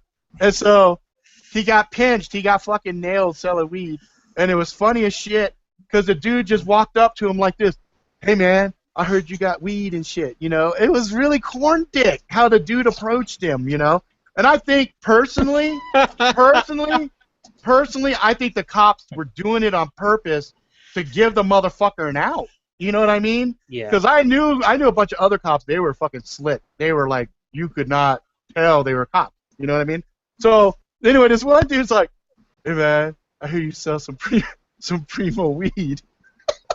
Oh. And this motherfucker straight says, "Yep, I got the best in the neighborhood." And he pulls out everything he's got, which is not much. I mean, it's like a bag like this with a bunch of little, it's just stupid shit. And so he gets busted, right? And so this motherfucker starts singing, like dude's not even, like I had a friend that was witness to it. Okay. Singing like a canary. And so as he's getting put in the car, he's like, "I know stuff. I can tell you guys whatever you want to know. Just don't, I can't go to jail." And I was like, "Oh my god." And he was like trying to snitch out like Matt and Matt's dead now, and this other guy dude's dead now too. Like they had killed a pedophile, right? They killed this kid rapist. And that's a public service, in my opinion.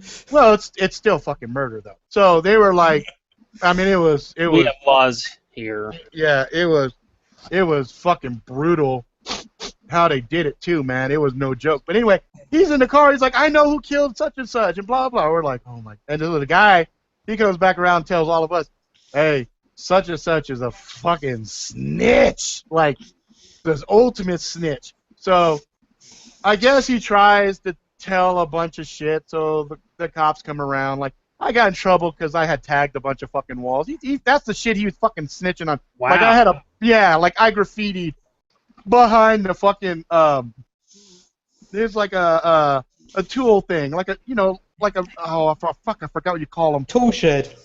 It was really famous store, though, but they had really, like, all the tools you'd ever need, and they were really small. Anyway, behind there, and the owner knew it, because the owner had, like, yes, Ace Hardware. It was like a small one of those, okay? So the owner knew me because he knew my dad, and he caught me, and I got my ass whipped once, but he saw the shit that I was painting up, and he said, "Actually, your shit looks kind of nice. You can go ahead and paint your little radios and your little microphones and all that other shit, because you're not putting, like, naked chicks and dicks and all this other stuff." And he goes, tags. "Yeah," he goes, "and it's behind, there's bushes." He said, "Most people can't see it unless you walk back there." He goes, "I'd rather somebody walk back there and see your little art than all this other bullshit." So I was even cool with the fucking owner of the store, but I still got in trouble. The cops came, and of course they caught me. Like, I had all the spray paint and shit. So they're like, "What's this?" I said, "Oh, I airbrush and I paint stereo boxes for DJs." And they're like, "Oh yeah, who's your customer?" I'm like, "Oh, I don't really know their names. They just come by, do their jobs, and they pay me cash, and they go away." And they're like, "Uh-huh. Well, we have it on good authority that you tagged," and they took me right to the spot. And of course, I had my signatures on them, and they called me by. That's embarrassing. I don't even want to say, but I'll say it anyway. Like, I had a thing. It was Archangel. Okay, anyway. And there were two. There were two. That's the least embarrassing one. The other one that's really more embarrassing, Cosmic Pop. So anyway. So anyway, they were. Oh, that's hilarious. They were teasing me, and they were calling me by the name. And of course, there it is down at the bottom of the art piece is my name. And I'm like, you know what? I said, it's not against the law because the owner of the store gave me permission. And it was night, so they couldn't verify it. But the next day they talked to him, and he was like, "Yeah, Robbie, yeah, he's a good kid. I don't care." And so I didn't. That was the only thing the dude could snitch on me, okay? But some of my other friends, they were doing real shit, real dirt, so they got busted, okay? So anyway, this dude tries to come back around the hood, And once you're ousted as a snitch, Right. you might as well fucking move. You might as well. Your life is over. It's not that it's over. Your social life is over. Your social life's over. No one's gonna fuck with you. No one's gonna talk to you. No one's gonna say shit around you. Like we could be having a conversation like this, and you walk in the room, and we'll just go like this. Just look at you like, what the fuck are you doing here, dude? You know? Get the fuck out. So anyway, he comes over, and we're all hanging out behind the 7-Eleven. There was like a spot we all hung out at.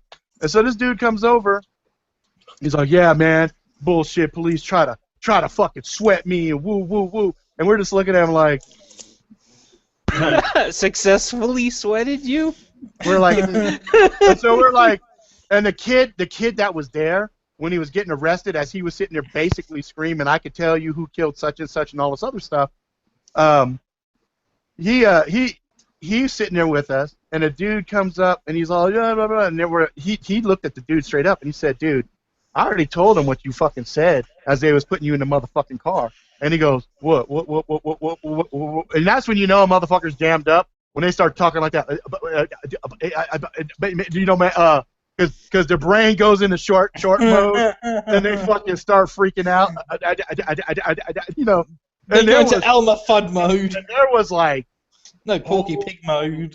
fuck, back behind that 7-Eleven there, we had about, we had at least 35, 40 people, because we were all figuring out where the party was going to be that night. And so everybody was hanging around, and one person would go around in front of 7-Eleven. They called a party line on the payphone, and the party line, you'd have to call it the night of so you could go to the party, because, you know, that way you knew where it was and the police wouldn't know, because they were like illegal type parties or whatever. So we had a bunch of whatever. yeah, you know, whatever. You know, They had you and your gangbangs. Go ahead. You know, I understand. yeah, you know, whatever. I mean, whatever. Fucking, you know, just hood parties. Yeah, you and your gangbangs. I understand. Hood party. Whatever. Whatever. Dirty dick. Yeah, that's right. I've seen hella gangbangs, okay? But, shit, one time I went to the fucking power See? See? I knew it. House. Everyone gets laid.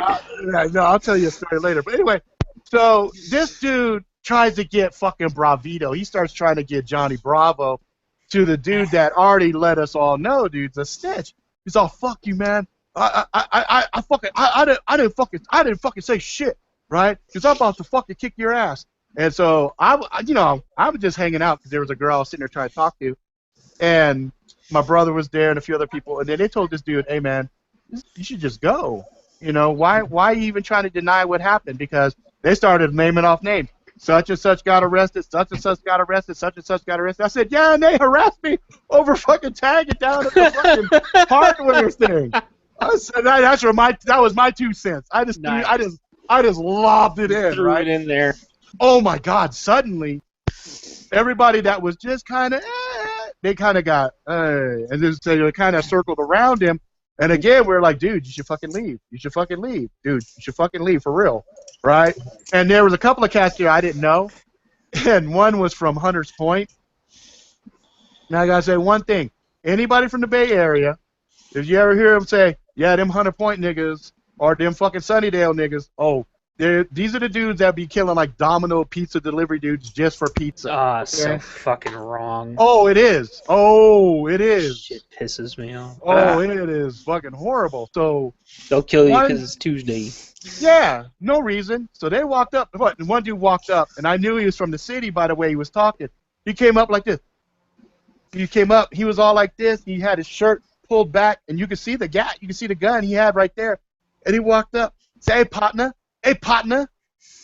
Nigga, I heard you's a motherfucking snitch, bitch. Like that. He's like, what's up? What's up, motherfucker? He was all like, on dude. And dude suddenly fucking realized, oh, this ain't a neighborhood cat. This is somebody from outside the neighborhood. And he realized none of us was stepping up. No, hell no. Because we told him, leave. Leave. I don't know how many times people told him to leave. Like, even girls, leave. Okay?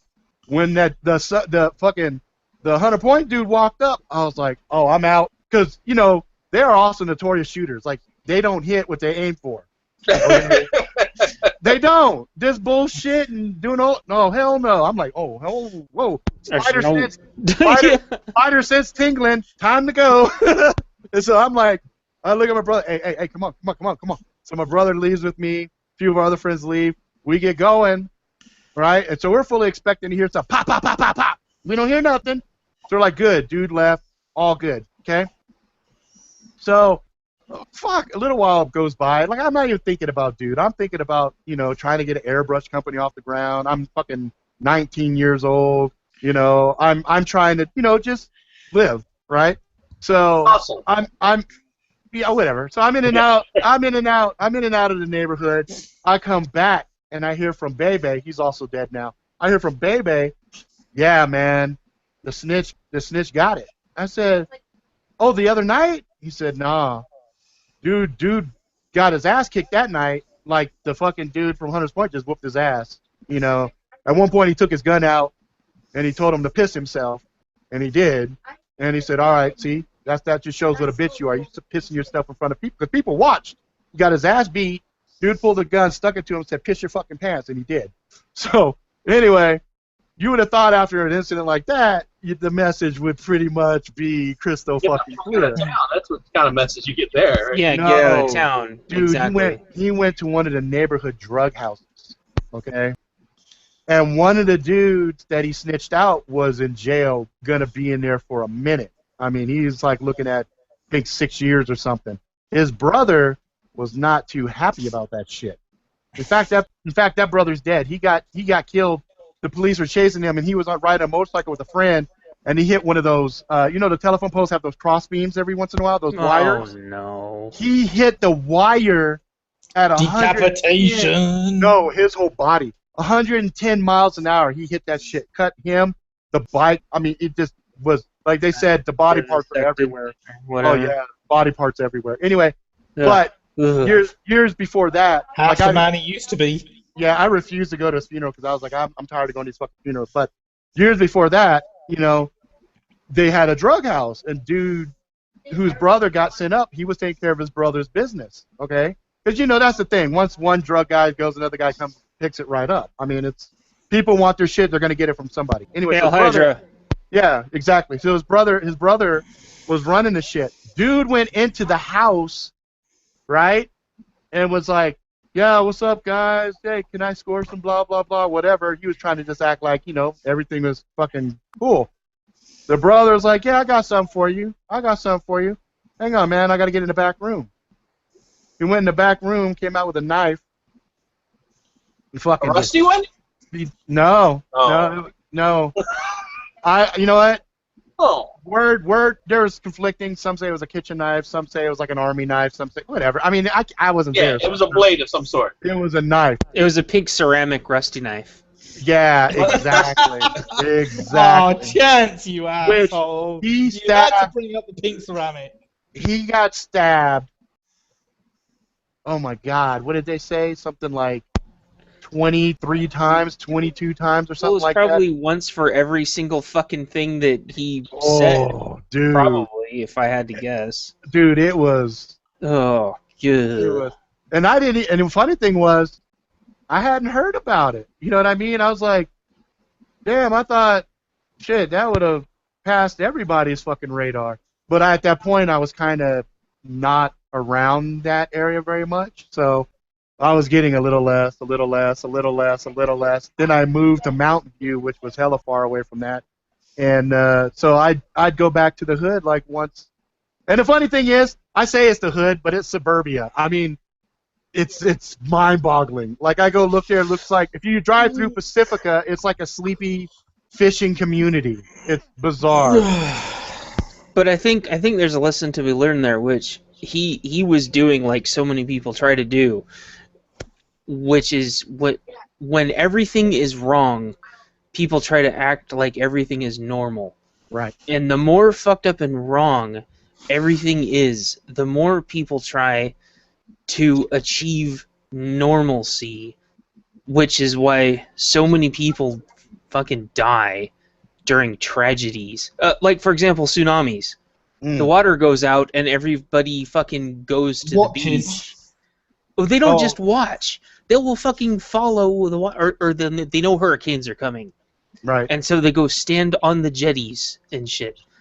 And they do this, or shootings. There was a shooting at like a Costco the other day, and there's this guy with a knife attacking a concealed carry off-duty police officer. Everybody's fucking watching. Yep. Yep. And then gunshots start going off, and then still you can imagine the slot machines going off in people's heads, gunshots, and they're like, oh, but they'd been watching the knife guy chasing around the guy. And people have been like, shoot him, shoot him, shoot him, and like this, that, blah, blah, blah. But they're still trying to achieve normalcy throughout all of this. Mm-hmm. As if there can be like a fucking normal outcome somehow. And so this guy, Rob, like you're trying to talk about, this whole time, he's trying to go back to his routine. Yeah, exactly. And like nothing happened. He wants to stay at the party when everybody knows that he's supposed to leave. And there was this really great YouTube channel they were talking about. They were a Peace Corps or something giving aid in Afghanistan or something. They were talking exactly about situations like that. Some girl wore bright colors to a market or something, and all of a sudden the atmosphere changed, and everyone was following them all of a sudden out of nowhere, like 300 people or some shit. And they knew, we've got to get the fuck out of here. Mm-hmm. Mm-hmm. Because and I'm snapping my fingers, you can't tell, but shit changes so fast. That's right. And you don't know, those people also want to return to normalcy. Yep. And so it's just like a body with a virus. Yeah. Like that party was trying to return to normalcy, and he was there fucking up the normalcy. Yep. And he was in that town, and he had fucked up the normalcy by ratting out everybody. Yep. And so these are communities, and I you're not supposed to kill people, da da da da da da da da. But that's what happens. He was a virus trying to live in a body that had rejected him over and over. And I don't want to get like super metaphysical, but I think you understand the point, and that's why you have to know when to get the fuck out of Dodge. You got to know when to bug out, which is always the $1 million question. But that you've got to know when to fucking. Well, leave. I mean, and the other thing too is know when to fucking say, you know what, this particular thing. Like I remember I got robbed once, and I gave my shit up. I gave my shit up hella fast, and my friends were giving me all the shit. They're like, dude, you should have fucking fought. You should. I mean, the guy only had a fucking knife and blah blah blah. And I was like, dude, fuck that. I mean, fuck, you wanted my $30? Fuck, I didn't give a shit. At least he let me keep my fucking wallet. You know what I mean? Oh, exactly. I was like, you just want the money? Take the fucking money. I'm good. Just you know what I don't mean? take my damn driver's license, please. Fuck. Oh, I know. Take I didn't. my damn driver's license. Well, at that time I was stupid too. I had my Social Security card in there, so that was a double. I was when worried you're about. young, everybody wants it for everything, and so it's normal to keep it with you because they all fucking want. I know what you mean. Yep. Yep. And that's why a lot of places they'll teach you to keep a little bit, especially if you go to Mexico. And I know I'm not supposed to talk about this shit, but that's why if you go to Mexico, you fucking keep a little bit of cash with you. Well, that's good because I'm going to Mexico or Brazil or any of those I'm going to Mexico. I'll be in Mexico the 18th to the 21st. Yeah, and you take the shittiest stuff with you that you have, and you have somebody drive for you that fucking knows everywhere already, and they have to know where the police checkpoints are. And I'm sorry, yes, there are police checkpoints and fucking MRAPs and fully suited military people everywhere and burned out cars and shit. It's like a fucking literal war zone. But you have to street smarts and situational awareness takes on like a whole new meaning because Mexico is rated the same as like fucking Afghanistan and Iraq and shit. And it's no joke. And you have to, it's little things like keeping cash on you, right? And keeping your ID and shit like in your sock or on the bottom of your shoe. Right. Like in your sock, and hope when they fucking rob you that they like within when it's five guys go with for the honey pot. Yeah, go for the honey pot. Because it'll be like fucking 5 guys with AKs ambushing your car. There's no, oh, I'm gonna fight them. No, because unless you're like the president with fucking a 7-car motorcade, and I'm talking about like the Mexican president, because our president would not go down to Mexico. I'm talking about theirs. They travel in huge military motorcades because you have to. And because assassinations down there are like every 5 minutes. You have to think of new ways to where the shit that defines who you are can't get stolen, because if you end up with the police not being able to identify who you are, there's no way to get you back out. Which is very bad, because we can't negotiate for your release if we don't know who the fuck you are. And they love taking hostages and ransoming them off. We're not supposed to talk about that either. But anyway, you want to take the shittiest stuff with you as possible, because you do not want to look rich. You do not want to look like somebody who can be ransomed, and you want to have a driver that knows where the fuck they're going. Yeah, I think I'll be all right. I think I'll be okay. Lord. Yeah. Carry 2 wallets. Okay. Yeah, exactly. That's another way of doing it. Yeah, that's easy enough. I always have 2 wallets on me. Okay. That way you can give one away and you still got the one. You know, keep 40 bucks, whatever you can in there, and an old ID and just some whatever, nothing that makes any concern to you anymore. And make it look legit. That way we give it up. Yeah, I got an older wallet, and I've got a secondary ID that I keep because I lose stuff every so often. So there was one point I thought I lost my license.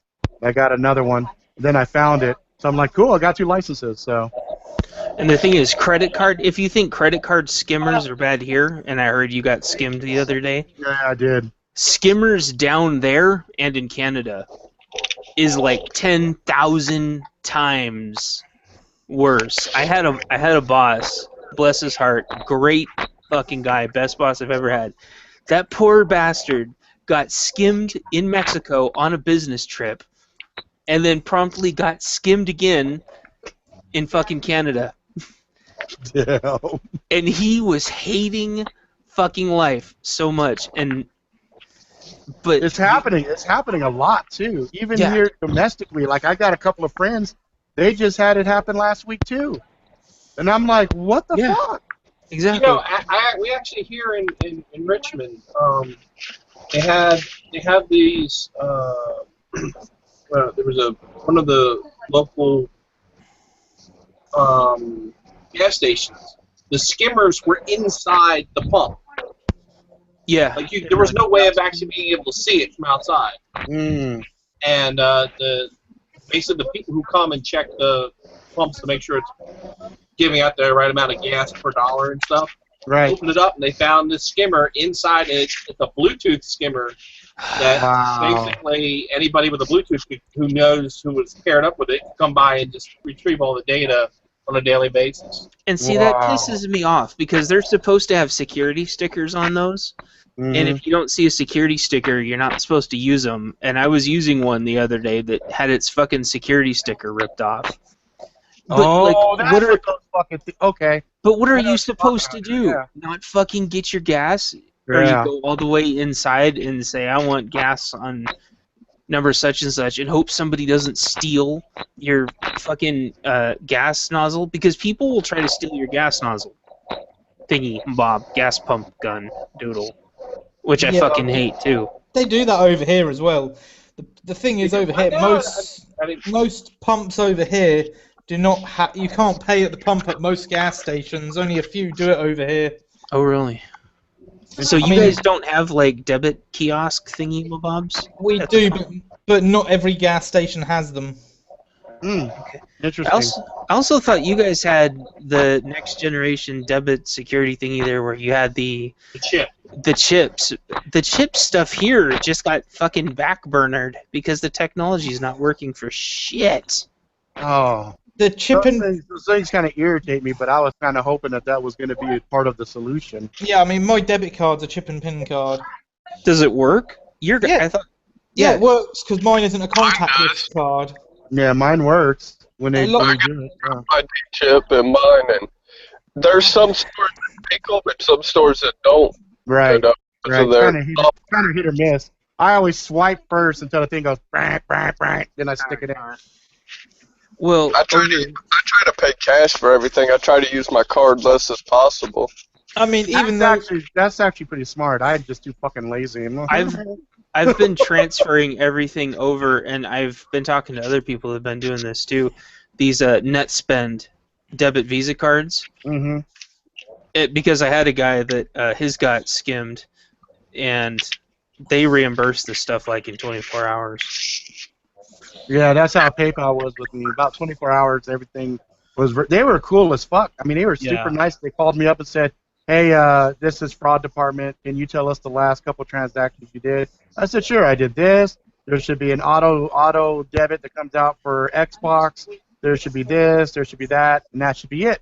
And they're like, "Oh, okay, no, we need to we need to turn your card off then and get you another card." I said, "All right, that sounds perfectly fine to me." Yep. And they said, "Did you go to South Jordan Walmart?" I said, "No, I go West Jordan." This is like a city, right? And I said, "The only thing that I did in South Jordan, there was a restaurant there." I said, "There was a restaurant I went to called Rice D." I said, they said, "Yeah, we see that transaction, and after that's where we see everything else happen." I said, "That's where it happened." So what my boss said is they take your card in the back, and it's somebody in the back that runs it over a skimmer too when they slide it, because you notice they always take your card from you when they go to run your card. And people in fast food restaurants do it too, because you go through the drive-through, you hand your card through a window, you can't see, and they have like a little skimmer. Because the skimmers are the size of a quarter now. Skimmers are so fucking small because they hook up to your phone. So the skimmers are Bluetooth to phones, and so they sit there and they're skimming cards directly to their phones. So by the time that you've ordered your food and gone home, they've already got card details. Yeah, but their card's already gone to somebody else who's already fucking working on it, and who's already draining your shit. And usually what they do, I really shouldn't fucking be saying any of this. Anyway, I used to work to prevent this fucking shit from happening for companies. But anyway, a security consultant. Yeah,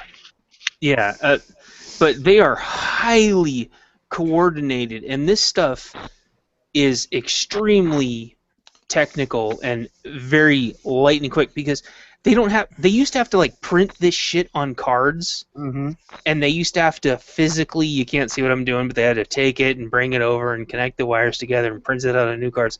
They don't have to fucking do that shit anymore. Yeah, they had a little machine to print the data onto new magnetic strips on clone cards. Yeah, you don't have to do that anymore because it's all electronic. They can either put it onto bitcoins, where it just disappears, or they can use. They actually made a fucking card out of mine, because they did a test swipe at Burger King for $12, and once they saw that it worked, they went over to Walmart and they started buying like a candy bar and saying take the rest out in cash. They were doing like 200, and then they ran out of money, and then they got denied, and that's when fraud hit me and said, "Hey, did you do a thing for 191? Did you do one for 186? Did you do several for 200?" I said, No. And there's like, yeah, all South Jordan Walmarts and one Burger King. And I said, what the fuck? And then I thought about it. I said, that Burger King is right near that damn Rice D. So I know where it happened at. It happened at Rice D. But what's funny is it was a square reader. So I ran it through the square reader, and then I did the little signature on the little kiosk, and then that was it, right? And I figured, okay, no big deal. And then we ate our meal and we went home. But somehow, either the person that worked there or something else. Maybe that fucking square reader wasn't a legit square reader. Maybe it was something that was. They have Had a inserts. skimmer. They have insert skimmers that go in on them, and you can't Yeah. tell the difference anymore because they're pretty flush. Yeah.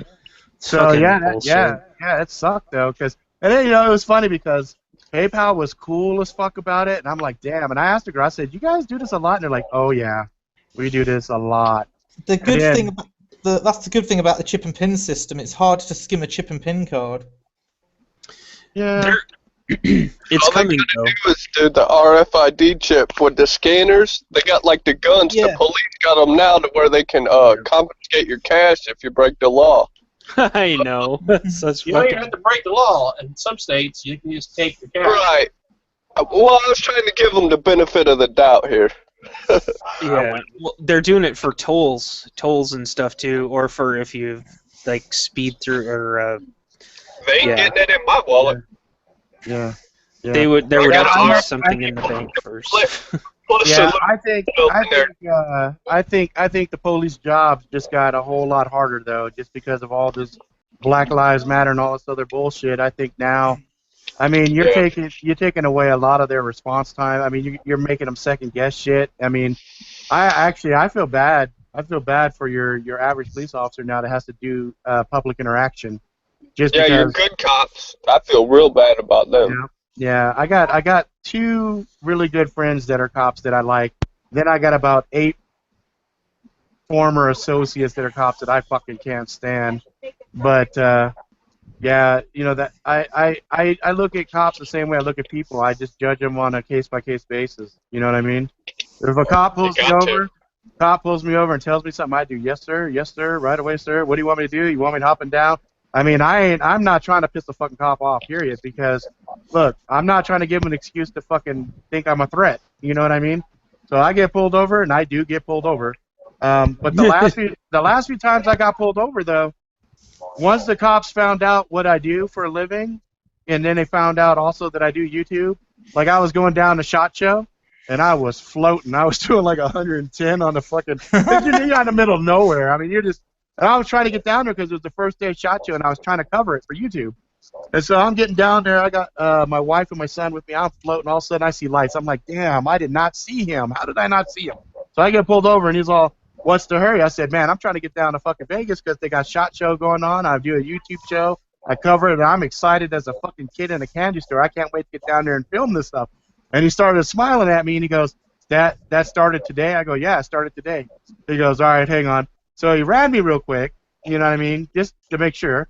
And then he came back and he said, look, just slow it down. You know, you want to get down there in one piece to be able to do your videos. I said, okay, thanks.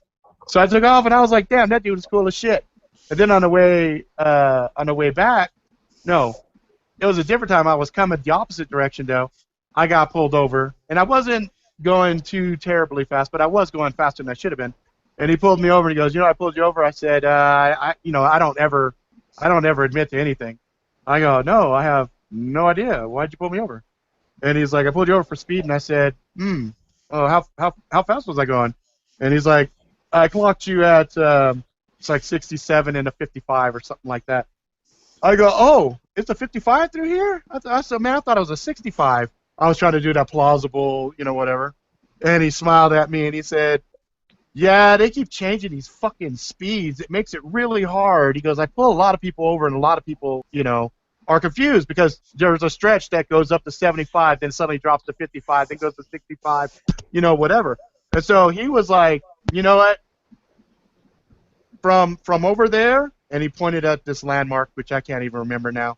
Over there to there is going to be 55. And you'll know it because there's going to be some construction signs. So the next time you're coming through and you see those construction signs, slow the fuck down. I said, all right, that's cool. I could do that. He's like, all right, get out of here. And so that was cool too. You know what I mean? So I've only had a couple of cops pull me over for some kind of bullshit. You know, guy pulls me over and says, yeah, your light's blinking kind of funny, and I just want to let you know because there's a hazard. Can I get your license registration? And I'm like, oh, okay, fine, whatever. So I give him all my stuff, and he's like, I know you say cops are cool.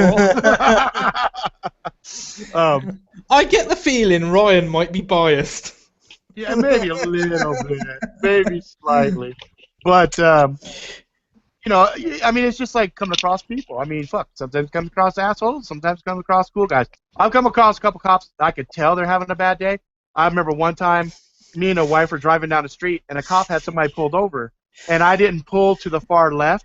Like he, in my opinion, he was cool because he was walking around the front of the car. He wasn't out exposed, so I just stayed where I was fucking at because all these people were crowding on the left, and I thought I'd make it more hazardous for me to suddenly try to jet over to the left, right? So I just stayed where I was at.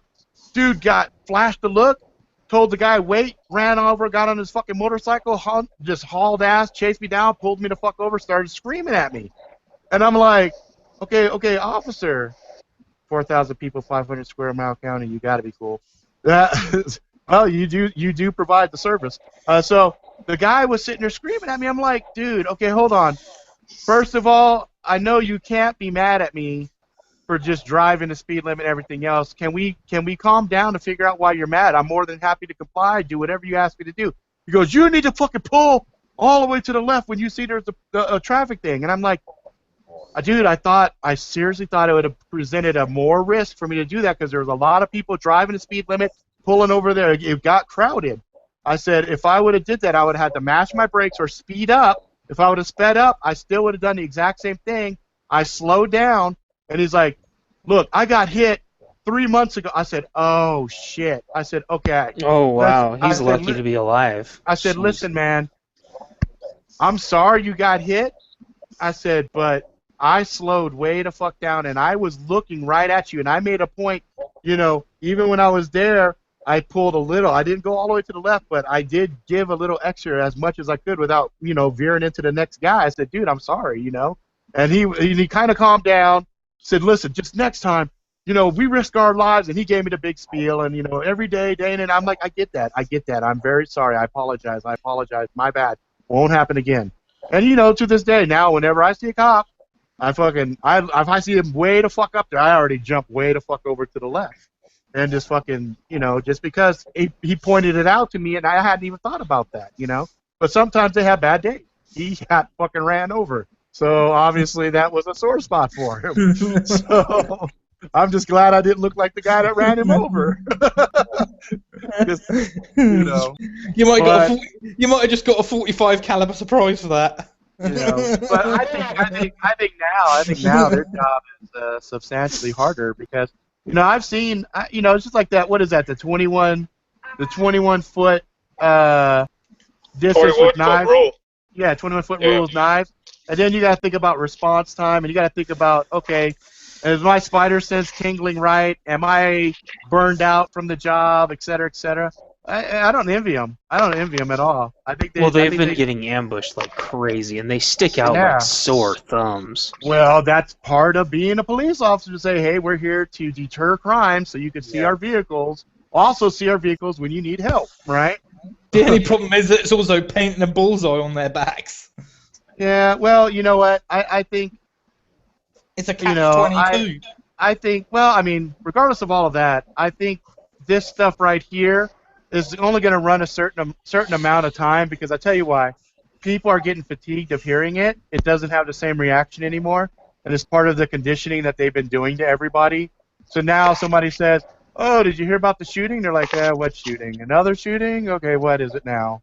Like they don't care. They're burned out on it. It's like when the Taliban were the big boogeyman. Oh, the Taliban.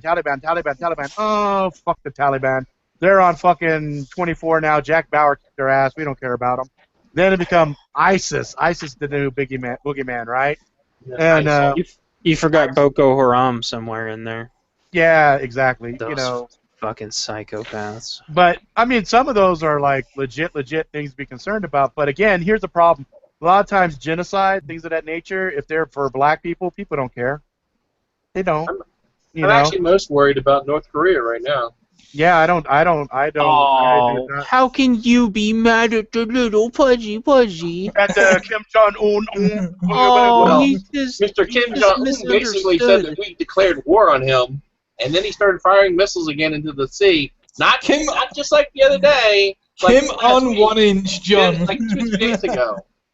He's just pissed off at the ocean, and if we had an open dialogue, if we sent John Kerry over there, and Dennis Rodman, Looks like Dennis Rodman. and John Kerry, That's right. and ask him to please stop declaring war on the ocean.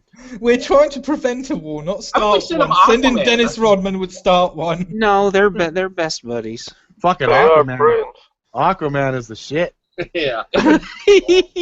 I would not imagine that I would have ever said that. Growing up, I always thought Aquaman was like, Aquaman's always the pussy, right? Haven't they got Jason Momoa playing Aquaman now? He looks fucking awesome. he looks Fucking love that guy. crazy. He's ripped. fucking ripped. Fucking awesome. If you watch Suicide Squad, there's a nice little. I want to say it. It's There's a on nice my list. little mid-credit scene in there, and there's quite a few little cameos throughout it. It's a really good show. We watched it today, and I was very happy. Guys, did you hear that? They're coming out with a new Wonder Woman movie. Yes, that looks. With the previous Batman versus Superman movie, that was basically Yeah, just something that they The could problem use- is they Rob's could got a use to permanent bring out boner Wonder because of Woman. that. Wait, Well, what was that? it wouldn't, right? Batman versus Superman. What? If I remember correctly, at one point in the Batman versus Superman movie, the new recent one, Yeah. they used a moment in there to basically bring Superwoman into the spotlight. Or whatever her name Superwoman? Wonder Woman. Wonder Woman. Wonder Why Woman. did I say Superwoman? If you're saying Superman, you Because, got because she's super. Well, They're doing. I gotta say, DC's doing a pretty good job, man. I Hey. saw the trailer there's- for Wonder Woman again today on the big screen, and it just was even better. It was even better They than need the to fucking YouTube. do Deathstroke is what they need Yeah, to they fucking did do. the, Ooh, Superman that would be good. That'd be Batman good. versus Superman to bring out Wonder Woman. To put her into the spotlight so finally she can get her own movie. They should have Well, opened with fucking Wonder Woman. Is what they should have done. She fucking. Well, They they were waited being, too long. they were like, ooh, is a Wonder Woman movie gonna be resonating with the core demographics for our moviegoers? Stupid. They were question. scared. They were Fucking Linda scared. Carter. Linda Carter was kicking ass Mm. way before most of this Linda other. Carter could have kicked my ass all night. Put Oh. the rope on me, baby. Put the rope on me.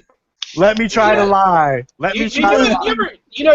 She was Miss Universe, didn't she? Was Miss she? Universe? Yeah, she was. I didn't know that. I didn't know Yeah. that. I mean, she was shit. She was gorgeous, no doubt Well, about it. that's how she got the part. Amazing. On the plus side, Rob's gone a whole stream without plugging my channel. Well, fuck. I let everybody talk at the end. Everybody talks at the end, and that's where you get to plug your shit. Don't worry, you get to plug your shit. I don't care. Me plug stuff? I don't do such a thing.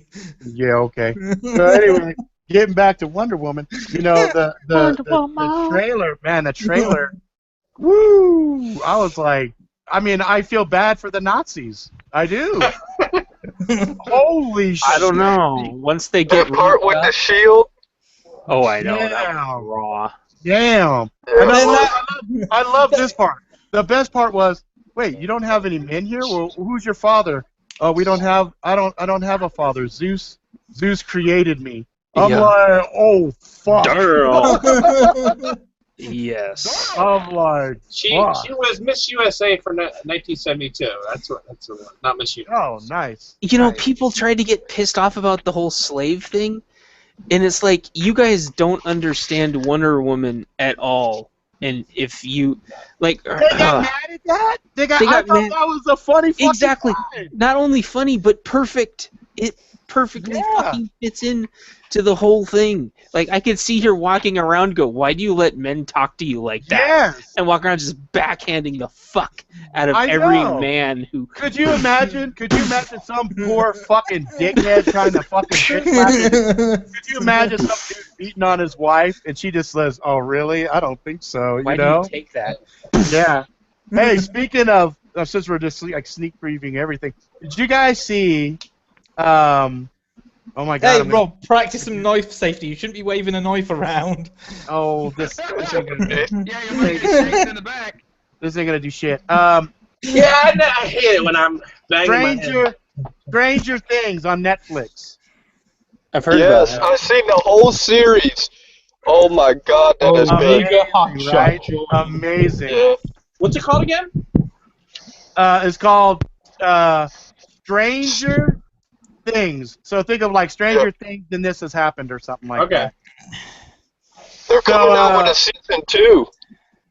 Yeah, good. I hope they do because it was great. It's supposed to pick up where the second one left off. Omega Hotshot. I like your icon. That's pretty fucking cool. Thank you.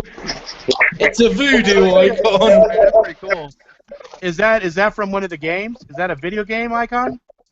Yeah. Probably Skylanders. Huh? Skylanders? Correct. Oh. No, Skylanders, bro. Skylanders. Yeah, I got a couple of those little figurines sitting around here. Me too. Yeah. My kids used to play it, and I played a little bit of it. But anyway, yeah, man, that thing is fucking. That show is highly recommended. Yes, it is. Apparently, Batman vs Superman wasn't that good. It was alright. It was alright. I didn't mind it. It was a lot more cerebral. You had to think about some shit.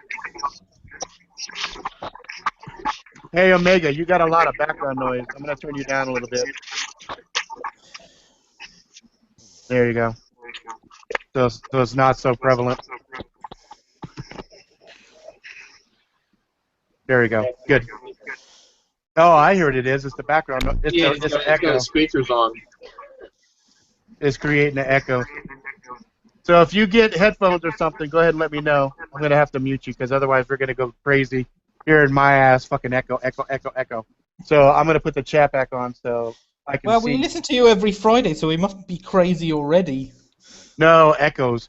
It's going to be like the twins there when they go stereo.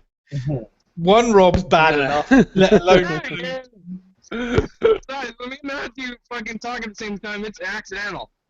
I know. You guys can't help that. It's all good. That's the twin shit. Super twins, unite! That fucking psychic Wi-Fi. It is. You guys should just embrace that shit and just own it. Say, fuck it. It is what it is. That's what we do as brothers. Speaking about me and my brother being twins, there was a funny thing that one of my teachers told me. Okay. When me and my brother Matthew were really young, like the only thing you could see that would tell us apart is our clothing. Okay. We were practically identical. Right. So one of my teachers suggested that, hey, maybe you should try like on a day of a big ass test, switch clothes, you know? Because if like Matthew might be taking a test on the subject that I'm good in, and I'd be taking a test on the subject that he's good in on the same day, we would just head into the boys' restroom, switch clothes, and go to the other one's classroom and take the test for them. Okay. And just switch back at the end of the day. That's devious. Did you guys get a chance to do that? No, because we thought it was a very stupid idea. Also, I mean, a teacher will know whether or not you actually know the material, anyways. Yeah. If one of you, if you start getting A's. Yeah. You just use that twin psychic link and tell each other the answers. That would be kind of cool to experiment. It's like, okay, got earphones here. Okay, all right. So just think real hard. The answer. It's called subjective intuition. Yeah. Check this out. Another time during school, teachers thought there was actually just one of us rapidly changing clothes while walking through the halls and all that shit, you know? Oh yeah. Bud Nichols' classes, crossed that lady's classroom. She thought it was just like one of us, just constantly switching clothes and walking back and forth. Just to fuck with her. She came and stopped me in the halls. I said, "Can you stop changing your clothes? You're really freaking me out." It's really freaking me out. It's like, sorry, ma'am, but actually, I'm wearing the clothes I've been wearing all day. It's my brother. It's like some mark for death shit. Whoa, you don't let anybody know that you guys are twin brothers. Like everybody think there's only one of you, and then you have one on one side of the campus, the other. It's like you walk away. I can teleport like Nightcrawler and walk out, and the other one walks over there. Like, what the shit? What the fuck? We didn't actually try that one day. That would be fucking fun. That would be some fun. Some serious crazy shit. You tell a girl you like, I like you so much I can bend time and space. Like, really? Yeah, I can prove it for you. Watch. I'm gonna walk out this door, and I'm gonna come right back to the other side here. There you go. Of course, Rob has to think of a way of, getting chicks that way. Hey! Sorry, the brain's wired like that. Sorry. You had to know where that was going. Of course. That's why I'm a perfect example to warn my daughter. His brain is wired to tap that. Look out for motherfuckers like me. Don't fall for it. And then before you do, bring him over and let me talk to him. Let me have a conversation with him real quick. Let them see my giant knife collection. No. Don't have a talk Let to them him. see the pig heads after I'm done with them.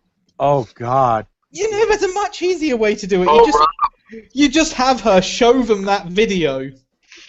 Yeah, but, that's all fun. People know I'm joking around. It's a different thing when you actually are dealing with a person face to face, Like, I had this girl, I was dating her, and her dad was a chiropractor. And she was getting ready for a date we were going on. We were in high school. And he tells me, don't hurt my daughter. I said, oh, well, it's not my intent to hurt anybody. And he goes, you look a little stiff. And so he gets behind me, and he's like doing some stuff like crack. And I'm like, oh, that's kind of interesting. Wow. Hey, that feels pretty good. He goes, you run cross-country and stuff? I said, yeah. So he gets on the inside, it's like crack. And I'm like, oh. Then he gets over my fucking neck, okay? Then he's like, hang on a second. He goes, crack. And I'm like, oh, my God. And like my body kind of fucking fished for half a second. And then he goes like this. He goes, I know 5 ways to kill you. Don't make my daughter cry. And I'm like, and the crazy thing was, when he had his hands on me, like he looked like a real skinny guy, right? But when he had his hands on me, I could just feel how fucking strong he was. And I think that turned you on? No, yeah. Exact opposite. It made the dick straighten up. I had that inverted erection. Had my squiggly scoop like you would move. He turned from a man into a girl for a couple of seconds. That's right. I had the mangina on point. I was scared. That dude honestly was an example to me on how a father handles a fucking horny boy. I tell you that. Because now make no mistake. Make no mistake. I still hooked up. I still hooked up with the daughter, and I wasn't scared because I had liked her, and I thought, you know what, this could be cool. But she kept having this bad habit of like touching my face and calling me lover. I didn't like that word. Yeah, she's like, lover. How old was she? Oh God, we were 13. She was 13. I was 14. And she's all lover, and it's like all this touchy on my face. Fucking romance novels or something. Yeah, That's some weird shit. Oh, she was a fucking weird one. Oh my lord, she's a weird one. He's the one. I've never heard of that before. Okay, I don't know. I don't know if you guys saw one of my earlier videos. I was talking about a curse that was put on me. This was a girl. This was a girl who threw a curse on my ass. That sucks. And I was like, okay, there might be a curse, there might not be a curse, but things are really fucking sideways. Let me try to remove the curse here. So I went and did some research, and I got a bunch of black salt and a bunch of other things. I ground it all together. I said who I thought the person was who had hexed me and all this other shit, and put some paper in there, and I did some stuff, and the fucking paper went kind of wiggly woo nasty, and I was like, oh good, maybe that's the curse, or maybe it's a byproduct, all the shit I put in here reacting to the paper. In any event, I feel better. I don't feel fucked up. Bless you. So, I don't know, but yeah, she was definitely one, because I remember years later, after we had, it's funny, I get a lot of people jumping into the fucking stream hella late. Oh my God, are you serious? That is the cutest fucking cat. Are you serious? I'm sitting here about to talk about curses and shit, and you got this fucking adorable fucking cat licking its nose. Anyway, I have to keep going. That's a better cat. Oh, my lord. That's more like it. I prefer Roy's cat. All right, that's appropriate for the hex conversation. That's a proper cat. Yes. Whoa, fuck me. Anyway, so I hadn't thought about Snarf. it, but I was on the phone. I remember I called her up one day. I went through this period where I tried to call up people that I had fucked over, and so I called all these people up and I apologized, and I tried to make amends, right? And I called her up, and then she was like, "Oh, don't worry, you're gonna get yours." Oh, thank you. And I was like, "All right then, good That's talking to great. you. Fucking See you fantastic later." news. Right? And so later on, I was sitting there thinking, I was like, I was going through like a really rough patch. It was right when I first started doing the video stuff. And I had all these negative nasties on me. And I was just like, well, you know what? If nothing else, it might be therapeutic for me just to say, hey, I want all this shit off me and all this other stuff. And, sometimes you could do things, you just kind of wheel some good shit your way. You know what I mean? And so I did it. And I said, all right, well, I'll keep a nice healthy dose of black salt around. Just in case anybody else decides to go some heebie-jeebies on me. But I tell you what, though, in one of my way early live streams, I don't know if I kept the video of it, but I talked about demons, I talked about ghost hunting, I talked about some other shit, and I talked about laying black salt along the threshold of my door. Yeah, I remember that one. Yeah. Well, that whole segment where I talked about it, when it got cooked, the light flickered. Well, yeah, the light flickered, but when I went to watch that part where I talked about the black salt, it was all gone. Just that. That was the only thing that got cut from the video when I went back to watch. I was like, what the fuck? So I went and I fucking downloaded that, kept that little snippet, and said, you know what, this goes in the fucking archives of weird shit. You know what I mean? Wow. Yeah, there's stuff inexplicably that happens around us all the fucking time. So, I try to keep a fucking open mind. Speaking of weird shit. That's never a good segment. Yeah, speaking of weird shit, I don't want to know about any bumps. I don't want to know about any protrusions. Go ahead. No, up until about 3 or 4 weeks ago, my housemate was complaining of spiders. Okay. It's about the right time of year, right? The right time of year to have a bunch more spiders. And yeah, we do usually have a lot of spiders in this house because the back of the house is really damp. Since I think it was about 3-4 weeks ago, the last live stream or the first or second live stream I was on. Since then, there has not been a single spider in this house. That you know of. Yeah, that you know of. They might be like, this motherfucker's crazy. I don't want to hang There's out with something you need to tell something about. I have not seen a single spider in this house, and I know where they usually hide to. They're right behind you, Kitchy. What was Roy? I was going to say, there's just one thing you got to remember about when you kill spiders. If you see a spider and you kill it, what you're actually doing is making all the ones that you didn't see sneakier. Because the sneaky ones got away, and the ones that you saw were the dumb ones. So don't kill the spiders in your house unless you want the more sneaky, deadlier spider. Here's the other thing, and I want to, extrapolate on what Roy says there. The ones that you see were the ones that were trying to be your friends and make peace. Yeah. The ones that you didn't see were the ones that allowed the emissaries to go, but told the emissaries that it's more than likely you're gonna that die. you were just going to kill them and that they're going to have to keep on going with their plans anyway. So you killed the ones that actually had more... I don't mess with them. I don't mess with spiders. I love spiders. I love spiders. Yeah, me too. I don't kill spiders in my house. I don't kill them. I just... It's no reason to, because, they're eating anything else that you might have in here. So that's right. They kill the things that I hate the most. Well, and they kill the things. They kill the things that are a fucking pain in the ass. Everybody kills about 6 to 8 every year anyway in their sleep. Only because they crawl in your mouth. Actually, that's a myth. They're crunchy. It's not a myth. That is not a myth. It is not a fucking myth. It is. It has been disproven. Oh, you can disprove it all you want. You can believe whatever you want, but it's fucking true. But you eat 6 to 8 spiders a year in your sleep. Yeah. Awesome. Minimum. That's all right. As long as I'm not intentionally doing it, I'm all good. Because I got a truce with spiders. We got. Yeah, I know you've got a truce with spiders. Me and spiders, we get along great. We catch. Dude, I got videos of us catching big ass spiders and then letting them out. Keeping them. Actually, Rob, you don't have to worry about it because you got that machine over your face, right? Yeah, CPAP. Yeah, you can't. They can't get you. That's right. No, Although they're really sneaky, they can flip the power breaker, right? And then I'll go like this, whoa! And then they can get right in there. They can just dive in. Go, go, go, go! Get this motherfucker! They can like. Oh, he doesn't have tonsils. Fuck, he doesn't have tonsils. Abort! Abort! Abort! God, that's terrible. You know, I seriously think Rob's spider truth is spreading to the rest of us. Hey, I like spiders. I think spiders get a bad shape. Oh yeah, even, me too. even the fucking deadly spiders. You know what?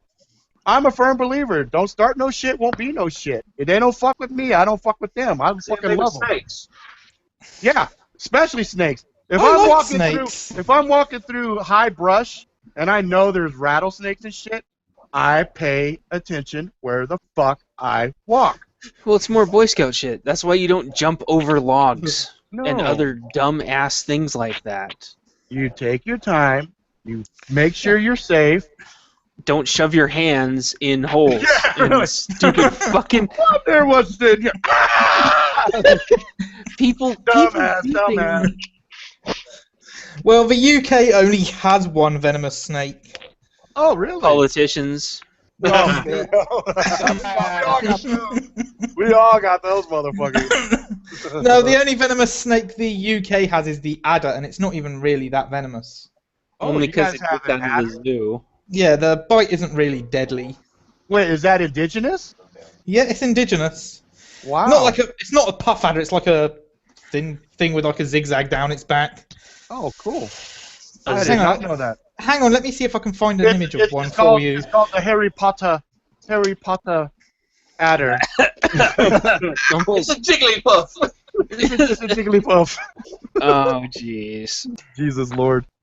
Well, I think we've covered everything. We touched on Pokemon Go. We got the rusty blade. We got Yep. the pink ceramic blade. Yep. Oh, shut up about that. We had my what do you call that? Oh Jesus, I forgot now.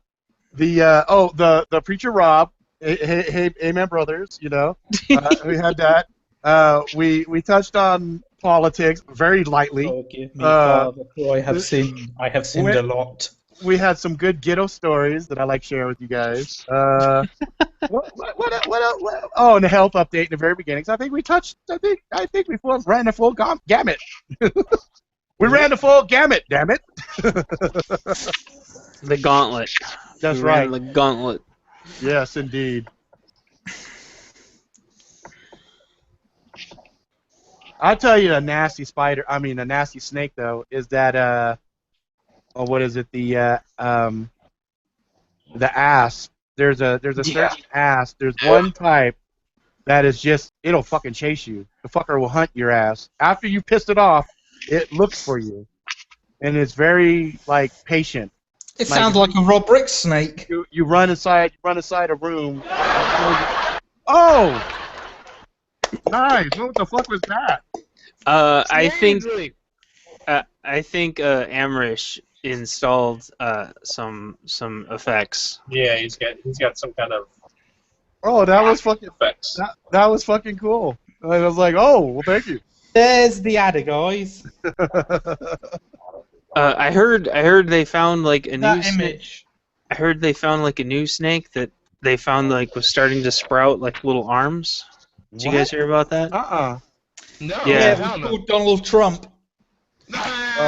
Oh. Fuck, here we go. Son of a bitch.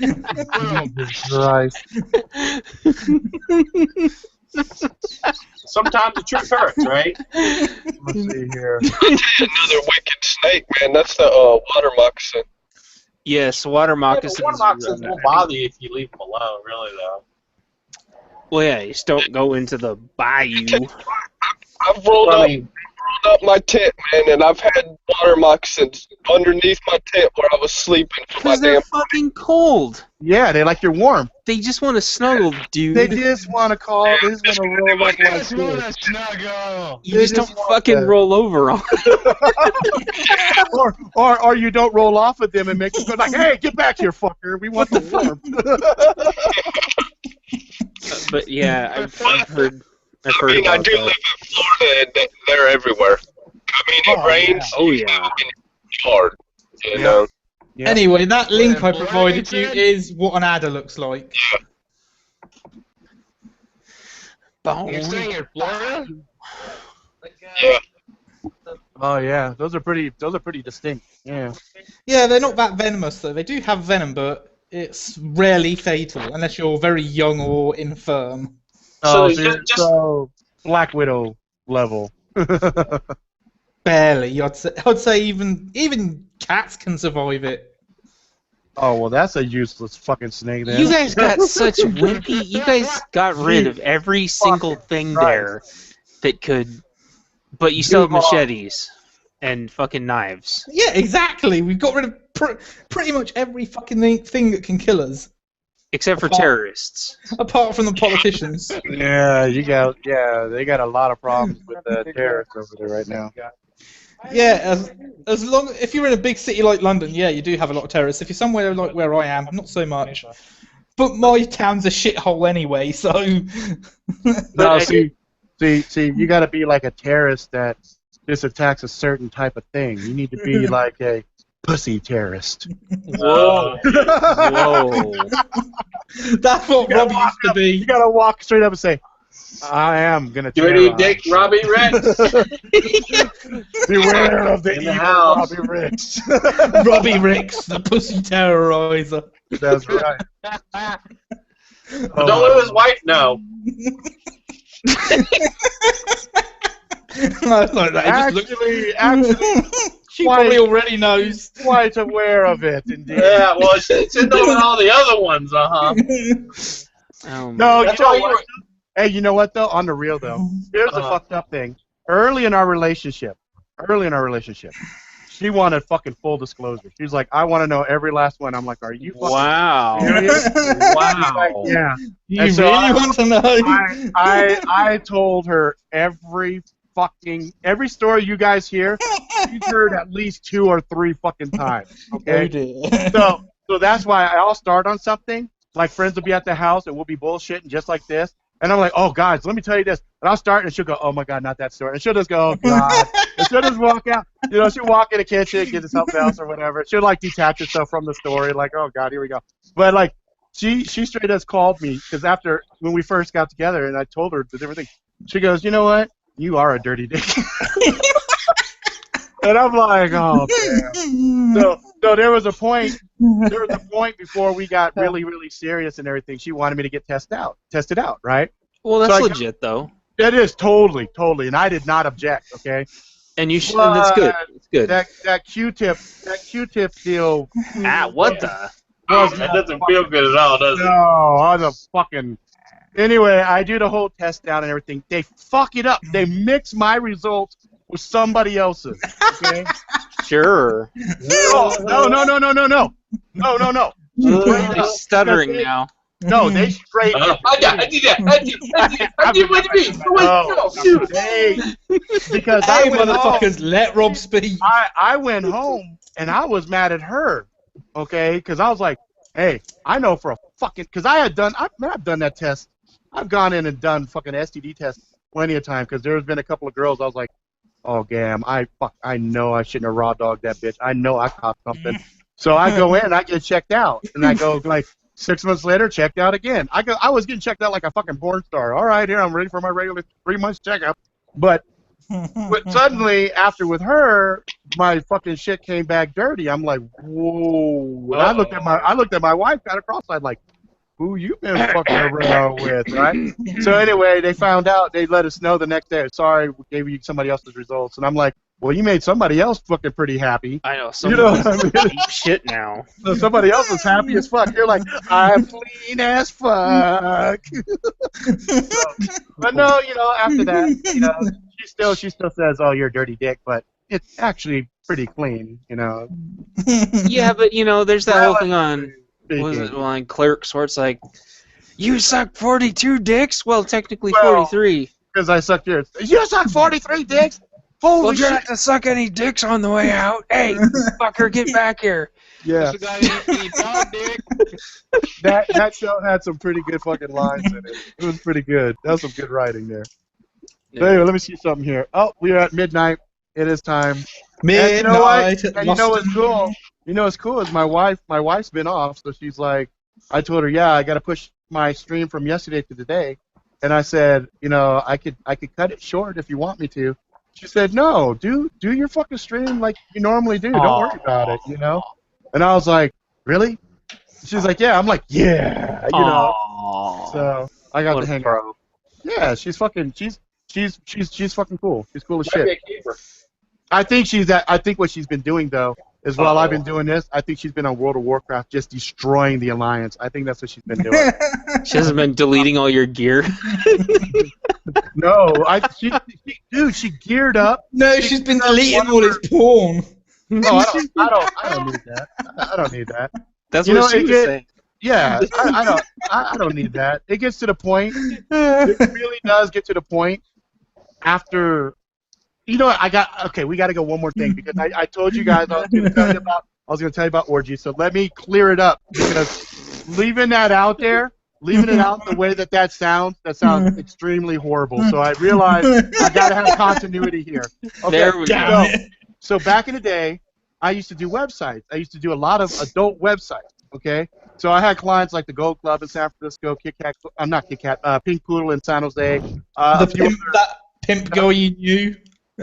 yeah, a few other, and Platinum Fantasies, et cetera. Well, I had one client that wanted me to do some website updates for Power Exchange, which is a really well-known swinging club in San Francisco. They got multiple levels, different themes, and shit like that. And so I was like, okay, I figure I'm going to go there, go upstairs to like an office or something. No, this motherfucker gave me the grand tour of the shit, okay? This wasn't like, we're not open time. This is like, hey, we are fucking, playtime, right? So I'm walking through. Guess who I see down there partaking in all of the festivities? The mayor of San Francisco, Mayor Willie Brown. Well, now we know why he's called Willie Brown, because he's got a dirty dick. Well, so anyway. Anyway. Oh, no. So anyway. So anyway, man, I'd be walking around. I was walking around, and I was like, hell, this is like a for real crazy porno alive in front of me, I was like, what the shit is this? And the funny thing was, I brought a friend with me, and my friend was mad. He didn't really want to be there. And I said, dude, what's the problem? He said, I'll tell you when we leave. So we leave, right? And he goes, it's not the first time I've been in here. And I'm like, really? Oh, no. I go, tell me more. Did you get very far, right? He goes, no, I didn't get any play. Because when you go to those environments, you can't just dive in on some shit. You know what I mean? You're getting permission and, consensual, blah, blah, blah. And there's rules. Oh, my Lord, I couldn't believe how many rules were inside of these establishments, And so I go, wait a minute. Are you trying to fuck it? Now, I thought Homeboy was just a normal, average guy. He didn't look like an ugly, fat dude. He didn't look like a super he looked just like a normal dude. Well, no, I'd say he's a little above average, because at least he was built, because he always ran, he always worked out. So I was like, wait a minute. You mean to tell me you went into the fucking Power Exchange and you couldn't get no play action in there at all? He said, I was there for like 3 hours. Oh. Nobody would take my advances. Oh. And I said, so, dude, I had quite a bit of eyeful in there. I mean, tell me, you had a hard time at home, taking care of some business? He's all, oh, no, I could do that. I handled that, no problem. I just couldn't get any play in there, and it really, it's expensive to get in there. And I was like, all right, whatever, dude, it's cool, dude. I thought you had game, but I guess you can't even pay for your game. So he was all, fuck you, fuck you. I said, I'd never pay for it myself, so. Right, but you know what though? If I was in a certain situation, I'm not opposed to it. But I don't think I'd want. I mean, I don't have anything against women who you know, or against guys who buy it, or women who sell it, or anything else. It's the oldest profession on earth. Personally, if I have to pay for it, I don't want it. I mean, yeah, you're like you know, it's like what Ice Cube said in the one movie. It's like two things in life you don't pay for: pussy and water. You know what I mean? It's like, but I'm like.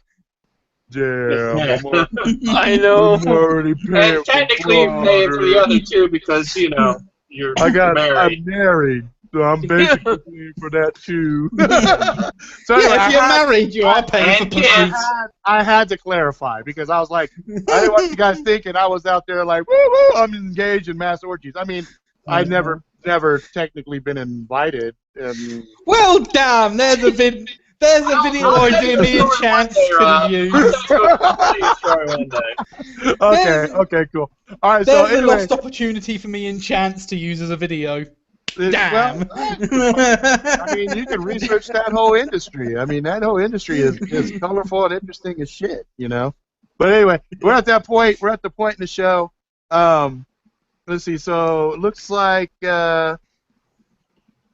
Amrish Paul. Okay, so you're still here, Tenchi's still here, Chance is still here, and Roy is still here. All right, so we're at the point where I let everybody, well, Tenchi's probably the only one, but you can plug your own stuff, or you could have some last words. You can do whatever you want, but I'm not going to sit there and hunt for your web URL. You need to start having that shit ready so you can say, hey, my website is in the chat if you want to take a look at my shit, or search for my name. You know, whatever. Or you can talk about, you know, whatever you want to say. And hang on. Yeah, we got Armish, and we also have Omega Hot. Omega Hot's been pretty quiet, but you got that fucking cool ass icon. So. Yeah. So. Well, I know you muted. Did you mute him? Is that why? I don't know. I think I did at one point because of the sound. So let me unmute him and see if there's still a lot of sound. Check. Wub wub wub wub wub. Well, it doesn't matter because I let everybody have something to say at the very end. No. So yeah. So what I'm going to do is I'm going to go ahead and start with Tenchi and work my way left, and then I will fucking end with me. So I'm going to go ahead and focus on Tenchi. Stairs. Anyway. Stairs. So I'll let Tenchi go ahead and throw something out there and let people know whatever he wants to let them know. No plug-in this week. So all I'm going to say is don't do stupid shit. Good. That's it. All right, so now we move on to Mr. Roy. Well, again, thank you for having us tonight. I'm glad you're feeling better. Yep. I was kind of worried about you during the week because you didn't put out any videos. Yeah. That makes two of us. All right. Hey, now it's my turn. You had your chance. I don't, you know, I'm one of those people who tends to watch people who's the way people do things, and how they on a weekly basis. Okay, well, this person is on this much time or whatever, and of course, with Facebook, it's good because I can see when somebody comes on, when somebody goes off. I like Facebook for that, and I guess I spend too much time on Facebook because I actually pay attention to how much you come on and off Facebook, you know what I mean? Mm-hmm. And I'm like, man, he hasn't been on Facebook for like, I don't know, like 2 days now. Like, and I'm like, I hope he's okay. I hope he's okay. But I'm glad you came back and you told us that you know things are better and that you're feeling well. Whatever you decide, I mean, I don't know what you're going to end up doing, but you got to remember you only live once in this life, and once you die, you become worm food. At least that's what I think, and you know, it's easier that way. I thank you for having us, and get well, man. I mean, we need you to be here for this, if nothing else. Yeah, totally. All right, man. Thanks, Roy. All right, Omega Hot. You have anything you want to say? And if you don't, there's no shame in saying I ain't got shit to say because we've got quite a few people that usually say that this time of the day.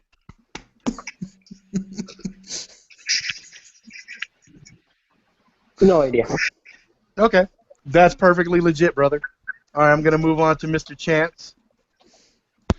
All right, I first want to second what Roy was saying. I was really fucking worried about you this week too. I had also noticed that you hadn't. Well, we'd been chatting a little bit, but I noticed that there was like I'd been messaging you on Sunday, and you had not been fucking messaging me back. Mm-hmm. And I was trying to figure out. I'm like, how the fuck do I get a hold of him if I can't get a hold of him? And I'd run into this with some other YouTubers too. When YouTube shuts people's YouTube channels down, how the fuck do we get a hold of people? And creating this secondary network because several YouTubers have been shut down. Da da da da da. So I started to worry about you on Sunday, which that's when you started seeing some of my frantic messaging to you, like what the fuck's going on? Mm-hmm. And then Monday, it's like, what the fuck's going on? And I'd been sitting there for 2 days refreshing my chat thing. I shit you not. I had my phone and I had YouTube on, and the whole fucking time, like, where the fuck is he? And I can't remember when you finally fucking messaged me and you were like, I just got back from the hospital. I'm like, oh, fuck. I knew something had happened to you, like, right away. Mm-hmm. And so... Yeah, that was Tuesday. That was Tuesday when I got back in touch with everybody. Yep. Yeah, and so I knew you were going through bad shit, and I hate not being able to do anything about it. Kind of like, you know, when a dog knows somebody's hurting, but they're only a dog. Right. Same thing with cats. They know, and so what do? They purr, and they paw at you and bite you, and because they don't know what else to do, and then they fall asleep. Yeah. So and then they slobber and drool. And, and so that's so you really fucking, you know, had me a little worried there. So I'm glad you're okay. And I know Prepared Mind 101 talked about this for a long time, but I believe this too. And so I was able to find his channel, and he talked about intuition a lot, and I was like, holy shit, someone else believes in all this intuition stuff. And there's been a couple of really good video games, a couple of good books, but like I knew right away that something was wrong with you. And so I'm so glad that I had said all that hospital shit. Yep. And see, that's how fucking intuition works. And so I'm so glad you went to the hospital, even though you decided to not get your surgeries done. That's okay. Right. The important thing is that you're in one piece. Is that you're in one piece, and that you went, and that you didn't explode. Right. Or something. Right. Because what you don't want is to wait and then have to... Because it's not like an ambulance can come get you. You actually... If you can't get yourself onto the thing, unless two huge fucking ambulance people come, which almost never happens, they have to wait for the fire department. Mm. And if the fire... And I don't want to go into that... We'll go into hospital stuff later. Suffice it to say, I'm glad that you went while you could still go. Mm-hmm. Mm-hmm. Because we'll go into my hospital stories later. You can't always wait for the fucking fire department. Right. Sometimes you have to scrape every fucking ounce of energy you have and courage. Ain't that the truth? Yeah, you have to go while you can still go. And so I commend you for doing that. Sometimes that takes sometimes that takes 1,000 times more courage than taking a knife out with you or getting your concealed carry. Mm-hmm. Doing the medical thing, the medical right thing, because you're not just doing it for you, right? You've got a fucking family to support. Yep. You're doing it for them, and so thank God you're okay. And if I had a little piece in that, great. I hope you would have went anyway, but I don't know. I don't really know that I have much else to say, but I'm just glad. I mean, really, I need to get more social networking stuff in place. Yeah, because I knew right away. Fucking on Sunday, I knew right away something my little intuition shit was going off. Like you saw, like my messages, like Rob. Yep. So Yeah, as Rob knows, the only other way I've got to contact him aside from the Hangouts and the YouTube, these Hangouts, the live Hangouts, is Gmail. yeah. And even when I'm not on YouTube, me and Rob talk regularly by email. So that's handy. But I probably should get Facebook at some point. Well, it definitely helps out on the Facebook side because sometimes you'll see somebody that'll jump on and you can just ping them and stuff. I mean, I've tried to connect to you on Facebook. As I've said, the only reason I don't have Facebook is because there's so many people I wouldn't want contacting me through that, and I do not know if you can make it invite only, like you can make Google Plus your circles only. Well, Tenchi, I'll work through all that with you offline, okay, buddy? Yeah. That's going to be a bitch test setup, I'm betting. No, it's not hard. It's not. All right, so that's me. Yeah, I appreciate that, and sorry I made you worry.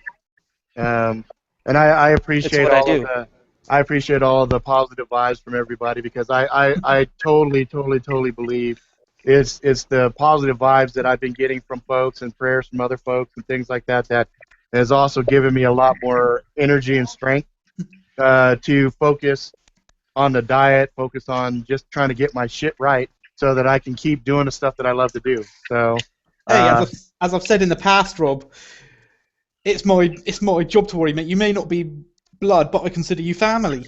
Yeah. So I appreciate it, and like I said before, my goal is to keep doing this as long as I can do this, and even if I'm a fucking decrepit old man one day, I still hope to be, and fucking having a good time, I can picture you when you're 80 having a sword cane. Well, yeah. Well, yeah. And I'll be shitting in public. I'm an old man. I'm allowed to shit here. But anyway, I'm gonna go ahead and end the stream now. My only kind of parting thing that I'm gonna throw out there is, you know what, guys? I know it's not sexy. I know it's not a thing that people like to think about, but you really need to pay attention to your health. And I'm not telling everybody to eat completely healthy and everything else, but start figuring out a way to get balance in your life, because once your health starts to go down, it's really difficult to get back to that good spot. So you might as well save yourself a whole lot of misery and pain and kind of fucking fend that shit off at the past and, just start living better and be really kind of conscious of the shit that you eat and drink, because you'd be surprised. You drink 6 or 7 sodas and it's a fucking 6 or 7 sodas a day, and you're already going down a bad path, So that's all I want to say right there. I hope you guys all, just look after yourself and look after others, and that's it. All right, guys. So I appreciate the hell out of you. If you guys have been watching this, keep watching it. I got a lot more stuff coming. I got more videos coming down the pipe. I got a lot of other things going.